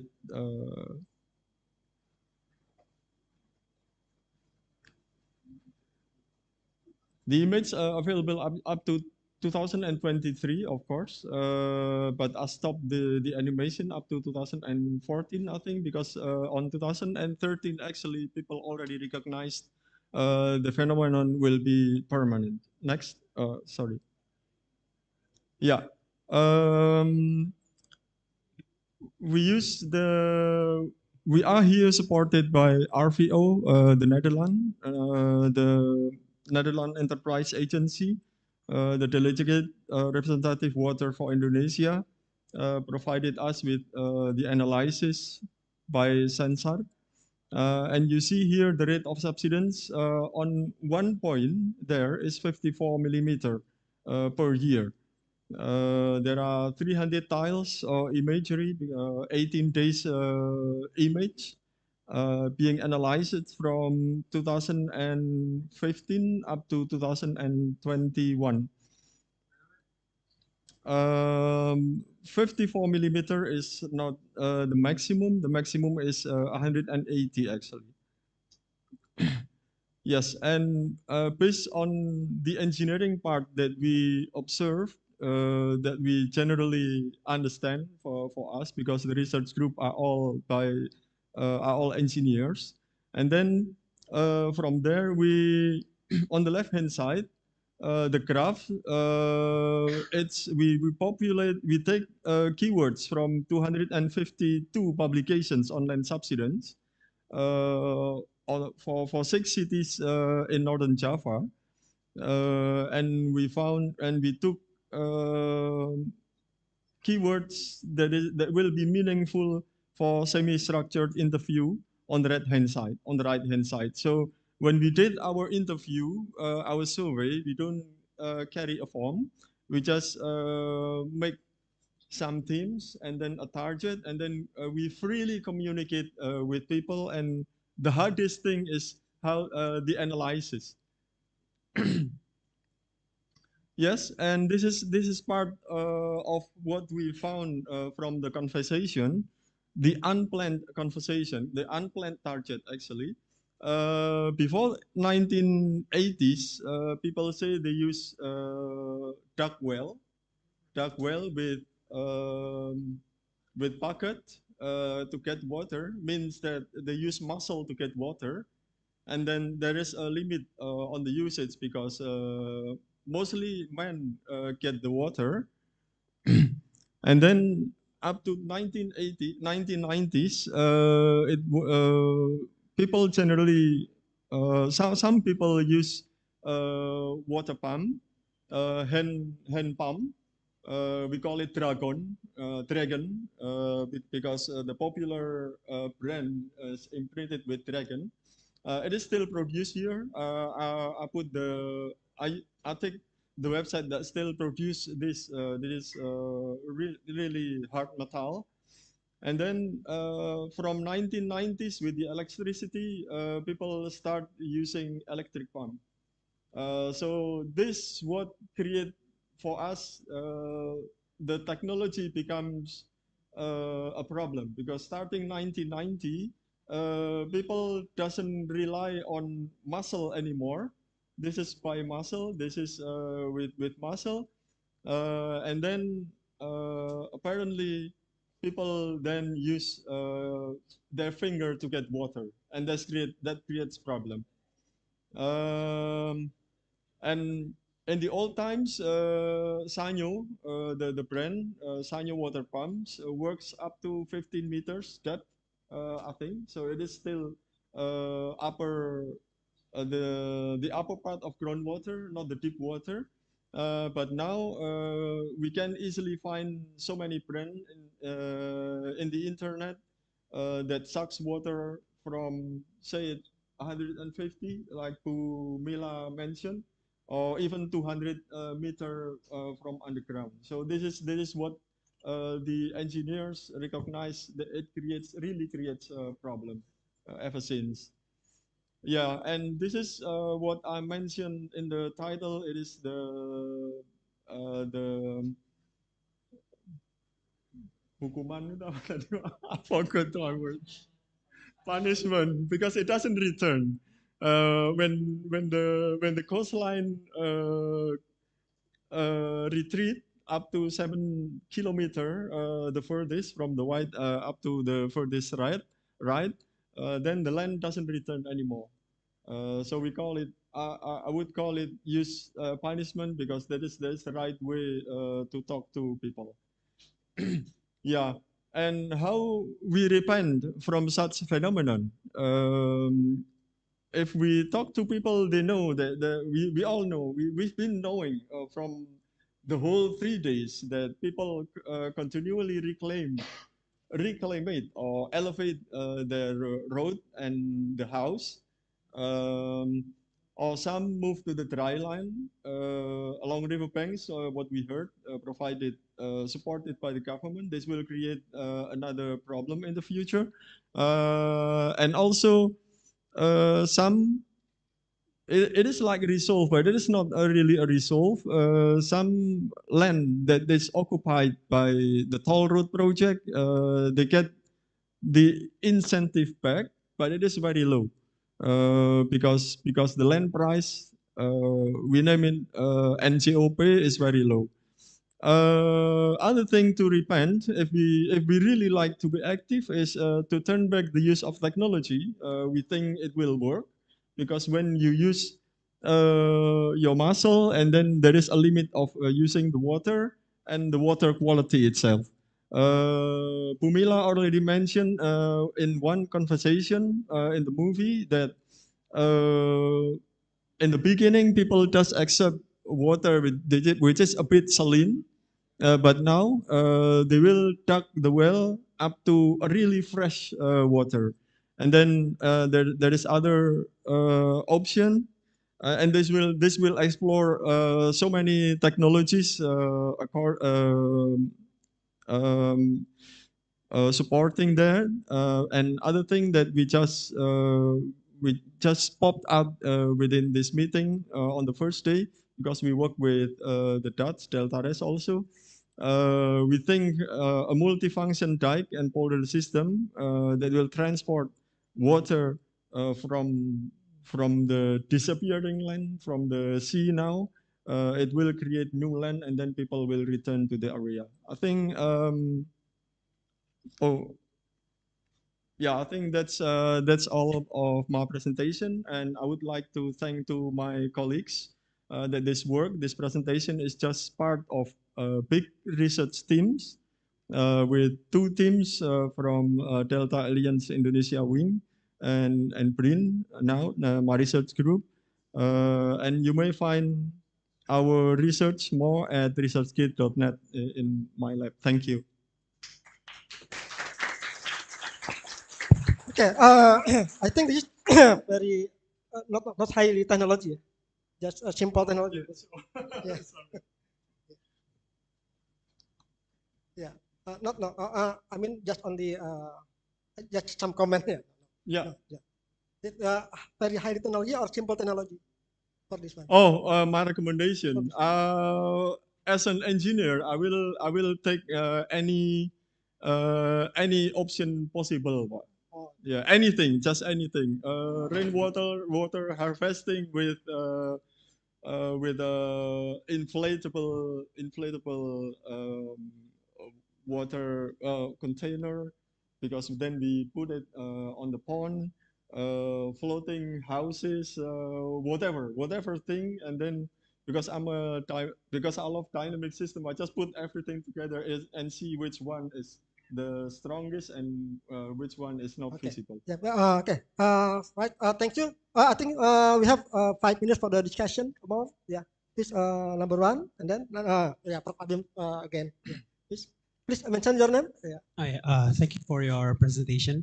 I would like to ask you or know about your insights whether this practice of using water pump corresponds to the heavy industrialization in the adjacent areas along the northern coast road, or what conditions would you say necessitates these changes from communal-based well, or what that muscle pump well, to individualized household pump? Maybe that's it. Thank you. Yes, thank you for the good question. Basically, we also thought when we wrote our proposal, we think that this is due to the industry. I hope, at least this part on the furthest red part, the red line, the furthest part, that are the industries is there, and we think that this is due to water extraction, groundwater extraction by industry. But if that's the main cause, then the subside will concentrate in the inland, far inland area. So the area near the coast will be safe, should be. But apparently, if when we go there, the area on the coast disappear earlier than the inland area. I don't put the model here in my presentation, but you can. Because I think it will not be interesting for social scientists. It's just image, satellite image and things.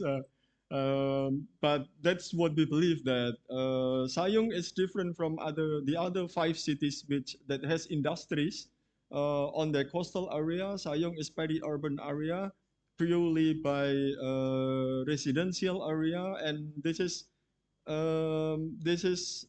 the same thing. Go along up to the border to Jepara, and it is purely residential, and they also experience land subsidence, even though in a different rate.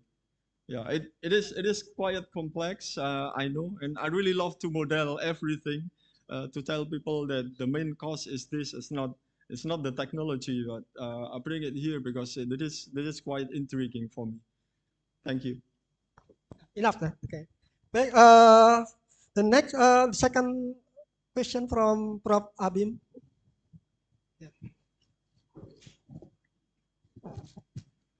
Three questions. Okay, the first is I saw the presentation, many research in Java. Mhm. We have 17,000 more island. What is your plan for the future? Brain, yeah. The second is about land subsidies. This is also should be all over Indonesia. What your plan for this? The last one is the water. Fresh water is very important. But when I went to Kepulauan Seribu, I saw that the government clean the forest in the middle and make offices there, and the forest become a place for upacara. Yeah, yeah, yeah. And they made the well in the back of this place that's been near the sea. Before this, the water is very clean when it's forest there. After that, the people got salty water.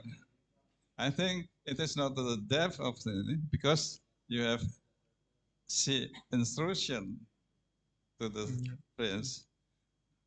What do you think about how to make a regulation for small island development, even to the governance who want to build there? Okay, thanks. Yeah, yeah. Thank you, Professor, for the good questions. Three questions. I must keep those in mind. I'll start with the final one. Actually, groundwater is something that is limited. It is not unlimited. First, when people first inhabited an area, they take water from the shallow part, shallow storage, and then when more people come, and then the storage will be replenished soon. It will be drained soon. With the rain, it will be replenished again, but it is like how many people use the water and how many water that can be stored there or uh, um, provided by the rainfall. So we need to really calculate that. And second thing, why I would say, even though I'm from BRIN, I can represent BRIN actually. I can only represent my research group.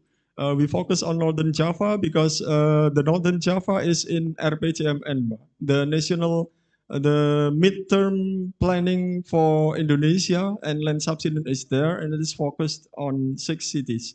What about other places? Yes, there are subsidence like in peatland in eastern Sumatra, for example, but the phenomenon is a bit different. While northern Java is almost all alluvium, so the behavior is a bit it is a bit different between alluvium and peat soil.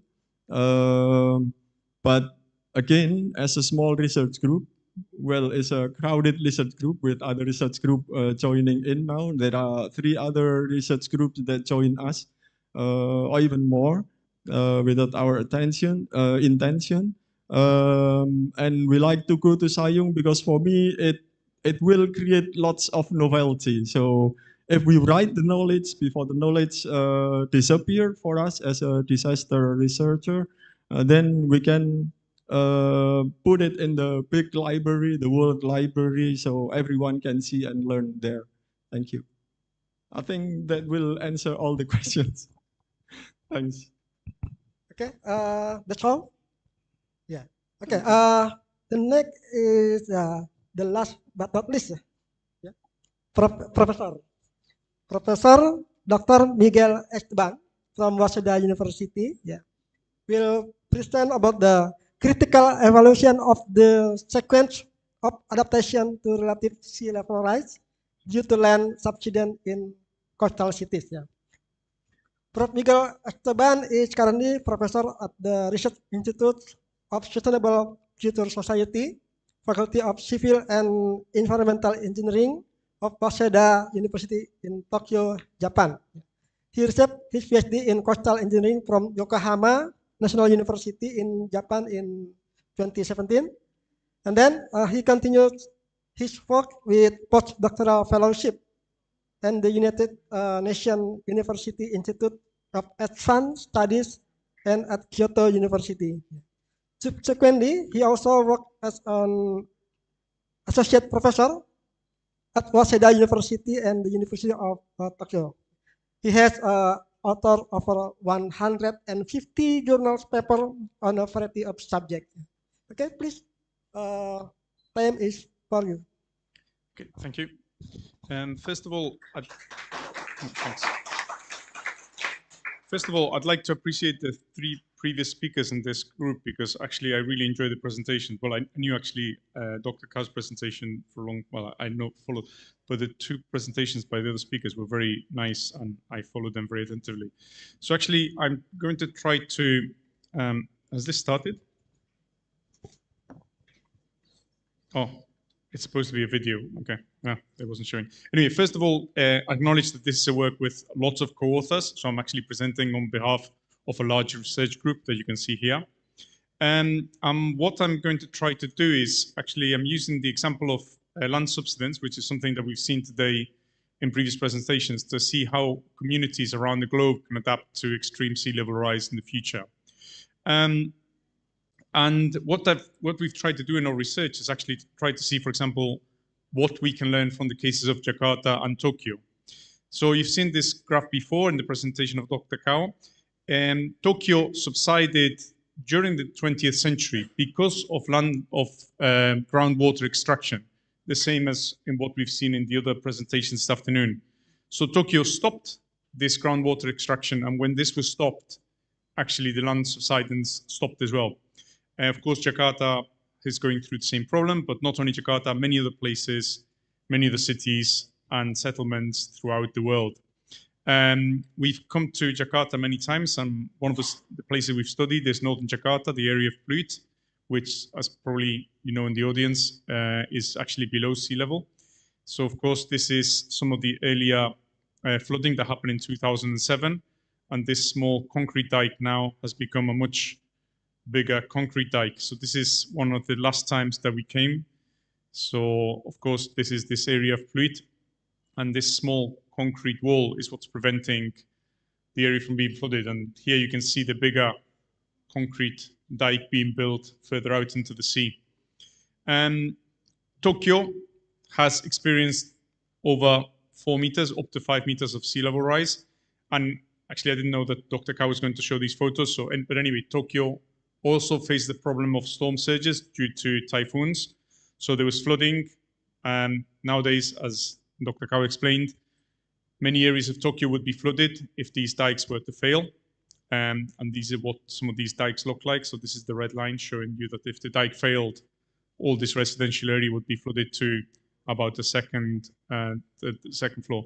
So how can we compare Tokyo and Jakarta? On the left, you can see the same photo that Dr. Kao was showing earlier. So this small concrete wall that was built in Tokyo. And if you see in the center, it looks remarkably similar to the one built in Jakarta. And I don't think the designers spoke to each other, but this is a natural human solution. So when faced with a certain problem, humans will often react in the same way. And if you go to Miami nowadays, so Miami is facing the same problems. And if you see the wall in Miami, it looks the same as the one in Tokyo and Jakarta. Of course, the next thing that people do is they start elevating roads or ports. Here you can see Jakarta. In the center, you can see Ho Chi Minh City in Vietnam. is starting to also elevate the roads so they don't get flooded. And you can also see Miami. So at a certain point, when land subsidence continues, water can no longer drain by gravity. Tokyo built pumps, Jakarta built pumps, Miami is building pumps. So it's very natural. Tokyo and Jakarta then start to build hydraulic structures to control water flows. And the next stage is actually, people often talk about retreat, but eventually people will advance on the sea. So here you can see Rinkai Park in Tokyo, which is essentially land reclamation further into the sea. And for the case of Jakarta, also you can see that Jakarta is also advancing on the sea rather than retreating. You can also elevate entire districts, and this is what Dr. Kao was explaining earlier, and I will be explaining more about the Hoku later. Within our research group, we've actually tried to look at different places around the planet, Maldives, places in United States, etc. So this is a graph that summarizes all that, but I'm going to go through some case studies. For example, Maldives, Maldives is nowadays surrounded by a concrete structure. So and at one point, issues are urgent for this community, and sometimes in these presentations, people start talking about climate refugees and what's going to happen to Tuvalu. So this idea of these sinking islands. Well, actually, this is a presentation that was given in a conference by Dr. Arthur Webb, so I'm going to let him speak about what they're doing in the Maldives. Much larger plan. So this little cartoon explains the reclamation side view. We could just put people on that reclamation and keep them safe, but we still have a lot of people that live in low-lying flood areas. So it's part of a staged approach where we hope to move people out of the most dangerous areas of the island and do a staged reclamation approach that turns the island into a safer location for long-term settlement over time. And that's a small concept picture there. That's just a screenshot of the video that shows a much more ambitious reclamation plan on footy. Okay, so this is what they're planning to do in Tuvalu, these sinking islands in the Pacific that people often talk about. And as I said, this is not my video, that's Dr. Arthur Webb, who is one of the leading experts on coral islands. So we've also looking at St. Augustine in the United States. They're experiencing the same problems. Some areas, some small islands, they call it sunshine flooding. At high tide, areas get flooded. One of the solutions that they found is that the water is coming into the land through the drainage.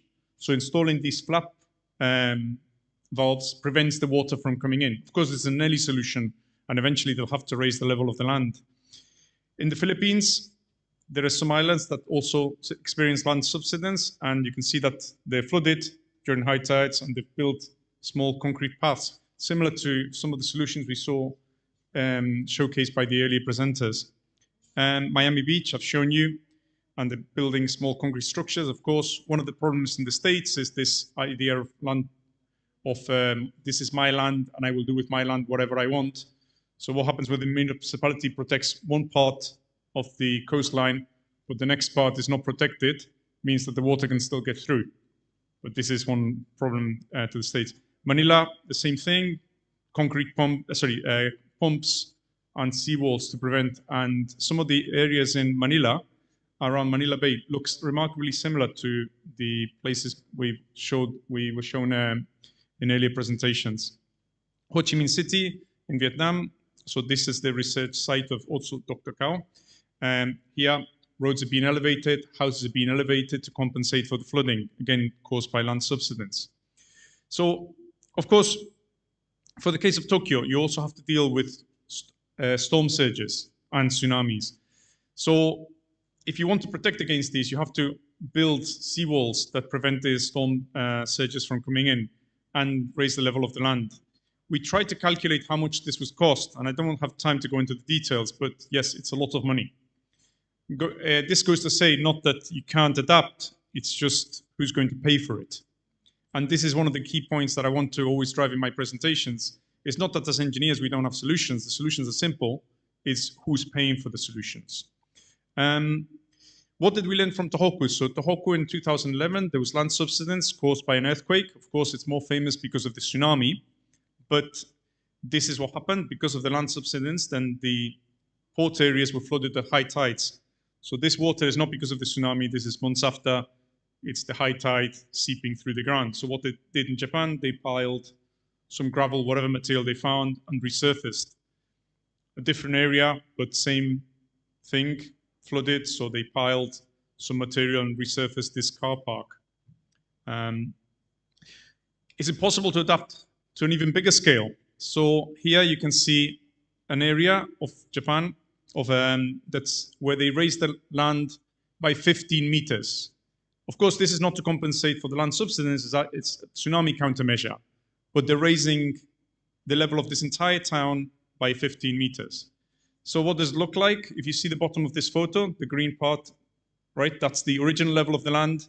And if you see the people climbing up to the top, that's by how much they've elevated the ground of the entire town, a town of 40, 50,000 people. And they did that along hundreds of kilometers of the coastline. Of course, they spent 10% of the GDP of the country in doing so, which is crazy, of course, but that's what they did. So this is a photo enlarged. As you can see, this is the original level of the ground, and then by how much they elevated, so this is the edge of the town. This is the entire town. And of course, they could do this because the entire town was destroyed by the tsunami, so of course, everybody had to relocate. So you've got a clean slate to build upon, but you can do it if you want. How did they do it? They cut mountains. So they chopped mountains and they used the conveyor belt system, entire bridges and large conveyor belts to transport millions of tons of material. This is a bridge, but this bridge is not a bridge for cars. It's just a bridge for materials, a conveyor belt of rock. This is another part of this conveyor belt system. Again, more parts of this conveyor belt system. And eventually, these conveyor belts arrive at a certain point, they dump all this material, it's consolidated, and several years later, they build on top of it. Okay, I'm running out of time. Anyway, this is another town. Same thing happened here, but we also looked into Jakarta. How can ports adapt in Jakarta? And maybe some of you know this Sunda Kelapa port. And the point I'm trying to make here is that different areas of this port are adapting sequentially. So we talked to the engineers in the port, and they're saying that they're adapting to 7 to 10 centimeters of land subsidence, but they're spending 20% of their annual income, but still they're spending it. Technology is very simple, sheet piles, filled. And here you can see this port, the old area that's not elevated, and here you can see the newly elevated area. So, of course, they say there's no barriers. They can continue doing this forever. No technological limits, no cost-benefit limits, no financial barriers, etc.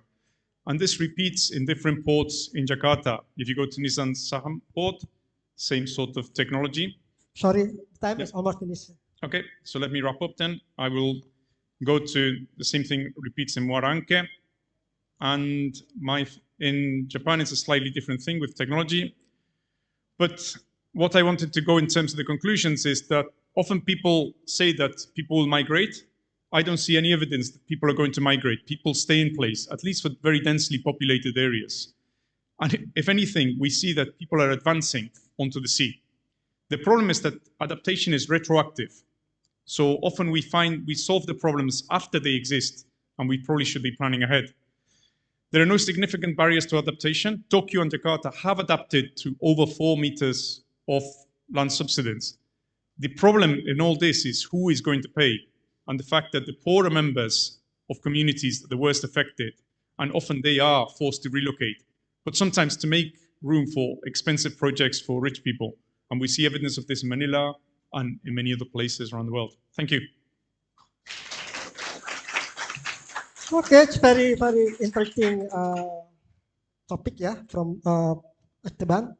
I think we have only 5 minutes to discussion, yeah, from, yeah, the first one, and then the second one, maybe only 2 questions. Yeah, okay, the second one, yeah. Yeah, the first one, please mention your name. Yes, thank you so much for the time and your interesting presentation, Professor Esteban. I just interested with the first part of your presentation. That it's nice. We can see different stages to adaptation. If it is a stages, I think there is like a time factors, and then how you define that. In stage one is construction of dike, and then the second stage is elevating the road, because maybe sometimes staging is go at the same times, and maybe we need consider different level of adaptation at the individuals and at the city scale. Maybe uh, uh, that's my comment, and how you elaborate about that, determine evidence of this is the stage one, stage two, something like that. Thank you so much. So it's a very good point, very good question. And I'm actually trying to rethink this myself. And one of the latest, in a previous conference, I started to develop this idea that it's actually not, the adaptation sequence is not the same for all places, but rather it depends on the population density and the speed at which the land subsidence takes place. So this model that I showed you, I should have said, this is for densely populated areas where subsidence is happening very fast. So if it's a less densely populated area where subsidence is more slow, probably the roads will be elevated before the wall is built. So it's a question, there are more factors involved, but this is clearly a simplification that applies, as said, to very densely populated, comparatively rich areas, Tokyo, Jakarta, Miami, right, where the subsidence is happening very quickly. So yeah, very good point that you make. Second one.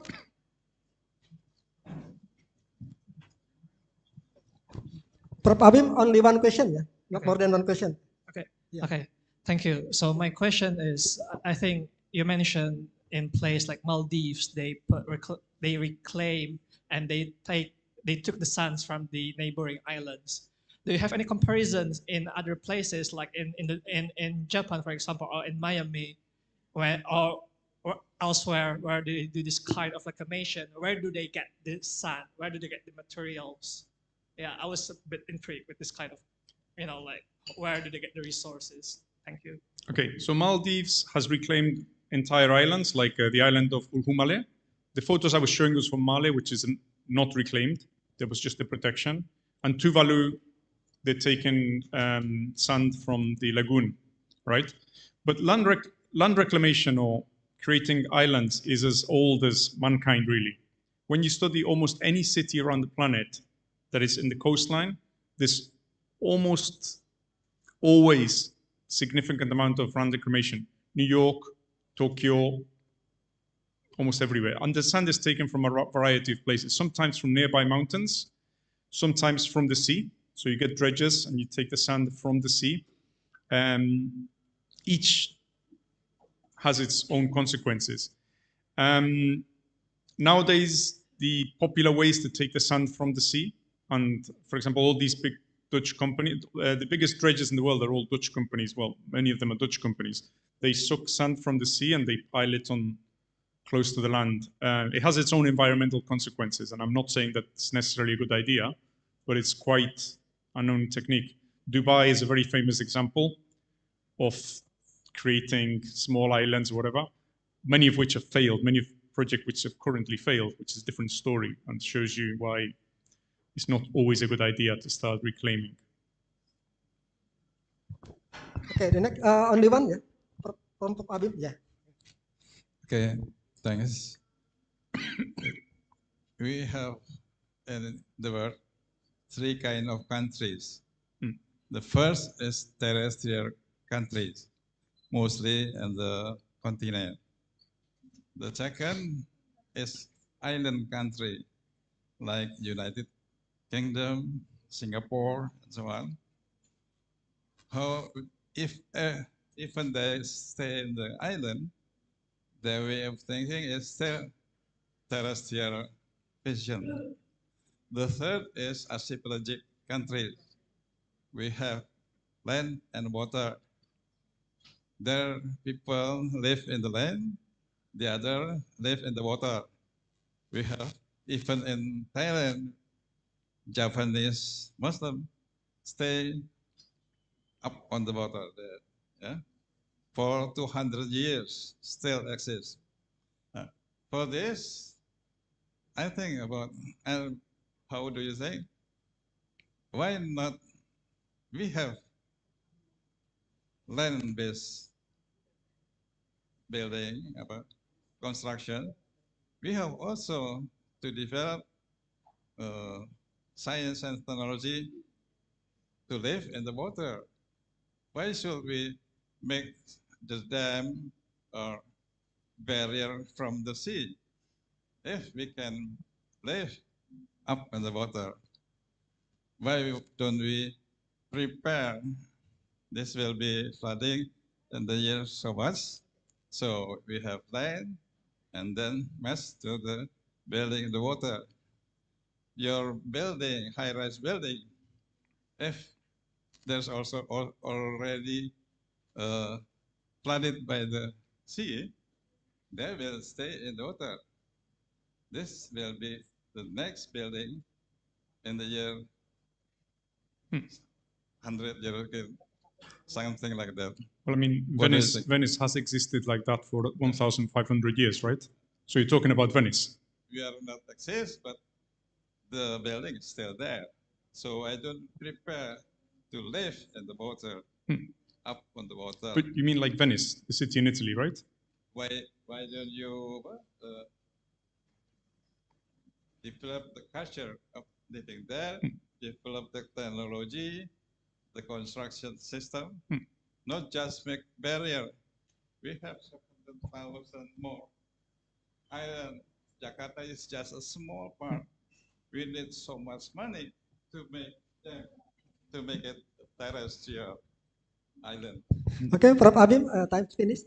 Yeah. Please, just my point is, what you're describing is Venice, right? Venice in Italy. Venice lives on top of water, right? So they developed this, they lived on a lagoon since, I think, 1,500 years. So it is possible to situate cities on top of water. But the cautionary tale is that Venice, nobody lives in Venice nowadays. Venice is a tourist attraction. All the people who work in Venice live on the mainland. So actually, most human beings nowadays don't want to live on top of water because they want to have cars, they want to have a certain lifestyle. So it's not that we cannot live on top of water. It's a different culture, but it's a culture that seems to be rejected by many modern human beings. Traditionally, people were happy to live in Venice, but they're not happy to live in Venice anymore.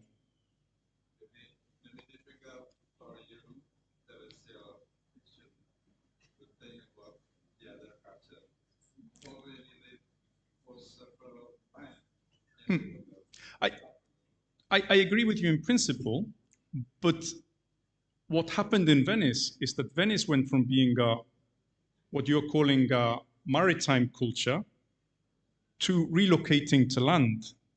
So that culture disappeared due to modernity and people not wanting to live on top of water anymore.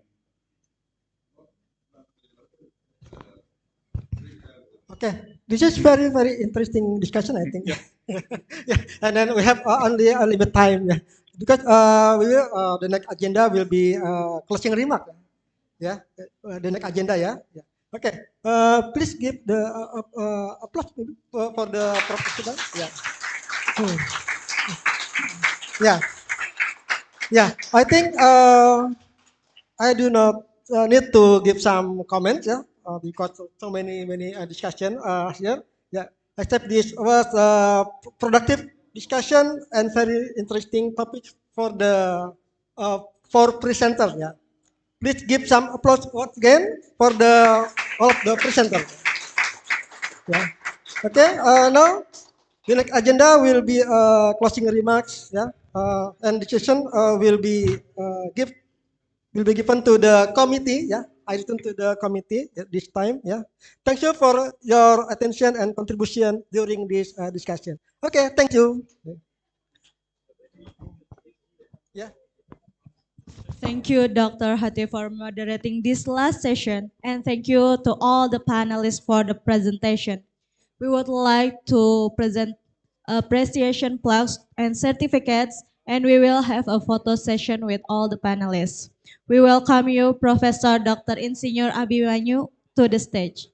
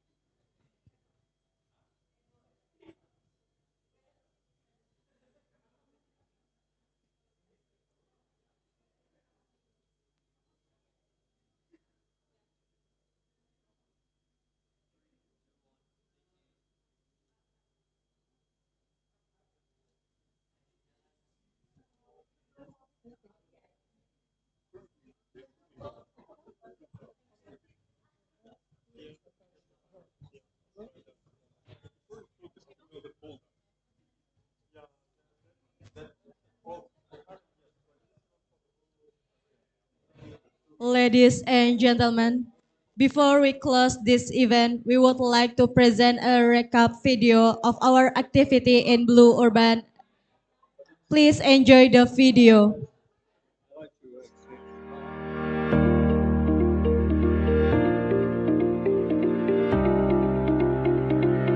Challenges.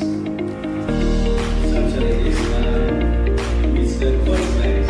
Gives us some disturbance of the adequate resources. In this term, science and technology. So that would try to be good to the nature around us.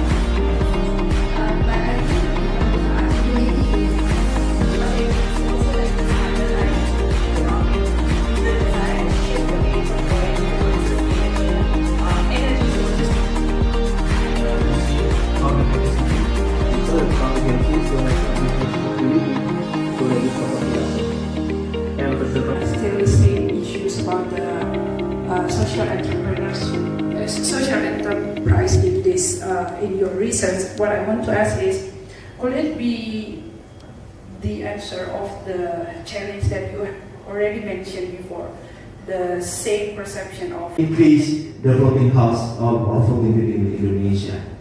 So I cannot answer your question. How about my position in this office? And then Mr.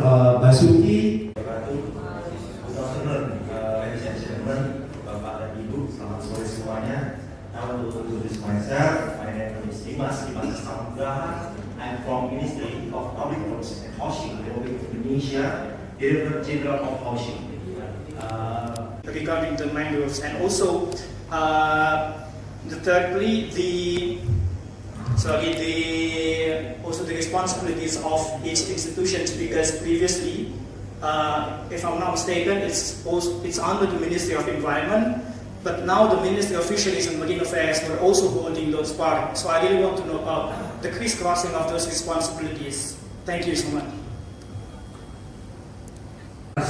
Literally forever. We use our solution for geofocus or geostyrofoam for Jakarta, for our whole road. This will the service line has to be cyclable 100 years.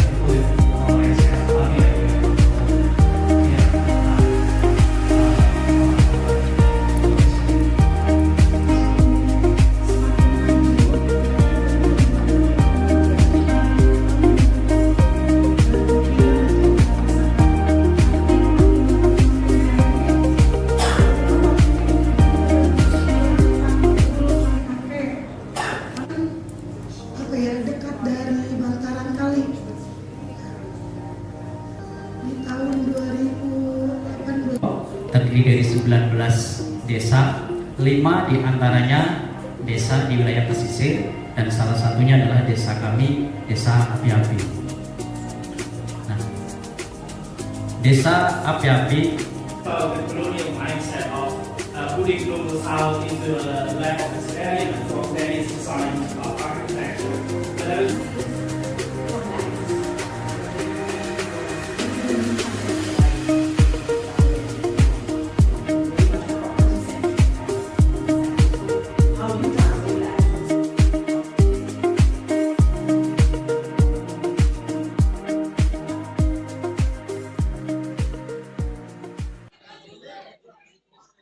Ladies and gentlemen, we would like to hear a closing remark from Dr. Khatib. To Dr. Khatib, please welcome to the stage.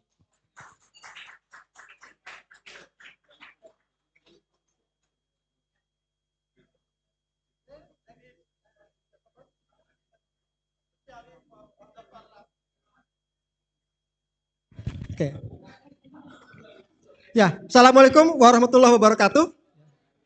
Good afternoon, ladies and gentlemen. Especially for Dr. Rapti Siriwardana and Dr. Johannes Herbeck, and also the respectful audience, participants. Good afternoon. I'm sure that during these 3 days, we have all had interesting and useful discussion. And this conference entitled between Blue Urbanism and Tanah Air, Urban Experiment, Circulation, and Placemaking a Sea Level Change Adaptation, we learn a lot from the extraordinary keynote session from the presenter who shared their interesting works. On behalf of CSGS, we thank to the presenter who have delivered important material so that we can all deepen and increase our understanding and concern for the life of coastal areas. I also thank to the participants who have taken part in this conference seriously.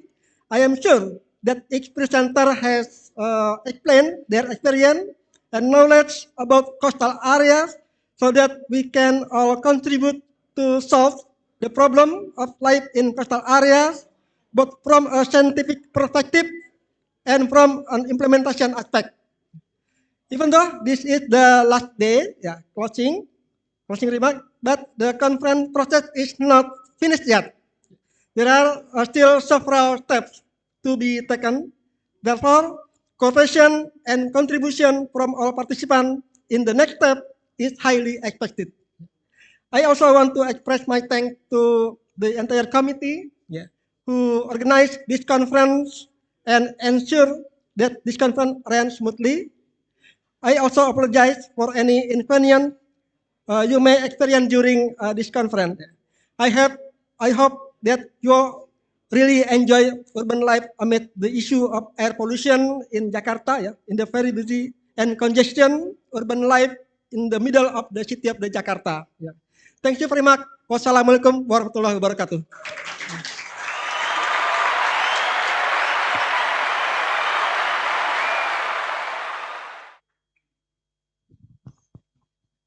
Thank you, Dr. Hatip, for closing remarks. Ladies and gentlemen, we would like to say thank you to attending this event. To all the guests, panelists, and everyone in this room are invited to dinner at the Loro Jongrang restaurant. The project will cover the cost and feel free to join with us.